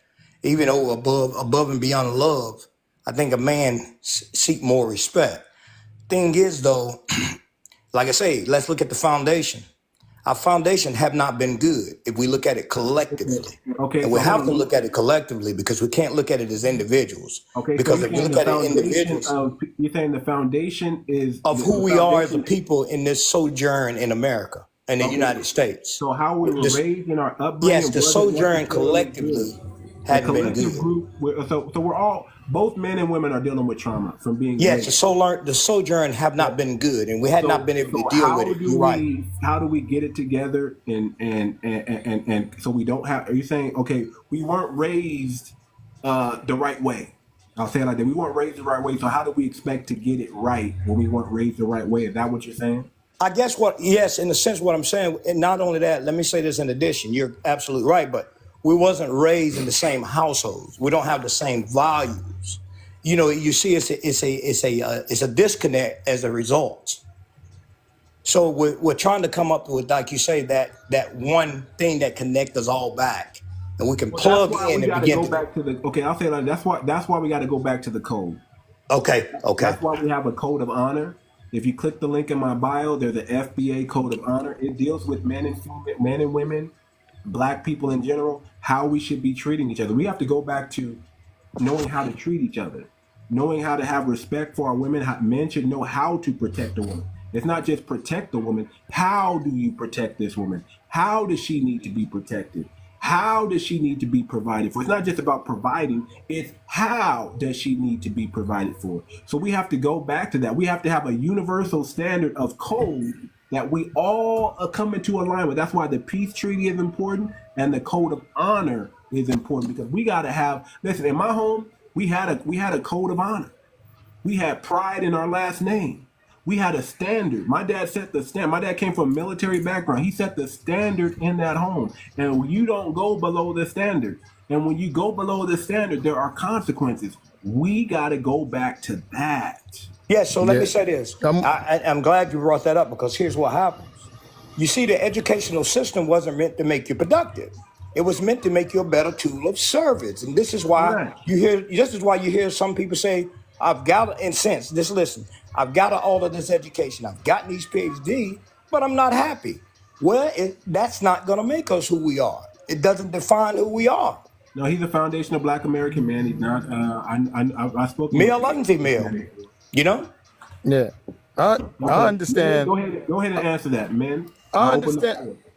Okay, let me say. I want to say this. I understand where the brother is coming from, but the way I feel about it in the past, I'm gonna say this like I've been saying on the panel before. Fathers are the most important. So we got different situations and different times where the father is missing, period. You know what I mean? He's supposed to be the head. But I find it, though, in the past, we're talking about now, but in the past, we thrived when we went through tougher times. So I don't understand, like, it's hard for me to rock with that because we thrived more. We were tighter then because we had to fight for more and we were tighter, but we're not as tight now because it's like, because we have more, we have more. I want to say this one thing, because we have more, so we are a little docile. We're chilling because we're living our everyday lifestyle. We go home to our families and we do what we do. But I just feel like when it was tougher, if you look at our past, we all thrived together and moved on. It's just now, we have everything. Our kids in this generation right now are the most privileged generation. And when I say that to people don't understand it. I was like, your kid, a Hispanic kid, a white kid, an Asian kid, they're all running around here with $1,000 cell phones, PlayStations. These things ain't cheap, okay? So we're living a so-called good life now. So nobody's really caring about none of this other stuff. That's why I said in the relationship, nobody is fighting for the relationship because they don't feel like they have to. They can just walk away. Tony, too much. I'm glad you came up with that. Listen to what I'm saying, brother. I'm glad you did that because this is what I'm looking for. You see, when the thrill is gone and then the desire, the determination and that fire, because you feel like there's nothing really to be gotten. We've achieved and we've overcome, like you say. And I get you, and that's a good point. But see, to be comfortable or feel comfortable is an illusion, because what happens is, yeah, they're spoiled and they're getting certain things, but is it necessary? Is it necessarily making them productive? Is it necessarily making our relationship one to another better? It's breeding more competition and division, because it's not, like I said, the education they gave us when they opened up the doors to this thing, I'm gonna make this quick. It was not meant to make us productive, but a better tool of service of divide and conquer. It's sad, brothers, but this would be a whole classroom. It would be a whole curriculum. We have to put a whole curriculum together to understand this dynamic. Well, this is what I got to say about that. Hold on, I want Bill to answer his question, to ask his question or to interject. But I want you to understand this. That's why it's important as a lineage that we have our own school. We have a foundational Black American school, whether it's a secondary school or it's the school we take our kids out of public schools and start putting them in. If they got to go to public school, they still got to go to FBA school. If there's no public school, then there needs to be this FBA school that we put our children in, so we can tell our narrative, so we can put instill our Black consciousness in them, so we can raise our own productive citizens and not worrying about what this other educational system is doing. Let them do what they're doing, and we do what we're doing. So that's why the FBA school is important, and that's why we got to start with the treaty. We got to start with the code of honor. We got to start with the think tank, and then the think tank is gonna handle all these problems systematically. It's gonna say priority 1, priority 2, priority 3. Some things we can do simultaneously. It's gonna say, okay, we do this at the same time, because I'm all for it, and I do believe we need a foundational Black American school. Just same way the Chinese people have Chinese school, the same way Jewish have Jewish school, we need to have a foundational Black American school for our people, because our people have different needs. Our IQ is actually higher than probably most of the world. It's just that we're under their system. We're under their system. Absolutely it is. So we got to get our own system. We got to create our own schooling, our own educational system. And I want anybody out there who's in the educational field, who knows anything on how children learn and process information and how to do curriculum, you need to start putting together a curriculum for foundational Black Americans. We need our own school. We need our own curriculum. We need to know how our kids learn. They don't. Absolutely. So we got to make sure that our kids are getting what they need. So I put that onus on us. I strongly believe if you're sending your kids to public school, you're hurting your kids. Just bottom line, you're hurting your kids. You know, your That's kids why I said it come starts back from the and home. they're going to have funny ideas, and they're going to try to tell you they have right, and they're going to try to tell you that your thinking is wrong and their thinking is right, and they're going to turn against you. These kids today that you're sending off to school, they'll call the police on you. Did you know that? These kids will lock up their parents today. Child services. They will drop a dime and snitch. Your children that you're sending to school, they're going to snitch on you one day, because they're going to think they're smarter than you, they're better than you, and they know more than you, and they don't. And that's because the school system is putting that confidence in them. You need to put your confidence in them. They need to be confident in the right things, not the wrong things. Go ahead, Mills. Sorry about that, brother. Go ahead. Oh, no problem. And I agree with everything that you were saying. I believe that the core issue with us, Black men and women, really stems from basically when we ended segregation and we integrated with them, because now we're being taught their ideologies, and also that caused a divide between us and our women. And if you want to be honest, I feel like that's the major issues. We do need our own schools and our own curriculums, because all of the ideologies that our youth have today pretty much are stemming from white school systems and institutions. And I just believe that's the core of the issue when it comes to our men and our women on a base level. And I believe that the issues is, back in the day, we used to have morals. Okay, we used to have a way that we went about things. Okay, you couldn't just sleep around like that. That was shunned. You would be shamed in the community. Okay, if a man didn't, y'all. Come on. If a man didn't take care of his family, okay, that was a shame. That wasn't something that we take care of his family. Okay, that was a shame. That wasn't something that we take care of his family. Hold on, Mac. We got that feedback again. Don't put on the Bluetooth, y'all. Stay on your natural phone. Just use your speakerphone. Don't go to Bluetooth. Try not to leave the app. Sometimes that echo and feedback come in. So just so y'all know. Go ahead, Mills. Right, but no, that's all I was gonna say. So yeah, listen. We gotta have our own schools. We got to have our own schools. We cannot trust this. We cannot trust the oppressor to raise our children the way we want them to be. If we really want to be strong, if we really want to be united, if we really want to be lineage-based and get us to the next level, we got to start making sure that we transfer the Black consciousness, the mentality, the Black is excellent, the Black is beautiful, the I'm proud, I'm Black and I'm proud. We need to pass that down to our children, because the longer we get removed from that generation, the more watered down it becomes. So we have to go back to that, and we can do it. Listen, we got our own Hidden History Museum in Los Angeles, which is funded 100% by Black American dollars. So too much. I see in the comment section somebody say HBCUs. Yes, and they're wonderful. We do have those, but there's a bit of indoctrination. Now, listen to the thing about us as a people. Our minds are so creative and as such.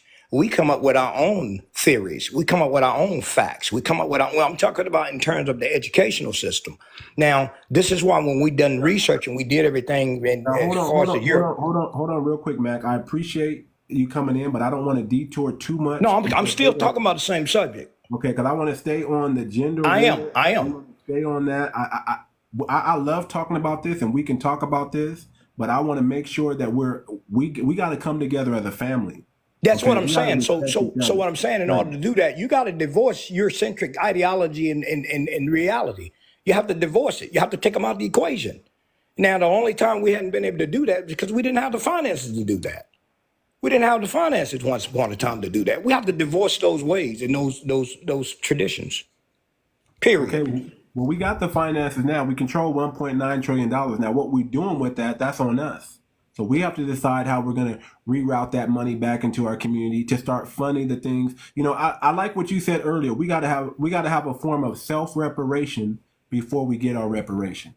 Yeah, absolutely. I like what you said before. Okay, absolutely. And we need to be mindful of that we control our destiny now. Yep. We're either going to stare it off the cliff or we're going to keep it on the road. We control that now. We have made it so much better here in America that everybody wants to come here. Okay? So they should not be the only ones benefiting off the things that we've built and the things that we created and the things that we've invented here. We should be. It's time that we stop giving away our best inventions and keep them for ourselves and gatekeep it. And say, you can't have this. This is ours. And we fight to protect it and keep it within our culture. And there's consequences when you culture appropriate us. You're not going to be able to do that. So we need to make sure that everything that Foundation of Black Americans do, that we're getting compensated and paid. And like I always say, we got to have that mentality when you're dealing with Black business. We know how our people are.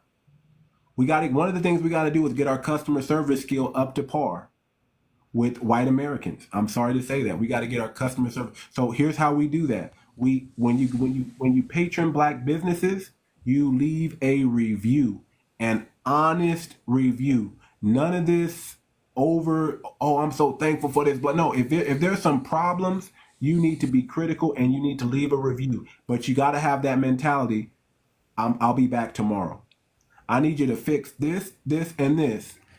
And while you're fixing it, I'll be back tomorrow, because I don't want you to go out of business while you're trying to fix it. But I do want you to fix it. And then I want you to praise them on what they do good at. And let me interject this right quick, brother, if I may. About what you do. And this is why I'm coming back, because the food is fantastic, but the service sucks. But the food is fantastic. Let me drop this in right quick, if I may. Family, if you're on the panel, put 500 likes up. We got to get this thing up so we can get it wider and broader. Get them likes up on the panel. Put 500 each up here. Y'all can do this. Thank y'all. Let's get it popping. Appreciate it. But yeah, man, we just got to keep the main thing, you guys. We got to keep it simple. We got to have respect for one another when we speak. We got to open up the dialogue, and we got to listen to one another. Listen, men, And y'all back me up. We're not trying to silence our women. We want our women to be strong. We want our women to be heard. We want to listen, and we want our women to be valued because we value your articulation. We value your mindset, the way you think, the way you guys protect us. I'm so proud of our women who are sticking up and talking about. Hold on. Did you see what Drea said? And talking about Obama when he was wagging his finger at black men. I saw so many black women become offended by that. Women are protectors, okay? I'm telling you, my ex-wife, man, let me tell you something, man. This woman was very protective of her family, very protective of me. She wouldn't, I'm in a wheelchair, you guys. Listen, I've never had a problem with getting women. I'm in a wheelchair, okay? I got shot when I was 21 years old, okay? I got shot when I was 21 years old, and I got married when I was 25 years old, okay? My woman has always submitted to me. She's always cooked and cleaned. She's always done above and beyond. Everybody was always like, how you get this much cooperation out of a woman? I remember one time I was at the gym. I told a woman to drop and give me 50, and she dropped and gave me 50. And then she said, "You know why I did that?" I was like, "No, why? Because you sound like a man." That was her reason. She said, "You are a man." I was like, "Okay, you got all that from me saying that? Cool." But I've never had this problem. My wife that I have right now, very submissive, very beautiful woman, amazing woman, very protective of me. Your women are protectors. She will protect you from things that you don't know is coming. That's what women do. So we have to value that. Women are protectors, men are protectors, but we each got roles. We each got to understand each other. If you're in sync with your woman, there's nothing that she shouldn't want to do for you, and there's nothing you should want to do for her. We got to get back to that. I want people, see, I consider myself a success, and I'm in a successful marriage and a relationship. I want the black community to experience the same thing that I'm experiencing because we need that. We all should. Nobody should be looking at me and be like, "Man, I wish I." No, you should have what I have. It's there for you.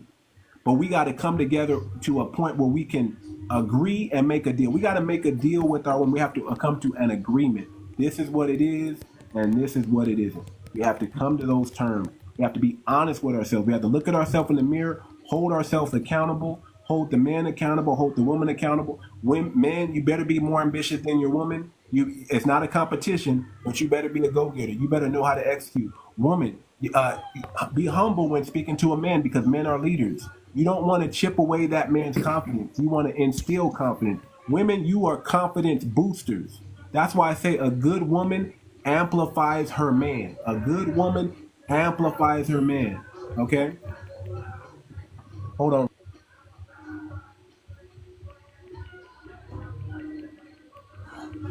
Pam, I just want to say, women are your multiplier.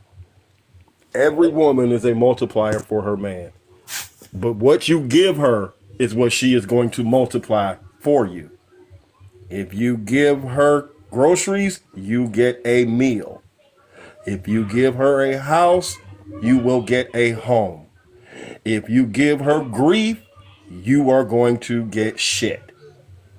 It doesn't matter. You just have to understand our roles. When you treat that queen in your world as the queen in your world, she will have no choice but to respond accordingly. Mostly. This is not for everyone, but those who it's for, you will hear it, and it's for you. But what I want to do is make sure that the panel, or in my opinion, we're trying to speak life into our brothers and sisters. We want them to move forward, be elevated, and lifted up. We're not here to hurt anyone. We're only here trying to make everyone's day a better place to be in. All right, I'm back. Sorry about that, you guys. I got some things I got to do. We're going to wrap up the live probably within the next 30 minutes. Oh, I was But again, just I want gonna to keep the main thing. Go ahead. I was just Go ahead, gonna bring Wilson. up, we can address the bitter woman if y'all want to address that, because I'm gonna Okay. say this. It starts at home. A bitter woman starts at home with the upbringing and then what she experienced in life.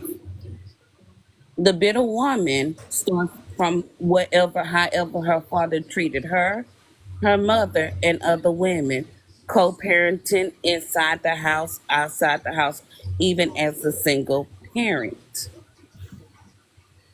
Most women can be bitter, Hold on. but that go ahead.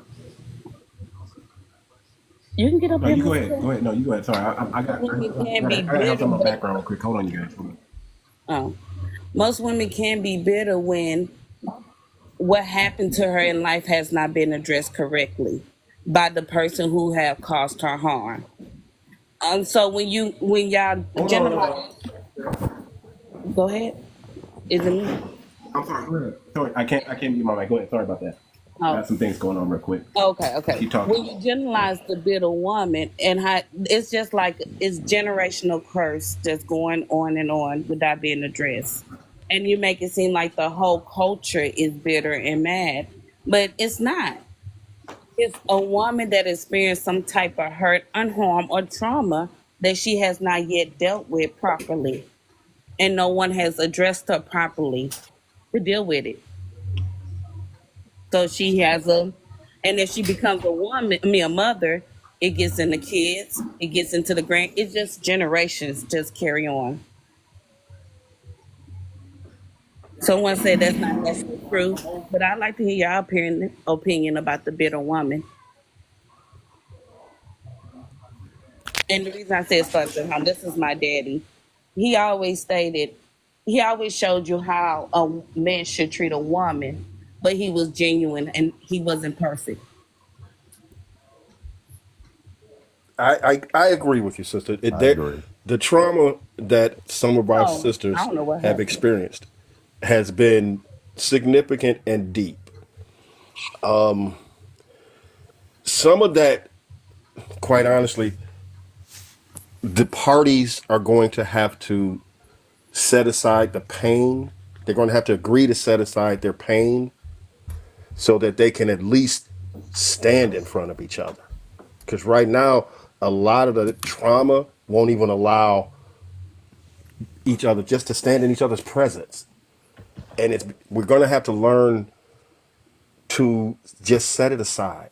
As hard as it is to set it aside, if you want to overcome it and grow into that better spot and become that greater branch on the tree, this is how you get the nutrients to the roots. You've got to prune away the pain.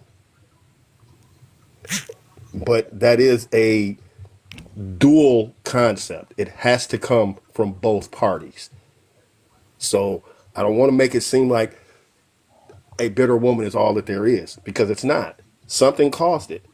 But there are cats and kittens out here who would be willing to help through it, but you got to be willing to acknowledge your traumas. And there are times a lot of our sisters don't want to acknowledge their traumas, particularly publicly. They may acknowledge it to themselves, maybe to a friend or two, but generally publicly, they don't acknowledge their traumas. Miss Yeah, Cat, that's Miss Cat Witch, what is it exactly that you're disagreeing with? You saying that we don't have a image of being bitter women? I heard that often on this panel. That's why I stated it like I did. You know, what is it that I said that was wrong? Bitter women do lead to generation of hurt men and hurt women, and then they go out and they spread that hurt. I was just giving the panel of men the opportunity to speak on it. And how do they feel? How do it affect our community if it's a time to grow? If it's a time for understanding, let's talk about it. Let me say it like this. I work in a public atmosphere where I have to deal with the public. And I really don't like saying this because it does not give me any kind of joy in this. But I have to speak to a lot of people, and I'm a very gregarious cat. So my approach to most people is sunshine, happiness, blue skies. I try and put that out there as the opening line. That is my opening salvo. 95% of my response or my return responses are of a positive nature. My 5% of negative that I get is from one particular dynamic, and it is horrific. Trying to speak kindly to some of our sisters, it's like, I'm just being nice. I don't want the kitty. I'm just being nice. The idea that someone is being nice to you, cordial, considerate, polite, that is not supposed to be he want me. I'm being a human being. Let me be a human being to you, and you can try and be a human being to me. But unfortunately, with all the traumas that our sisters have been placed up under, sometimes the humanity in them is difficult to just exude itself and come out of them. And it's hard. Okay, I want women to hear what he's saying, because that's actually a real thing. I get that on both sides when I talk with men and women. People often, and my dad used to tell me like this: don't mistake kindness for likeness. And that's a thing that men and women have a problem with. It's on both sides, cousin. Women, they assume a man is trying to holler at them all the time, and men think just because women smile and are nice to them that they want them, and that opens the door for them to approach that woman and try to date them. Your background's a little bit too loud, but I'm gonna just close it down a little bit. So that's something that happens on both sides, and we have to acknowledge that, and we have to get better at that. You know, we're human first. We're human first. Just because a woman's on the street and she needs her tire change and you pull over, that might not be the chance for men to ask that woman for a number, right? She may just need help, and you may just need to do the right thing. You know, you don't go and see a man on the side of the road and think, okay, I need some bussy later because I didn't help you change your tire. We don't do that. You know what I'm saying? So why are we doing that with our women? You see what I'm saying? And then vice versa. Just because a man might be asking for some directions on the street doesn't mean you got to be like stranger danger and think he's trying to holler at you. He might just be asking for directions because he really doesn't know where he's going. So we can't always do that. That's something that's happened on both sides. We can't mistake kindness for likeness all the time. We have to understand that we're human first, and that's what it is. Now, I want to do this. I want to hear from the women more. Kat, I want you to come up. Request. I want some more women up. Elle, are you a foundational Black American woman? And what do you mean by that, sir? Are you a Black American woman? Yes, sir. I am 100% a Black American woman. Are your roots tied to chattel slavery and indigenous? Well, I guess so, yes. Okay, then you're welcome on this platform. Okay, I want to hear from the women. Okay, what is it going to take for us to end this gender war and come together? I don't want to put that whole question on the women, but I want the men to hear how you respond. What is it going to take for us to come together and get on page? What is it going to take for the woman to go back to amplifying the man? What is it going to take for us to bring back the nuclear family, to end this gender war, this back and forth, where we start respecting each other and coming together in good faith? That's a lot of a question, but I want the men to hear how you answer that question. What deal can we make to get our women back in step with us again? Go ahead. Okay, did you want me to answer that? Yes, please. Yes, ma'am. I want all the women to answer. So I'm going to you, Kat, Sweet, and like I said, I want, even in the comments, if you're a woman in the comments, I want you to type in the comments on what you think it's going to take. And I want the men to just listen. Just listen. Well, go ahead. Can I make a statement? Go ahead and make a statement. Okay. First of all, I'm a widow, and I was married, had a great, excellent husband. Do you hear me? But not only that, I come from a family that's foundational where people stay married for 40, 50, 60 years. Okay. So and different relatives. So I had the opportunity to watch different people in their marriages and how they functioned. One thing that I noticed was that the parents would not let the children combat. They would put that to a stop very quickly. Another thing that I noticed, the men were leaders, and protectors and providers and nurturers. They knew how to nurture women.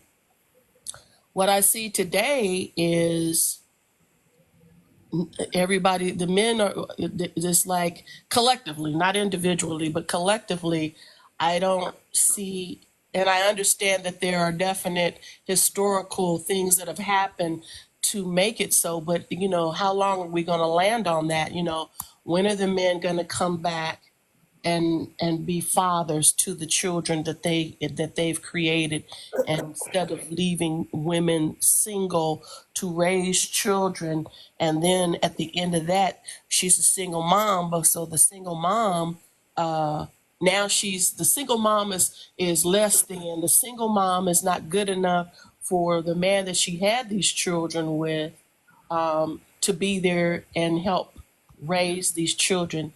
The comeuppance is, how many women can you put on your bedpost, so to speak, notch up that way, but never thinking about the calamities that have been left behind. And I know that there are multiple situations and individualized circumstances that create some of that, but it's just like, I think the foundation is, when are the men coming back home? When are we going to be your prize? When are you going to come back and love us? When are you going to come back and nurture us? When are you going to come back and build families with us? Why is everybody more important than us?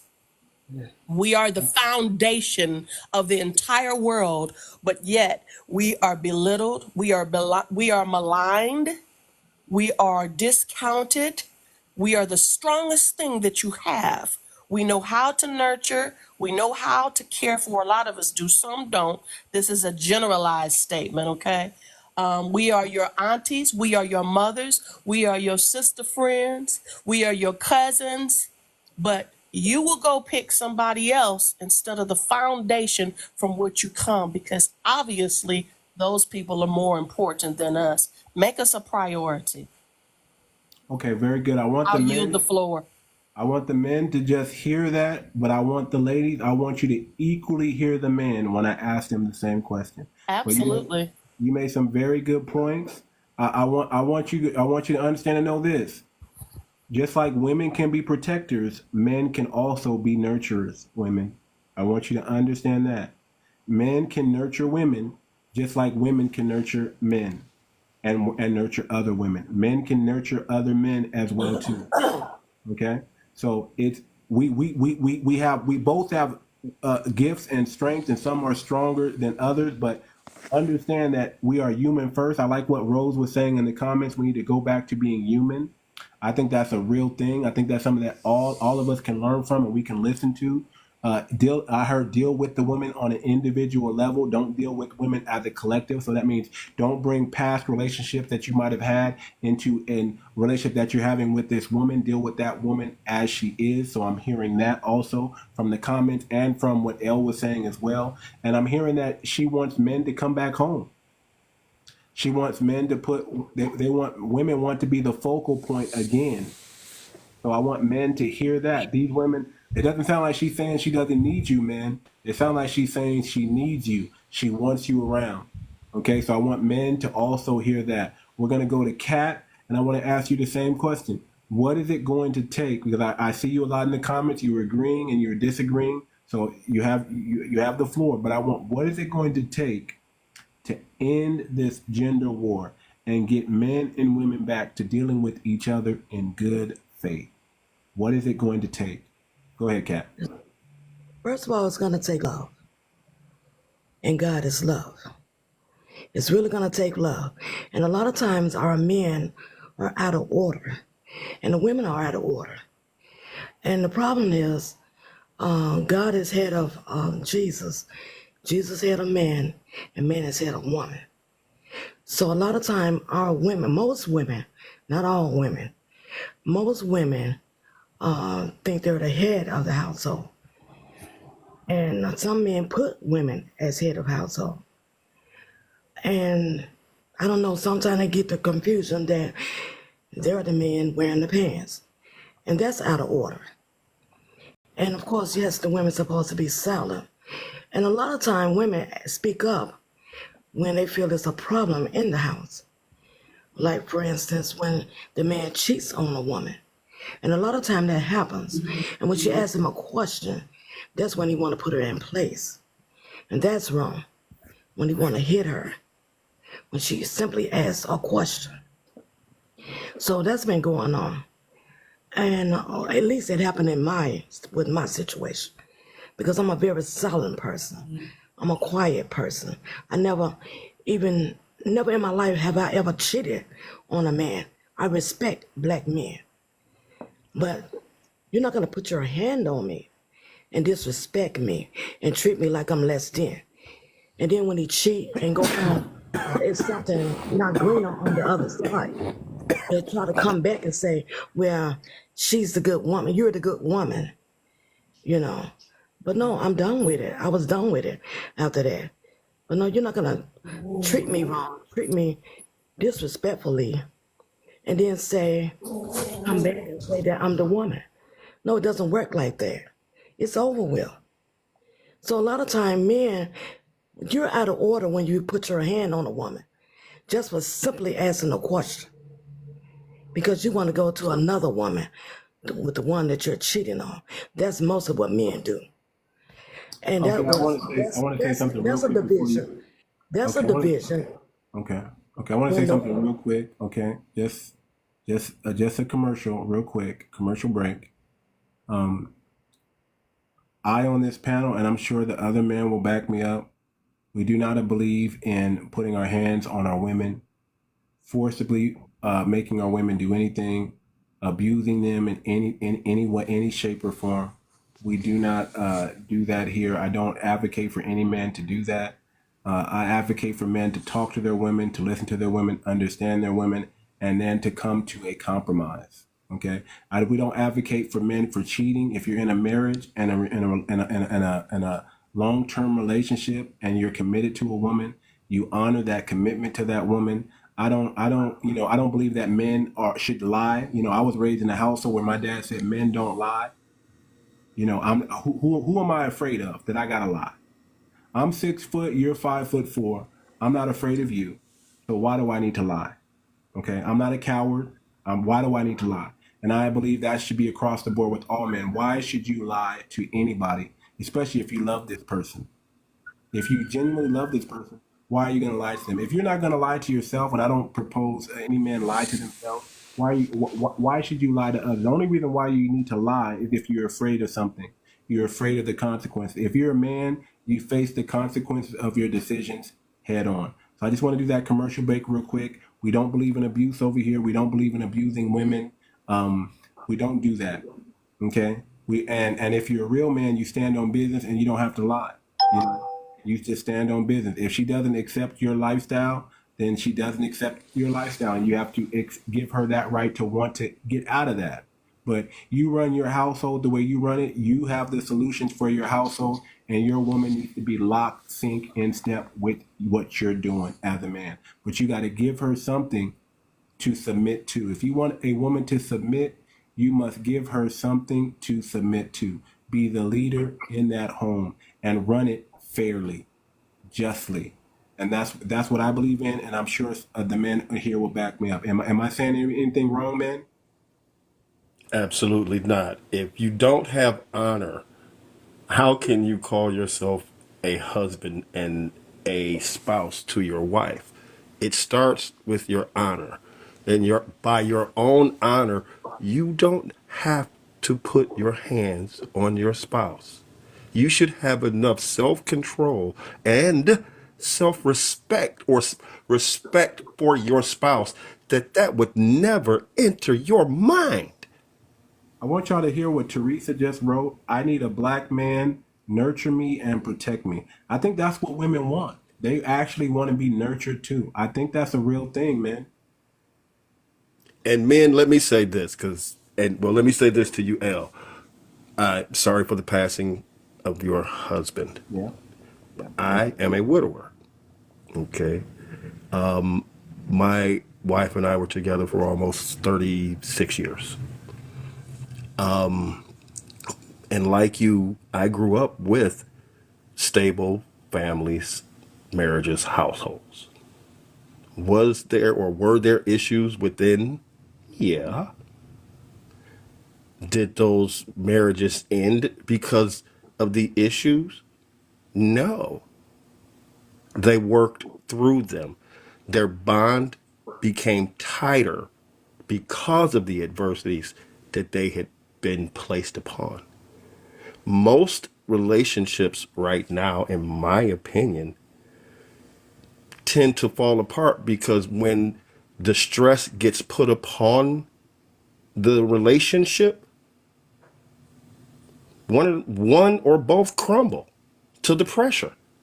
Okay. But if they were just wrap it up a little bit because I got to end the show in okay, about 9 minutes. yeah. I want the women All right, to speak. that's what I just want to make sure, and I want to say this too. My wife was sick on her way out, and I tended to her. I nurtured her. When my wife's ending finally came, it was 12 days after she left my side. That's how well my wife was taken care of. Men, you are capable of nurturing.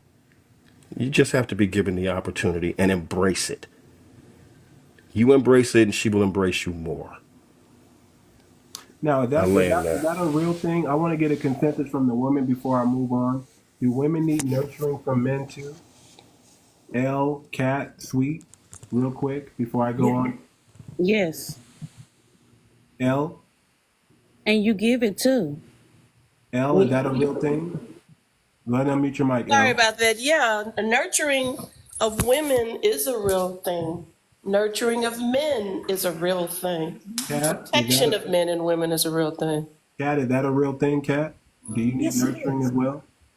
Yes, it is. Okay, I think we're listening. A lot of time, men they don't give it to us. They don't encourage us. Most of them, they don't encourage us. I don't know if it's. When did you put a man in a position to nurture you? Not take care of you, nurture you. That's a great question, ladies. That's a great question. When you misunderstand her vulnerabilities as just emotions. That's miscommunication of the vulnerability sometimes could be misunderstood as, oh, she's just having emotions. Most women, just like a man is looking for their woman to show him peace, women need that same in return. And nurturing. I agree. She did love that about me. She did. Listening, understanding, holding, kissing. You know, but it's not my turn. But when it's my turn, I want to talk about our Black women is already self-sufficient. It's a gap in the provider position because we are already self-sufficient. How do we go backwards? But at the same time, do self-sufficient women need someone to be there for us? Yes. Who don't? Someone we can trust and love, and we give out that same. Yeah, again, I hear what you're saying, Sonny. That's what the dating offers. I don't believe that we should be, if you're single, you should not be dating, you should be courting. Dating is reserved for married couples. Dating leads to smex, and we need more married couples having smexual activities. Men and women should not be in smexless relationships. I think that's healthy and it's needed in any type of relationship. So I want to reserve dating for married couples. If you're single, you need to be courting. You need to invest in that man, and that man needs to invest in you. And you need to take time to know who he is and who his family is. You need to, and vice versa, who she is and who her family is, and how you guys can work together. Because marriage is not it's not about love. It's more about respect and legacy. Love is part of it, But that's why dating is important in marriage, because you want to keep fanning that flame. But marriage is more really about respect and relationship and respect and legacy. Excuse me. Okay. So, Kat, go ahead and wrap up. I want to go to Sweet Wolf and give her a chance to answer the question about what's it going to take for us to end this gender war. And I just want the men to listen. And this is going to be as I'm going through this is not going to be something that we're going to just end right away. It's going to take some time. So what I want to do is I want to allot at least one day a week where we have the FBA men and women get used to conversating and talking with each other and working out our difference. So this is going to be an ongoing process.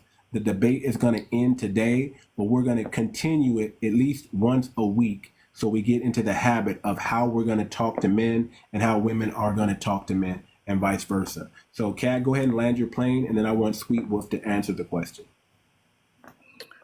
Okay, I was kind of upset when she said women are bitter because of their trauma they went through in their household. My thing was, even though I went through a lot in my household, I was beat as a child, hungry, all type of stuff, but I never took my frustration from my home. I was raised by two parents. I never took my frustration out on any man I dated. I've always been submissive. I've taken up for black men, what have you. If the police was out there, I took up for him, had his back. But it's never enough for our black women. We never appreciate it. They never say thank you.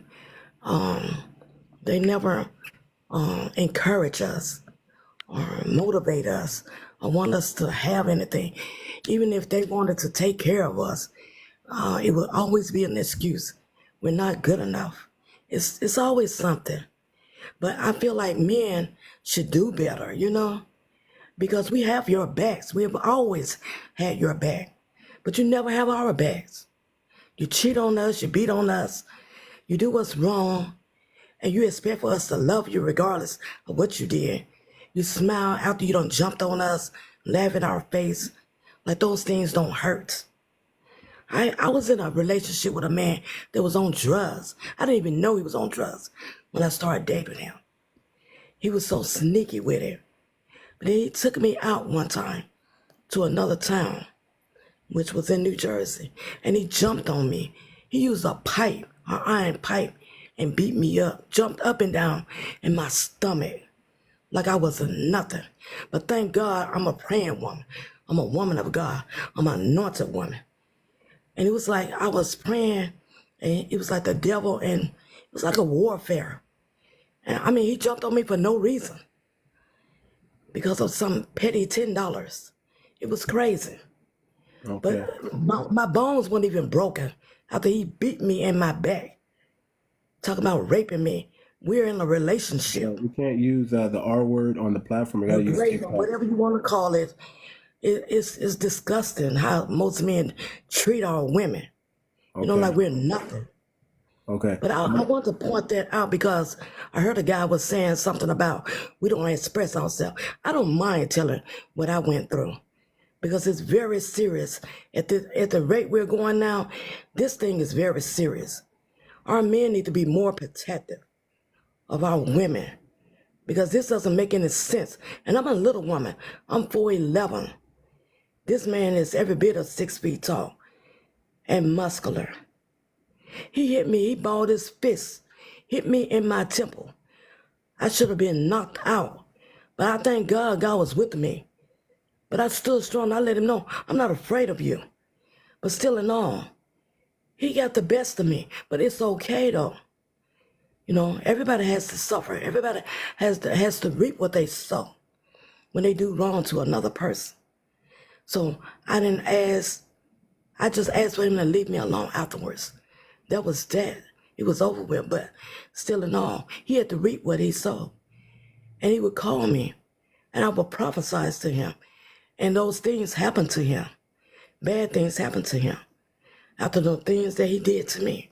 But I'm not bragging about it or nothing like that because that's not the type of person I am.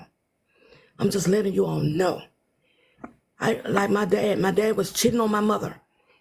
They're married. I see my daddy go down, getting sick because he was cheating on his wife. You cannot cheat on your wife. Because when you're married, you're marrying God and that woman. So it's very important for you all to hear this. Because you can go down. You can go down to nothing. You can get sick because of your cheating ways. Okay, I don't want the men to respond. I need the women to minister to her right now. So sweetie, you guys hear what she's talking about, what she's went through, what she experienced. This is your opportunity to help your Okay, I don't need to be ministered to. I'm fine. God have already healed me. But I'm just telling. anyway. I just want the men to hear this. Hold on. I want the men to hear, but I also want the women the opportunity to respond as well too. Okay. So even though you say you don't need it, I want you to hear your sisters on how they're experiencing your, as you're telling this story, I'm sure they're experiencing your pain too. I'm sure they're experiencing the things that you're feeling too. So you need to hear what your sisters have to say. So go ahead. Hey, too much. Before you do that, I'm gonna go, brother. But I have something to address to you right quick, just real briefly, real swiftly. Go ahead, hey, please, by all means, I'm just appealing to you with the FBA and with what you have going and what I'm hearing, brother. Please begin to implement a curriculum based on these discussions, because I think out of these situations we'll derive solutions, and we need to be writing it and documenting it. Okay, I agree with you, brother. I agree with that. We do need some type of curriculum along these lines. I'll look into that, and definitely I take that to note. Anybody who's good with that and who wants to help me with that, I would appreciate that as well too. That's a very good idea. I do think that. But I want to hear from Elle and Sweetie, and then I want Sweetie to also answer the question. Based on what you guys heard. And Sister Cat, I respect your voice. I respect everything you heard.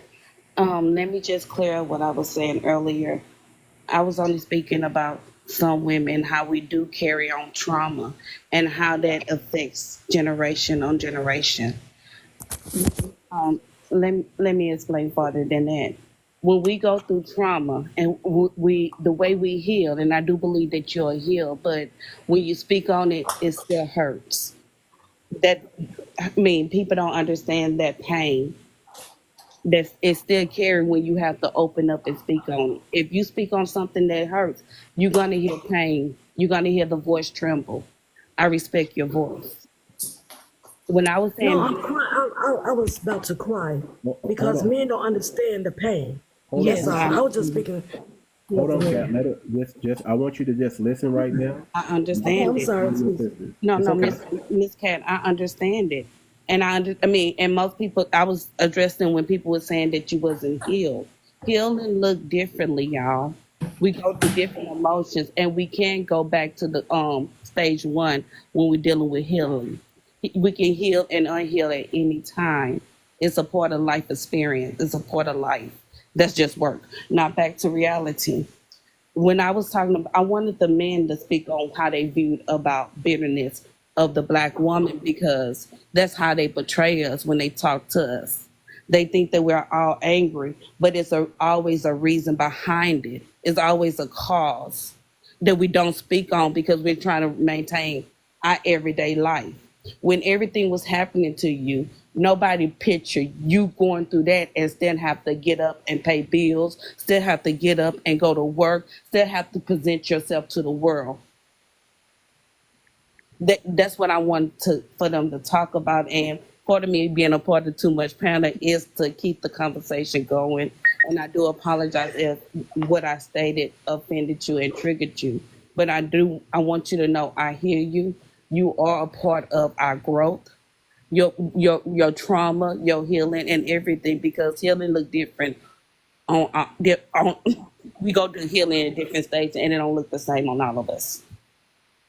So, all right. Elle, go ahead. Elle. I'm here. Okay, I want you to, based on what you heard, I want you to talk to our sister. Wow. My initial reaction. Do you want my initial reaction? Yes, ma'am. I want your initial reaction, ma'am. My initial reaction is to war up to protect my sister. That's my initial reaction. To think that she had to go through that, endure that, and as this other lady says, well, she got to get up and go to work and deal in another man's world, so to speak, and act like nothing is going on. Sis, I am so sorry that you had to go through that. That is just unbelievable to me. It hurts my soul to know that someone would do that to you. You seem to be a very quieted spirit woman, and I am so sorry. I am so sorry, honey. I really am. There's no excuse for any man having that type of a behavior. And I don't know, it's just, in this day and time, you have to be, this is not a diss toward you. This is just, man, you have to be so extra careful nowadays. It's not like you could just go out like you used to, because you don't know where people are coming from. And I am so sorry that you had to endure that, sweetheart. I'm so sorry, Miss Cat. Even though you may have physically gone through it, I still say that needs to be in therapy. I never got hit, but I've gone through other things that are grievous to my spirit. And I guess my prayer is that you get what you need when it comes to the nurturing. Can you brothers do this for me? Can you all just kind of comfort her and tell her, just love her up a bit? Because I want to get to that. I don't want you to. I know you don't know where I'm going with this, but just I'm gonna give the man to respond. I just want you to land your plane, and then I'll direct. Well, sis, I love you. God's got you covered. I am so sorry that you had to go through that. Seriously, and I'm gonna land the plane here. Okay, thank you, sister. I want you guys to this is why I'm doing this, because I really think this is very needful. I want you guys to understand what men heard and understand what women heard, and I want the men to really understand what the women are saying. You see how the women came to her defense and they just wanted to comfort her? And then you look at the comments and the men are saying she's not healed yet. That's not all men. Now, I'm not saying either is wrong. Okay, I'm saying that you got to understand, men process differently than women. See, you know what men are thinking? Men are thinking, well, that's not me. I don't do that. You know what men are also thinking? They're thinking, well, dang, why is she picking these, and that's kind of insensitive, right? So I want the men to hear how the women came and comforted her based on we were kind of being critical and judging her, because what men are thinking, I want the men to back me up on this. What men are thinking was, well, she just needs to pick better. She really hasn't been around any thorough men. What men are thinking, well, we know there's two sides to the story. There's her story, and then there's his story, and then there's the real story. So men are thinking on the terms of logic like that, like I need to investigate more. Men don't just smack a woman up for saying stuff like that. That's how men are thinking. But you see how the women, they immediately switched and was like, you know what, I can relate to this sister. I can feel for this sister. That's where the nurturing comes in. When women say they want nurturing from men, they want that sensitivity right there. Am I right, women? You guys are looking for that type of sensitivity from men? Am I right or wrong? Men give it because I have never had physically abused. I have been verbally But as soon as another man that loves me hear that another man verbally abused me, they step up to my defense. Men get Let me weak. say it like I don't think let y'all me know that Hold yet. on. I'm gonna come to the men. I just want to hear the women respond to. I just want to make sure I'm on the right page. In the comments too. In the comments too. I want y'all to is this the type of nurturing and sensitivity that you want men to have instead of us be so logical sometimes and be like, let me break this down. This doesn't sound right. Well, you must But have did listen something to too make much. them Not jump on it. every man been around abuse. Right, and So that's what I'm saying. some Not every men have man. never That's what seen this is abuse. They foreign to us. cannot This is relate to foreign it. to a lot of men. Like men, we don't do this, and I want y'all to know we don't do this. Whatever she's experienced right there, not a lot. Unless you grew up around it, unless you seen your mother getting beaten on or something like that. Men don't necessarily. We don't have that. Like I'm listening to her story, and I'm trying to be empathetic at the same time. But I'm also listening as a man too. I'm also like, well, that kind of sounds funny. That kind of sounds like, man, she needs to choose better too. So I'm hearing what the men are saying in the comments, what the men are thinking, but I'm also trying to also nurture at the same time. So that's what I'm asking the women: is this the type of nurturing or the sensitivity that you want men to have when you guys tell your story? Does that make sense? Mm-hmm. Is that kind of what you guys are talking about in the comments too? Are you looking for that type of sensitivity from men that when you guys tell your story, we're not always jumping to let's solve this thing, let's get to the solution. That's not me. Don't treat me, being so critical. But you want that sensitivity that says, okay, I empathize with what you're talking about. I feel bad. I need to put myself in that situation. Is that what you guys are asking of men? I'm asking that that you fully hear it, that you fully are in the moment with what the woman is telling you, because if you don't, she's just going to shut down. You are of no use to her. If you can't communicate or she can't really talk to you and share what's going on with her. So yes, there needs to be more sensitivity. At least give a person the benefit of the doubt. You can keep your critical thinking. I get that. Okay, because I don't think men are going to lose that critical side, but I think, men, I just want y'all to hear. That's all I want you guys to do is to hear what the women are saying. I didn't know Kat was going to come up here and tell this story. I think we all were kind of like, wow, okay, this is going deep here. This is this should be a movie right now. You know what I'm saying? I think that's kind of what it is. But we still got to listen, and we still got to feel, and we can't abandon our feelings at all times. So I just want the men to hear and listen to what the women are saying, and not be as judgmental as we usually are in this situation. I just want us to hear, because that's the purpose of this: is men and women need to hear each other, and we need to really understand what each other are saying. And that's the space I want to bring. That's how we're going to end the gender war. That's how we're going to come to terms. That's how we're going to find out that we truly do love each other, because we empathize with each other's trials and tribulations and challenges in life. So men want the freedom to choose the way. Okay, so that's where I'm going with this. Now I want the men. now now I want the men. Excuse me. Hold on. I got to drink some water. I want the men to quickly respond. Is And problem solution a woman or a man? problem, are you a woman or a man? Sorry. The stuff that I showed, Problem, are you there? You can. I don't have you muted. Yeah, I'm here. Would you Okay. like to respond before the men? Are you a foundational Black American woman? I am. Okay, perfect.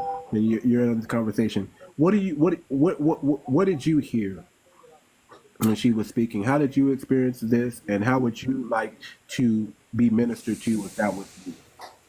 I didn't hear her entire story, but there are so many stories like that. And I think when we hear so many stories like that, and again, everybody has their own lane or own experiences with domestic violence, but and or violence, period.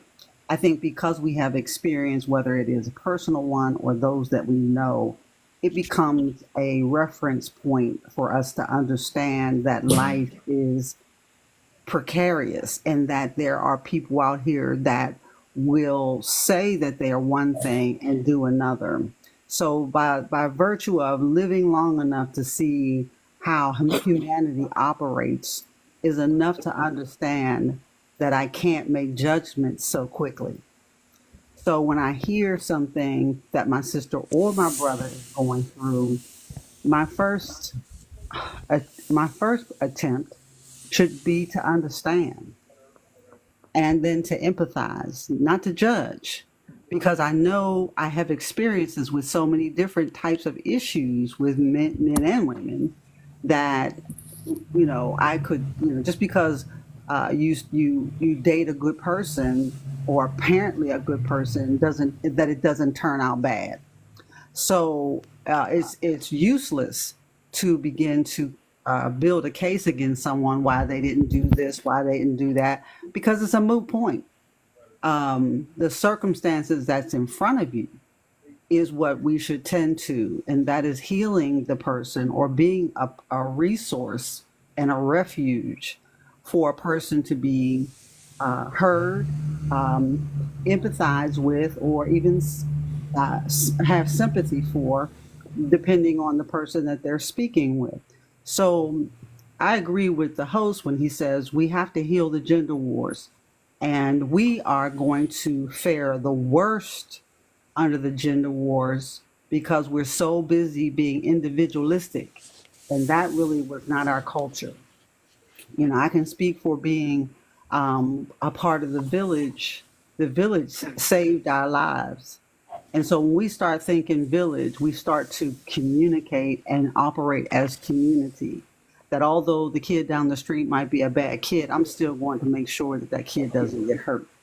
Although my sister might be doing something I don't appreciate her doing, I'm still responsible for her. And when we get back to doing that and stop being like the world, we can be better, because that's really where we started. I'll land my plane. Okay. I wanted to have time for the men to respond, but we're just gonna have to table this back and come back to it. Maybe we'll start out a little bit. I'm gonna do a different show tomorrow, but I am gonna start doing this once a week because this is an ongoing process. I want you to know that we are going to end the gender war. We are going to end the gender war. It has to happen. It must happen. It will happen. But we got to keep having these conversations, and we got to keep showing respect for one another, and we got to have a space where we can hear each other so we can heal. I think the women, you guys did a great job. The men did a fantastic job. I want to give Sweet Wolf a chance to answer the question, and then I want 𝗵𝗴𝗵𝘁𝘂𝘁𝗵 to answer the question. And then I'm going to close out the live, you guys. I got some things I got to do. I'm actually running behind, but I want to make sure that I end it the right way, and I want to make sure everybody has a chance to answer the question. So if you can not be long-winded, I would appreciate that, but I want you to get it all out, say it with your chest.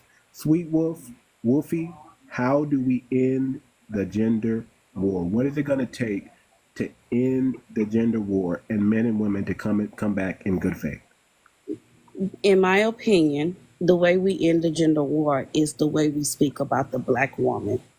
The way we, even when we correcting the actions of that we deem to be negative, is what we spreading out here. We have to realize the youth, it's the young girl hears what we're saying. That get embedded to her.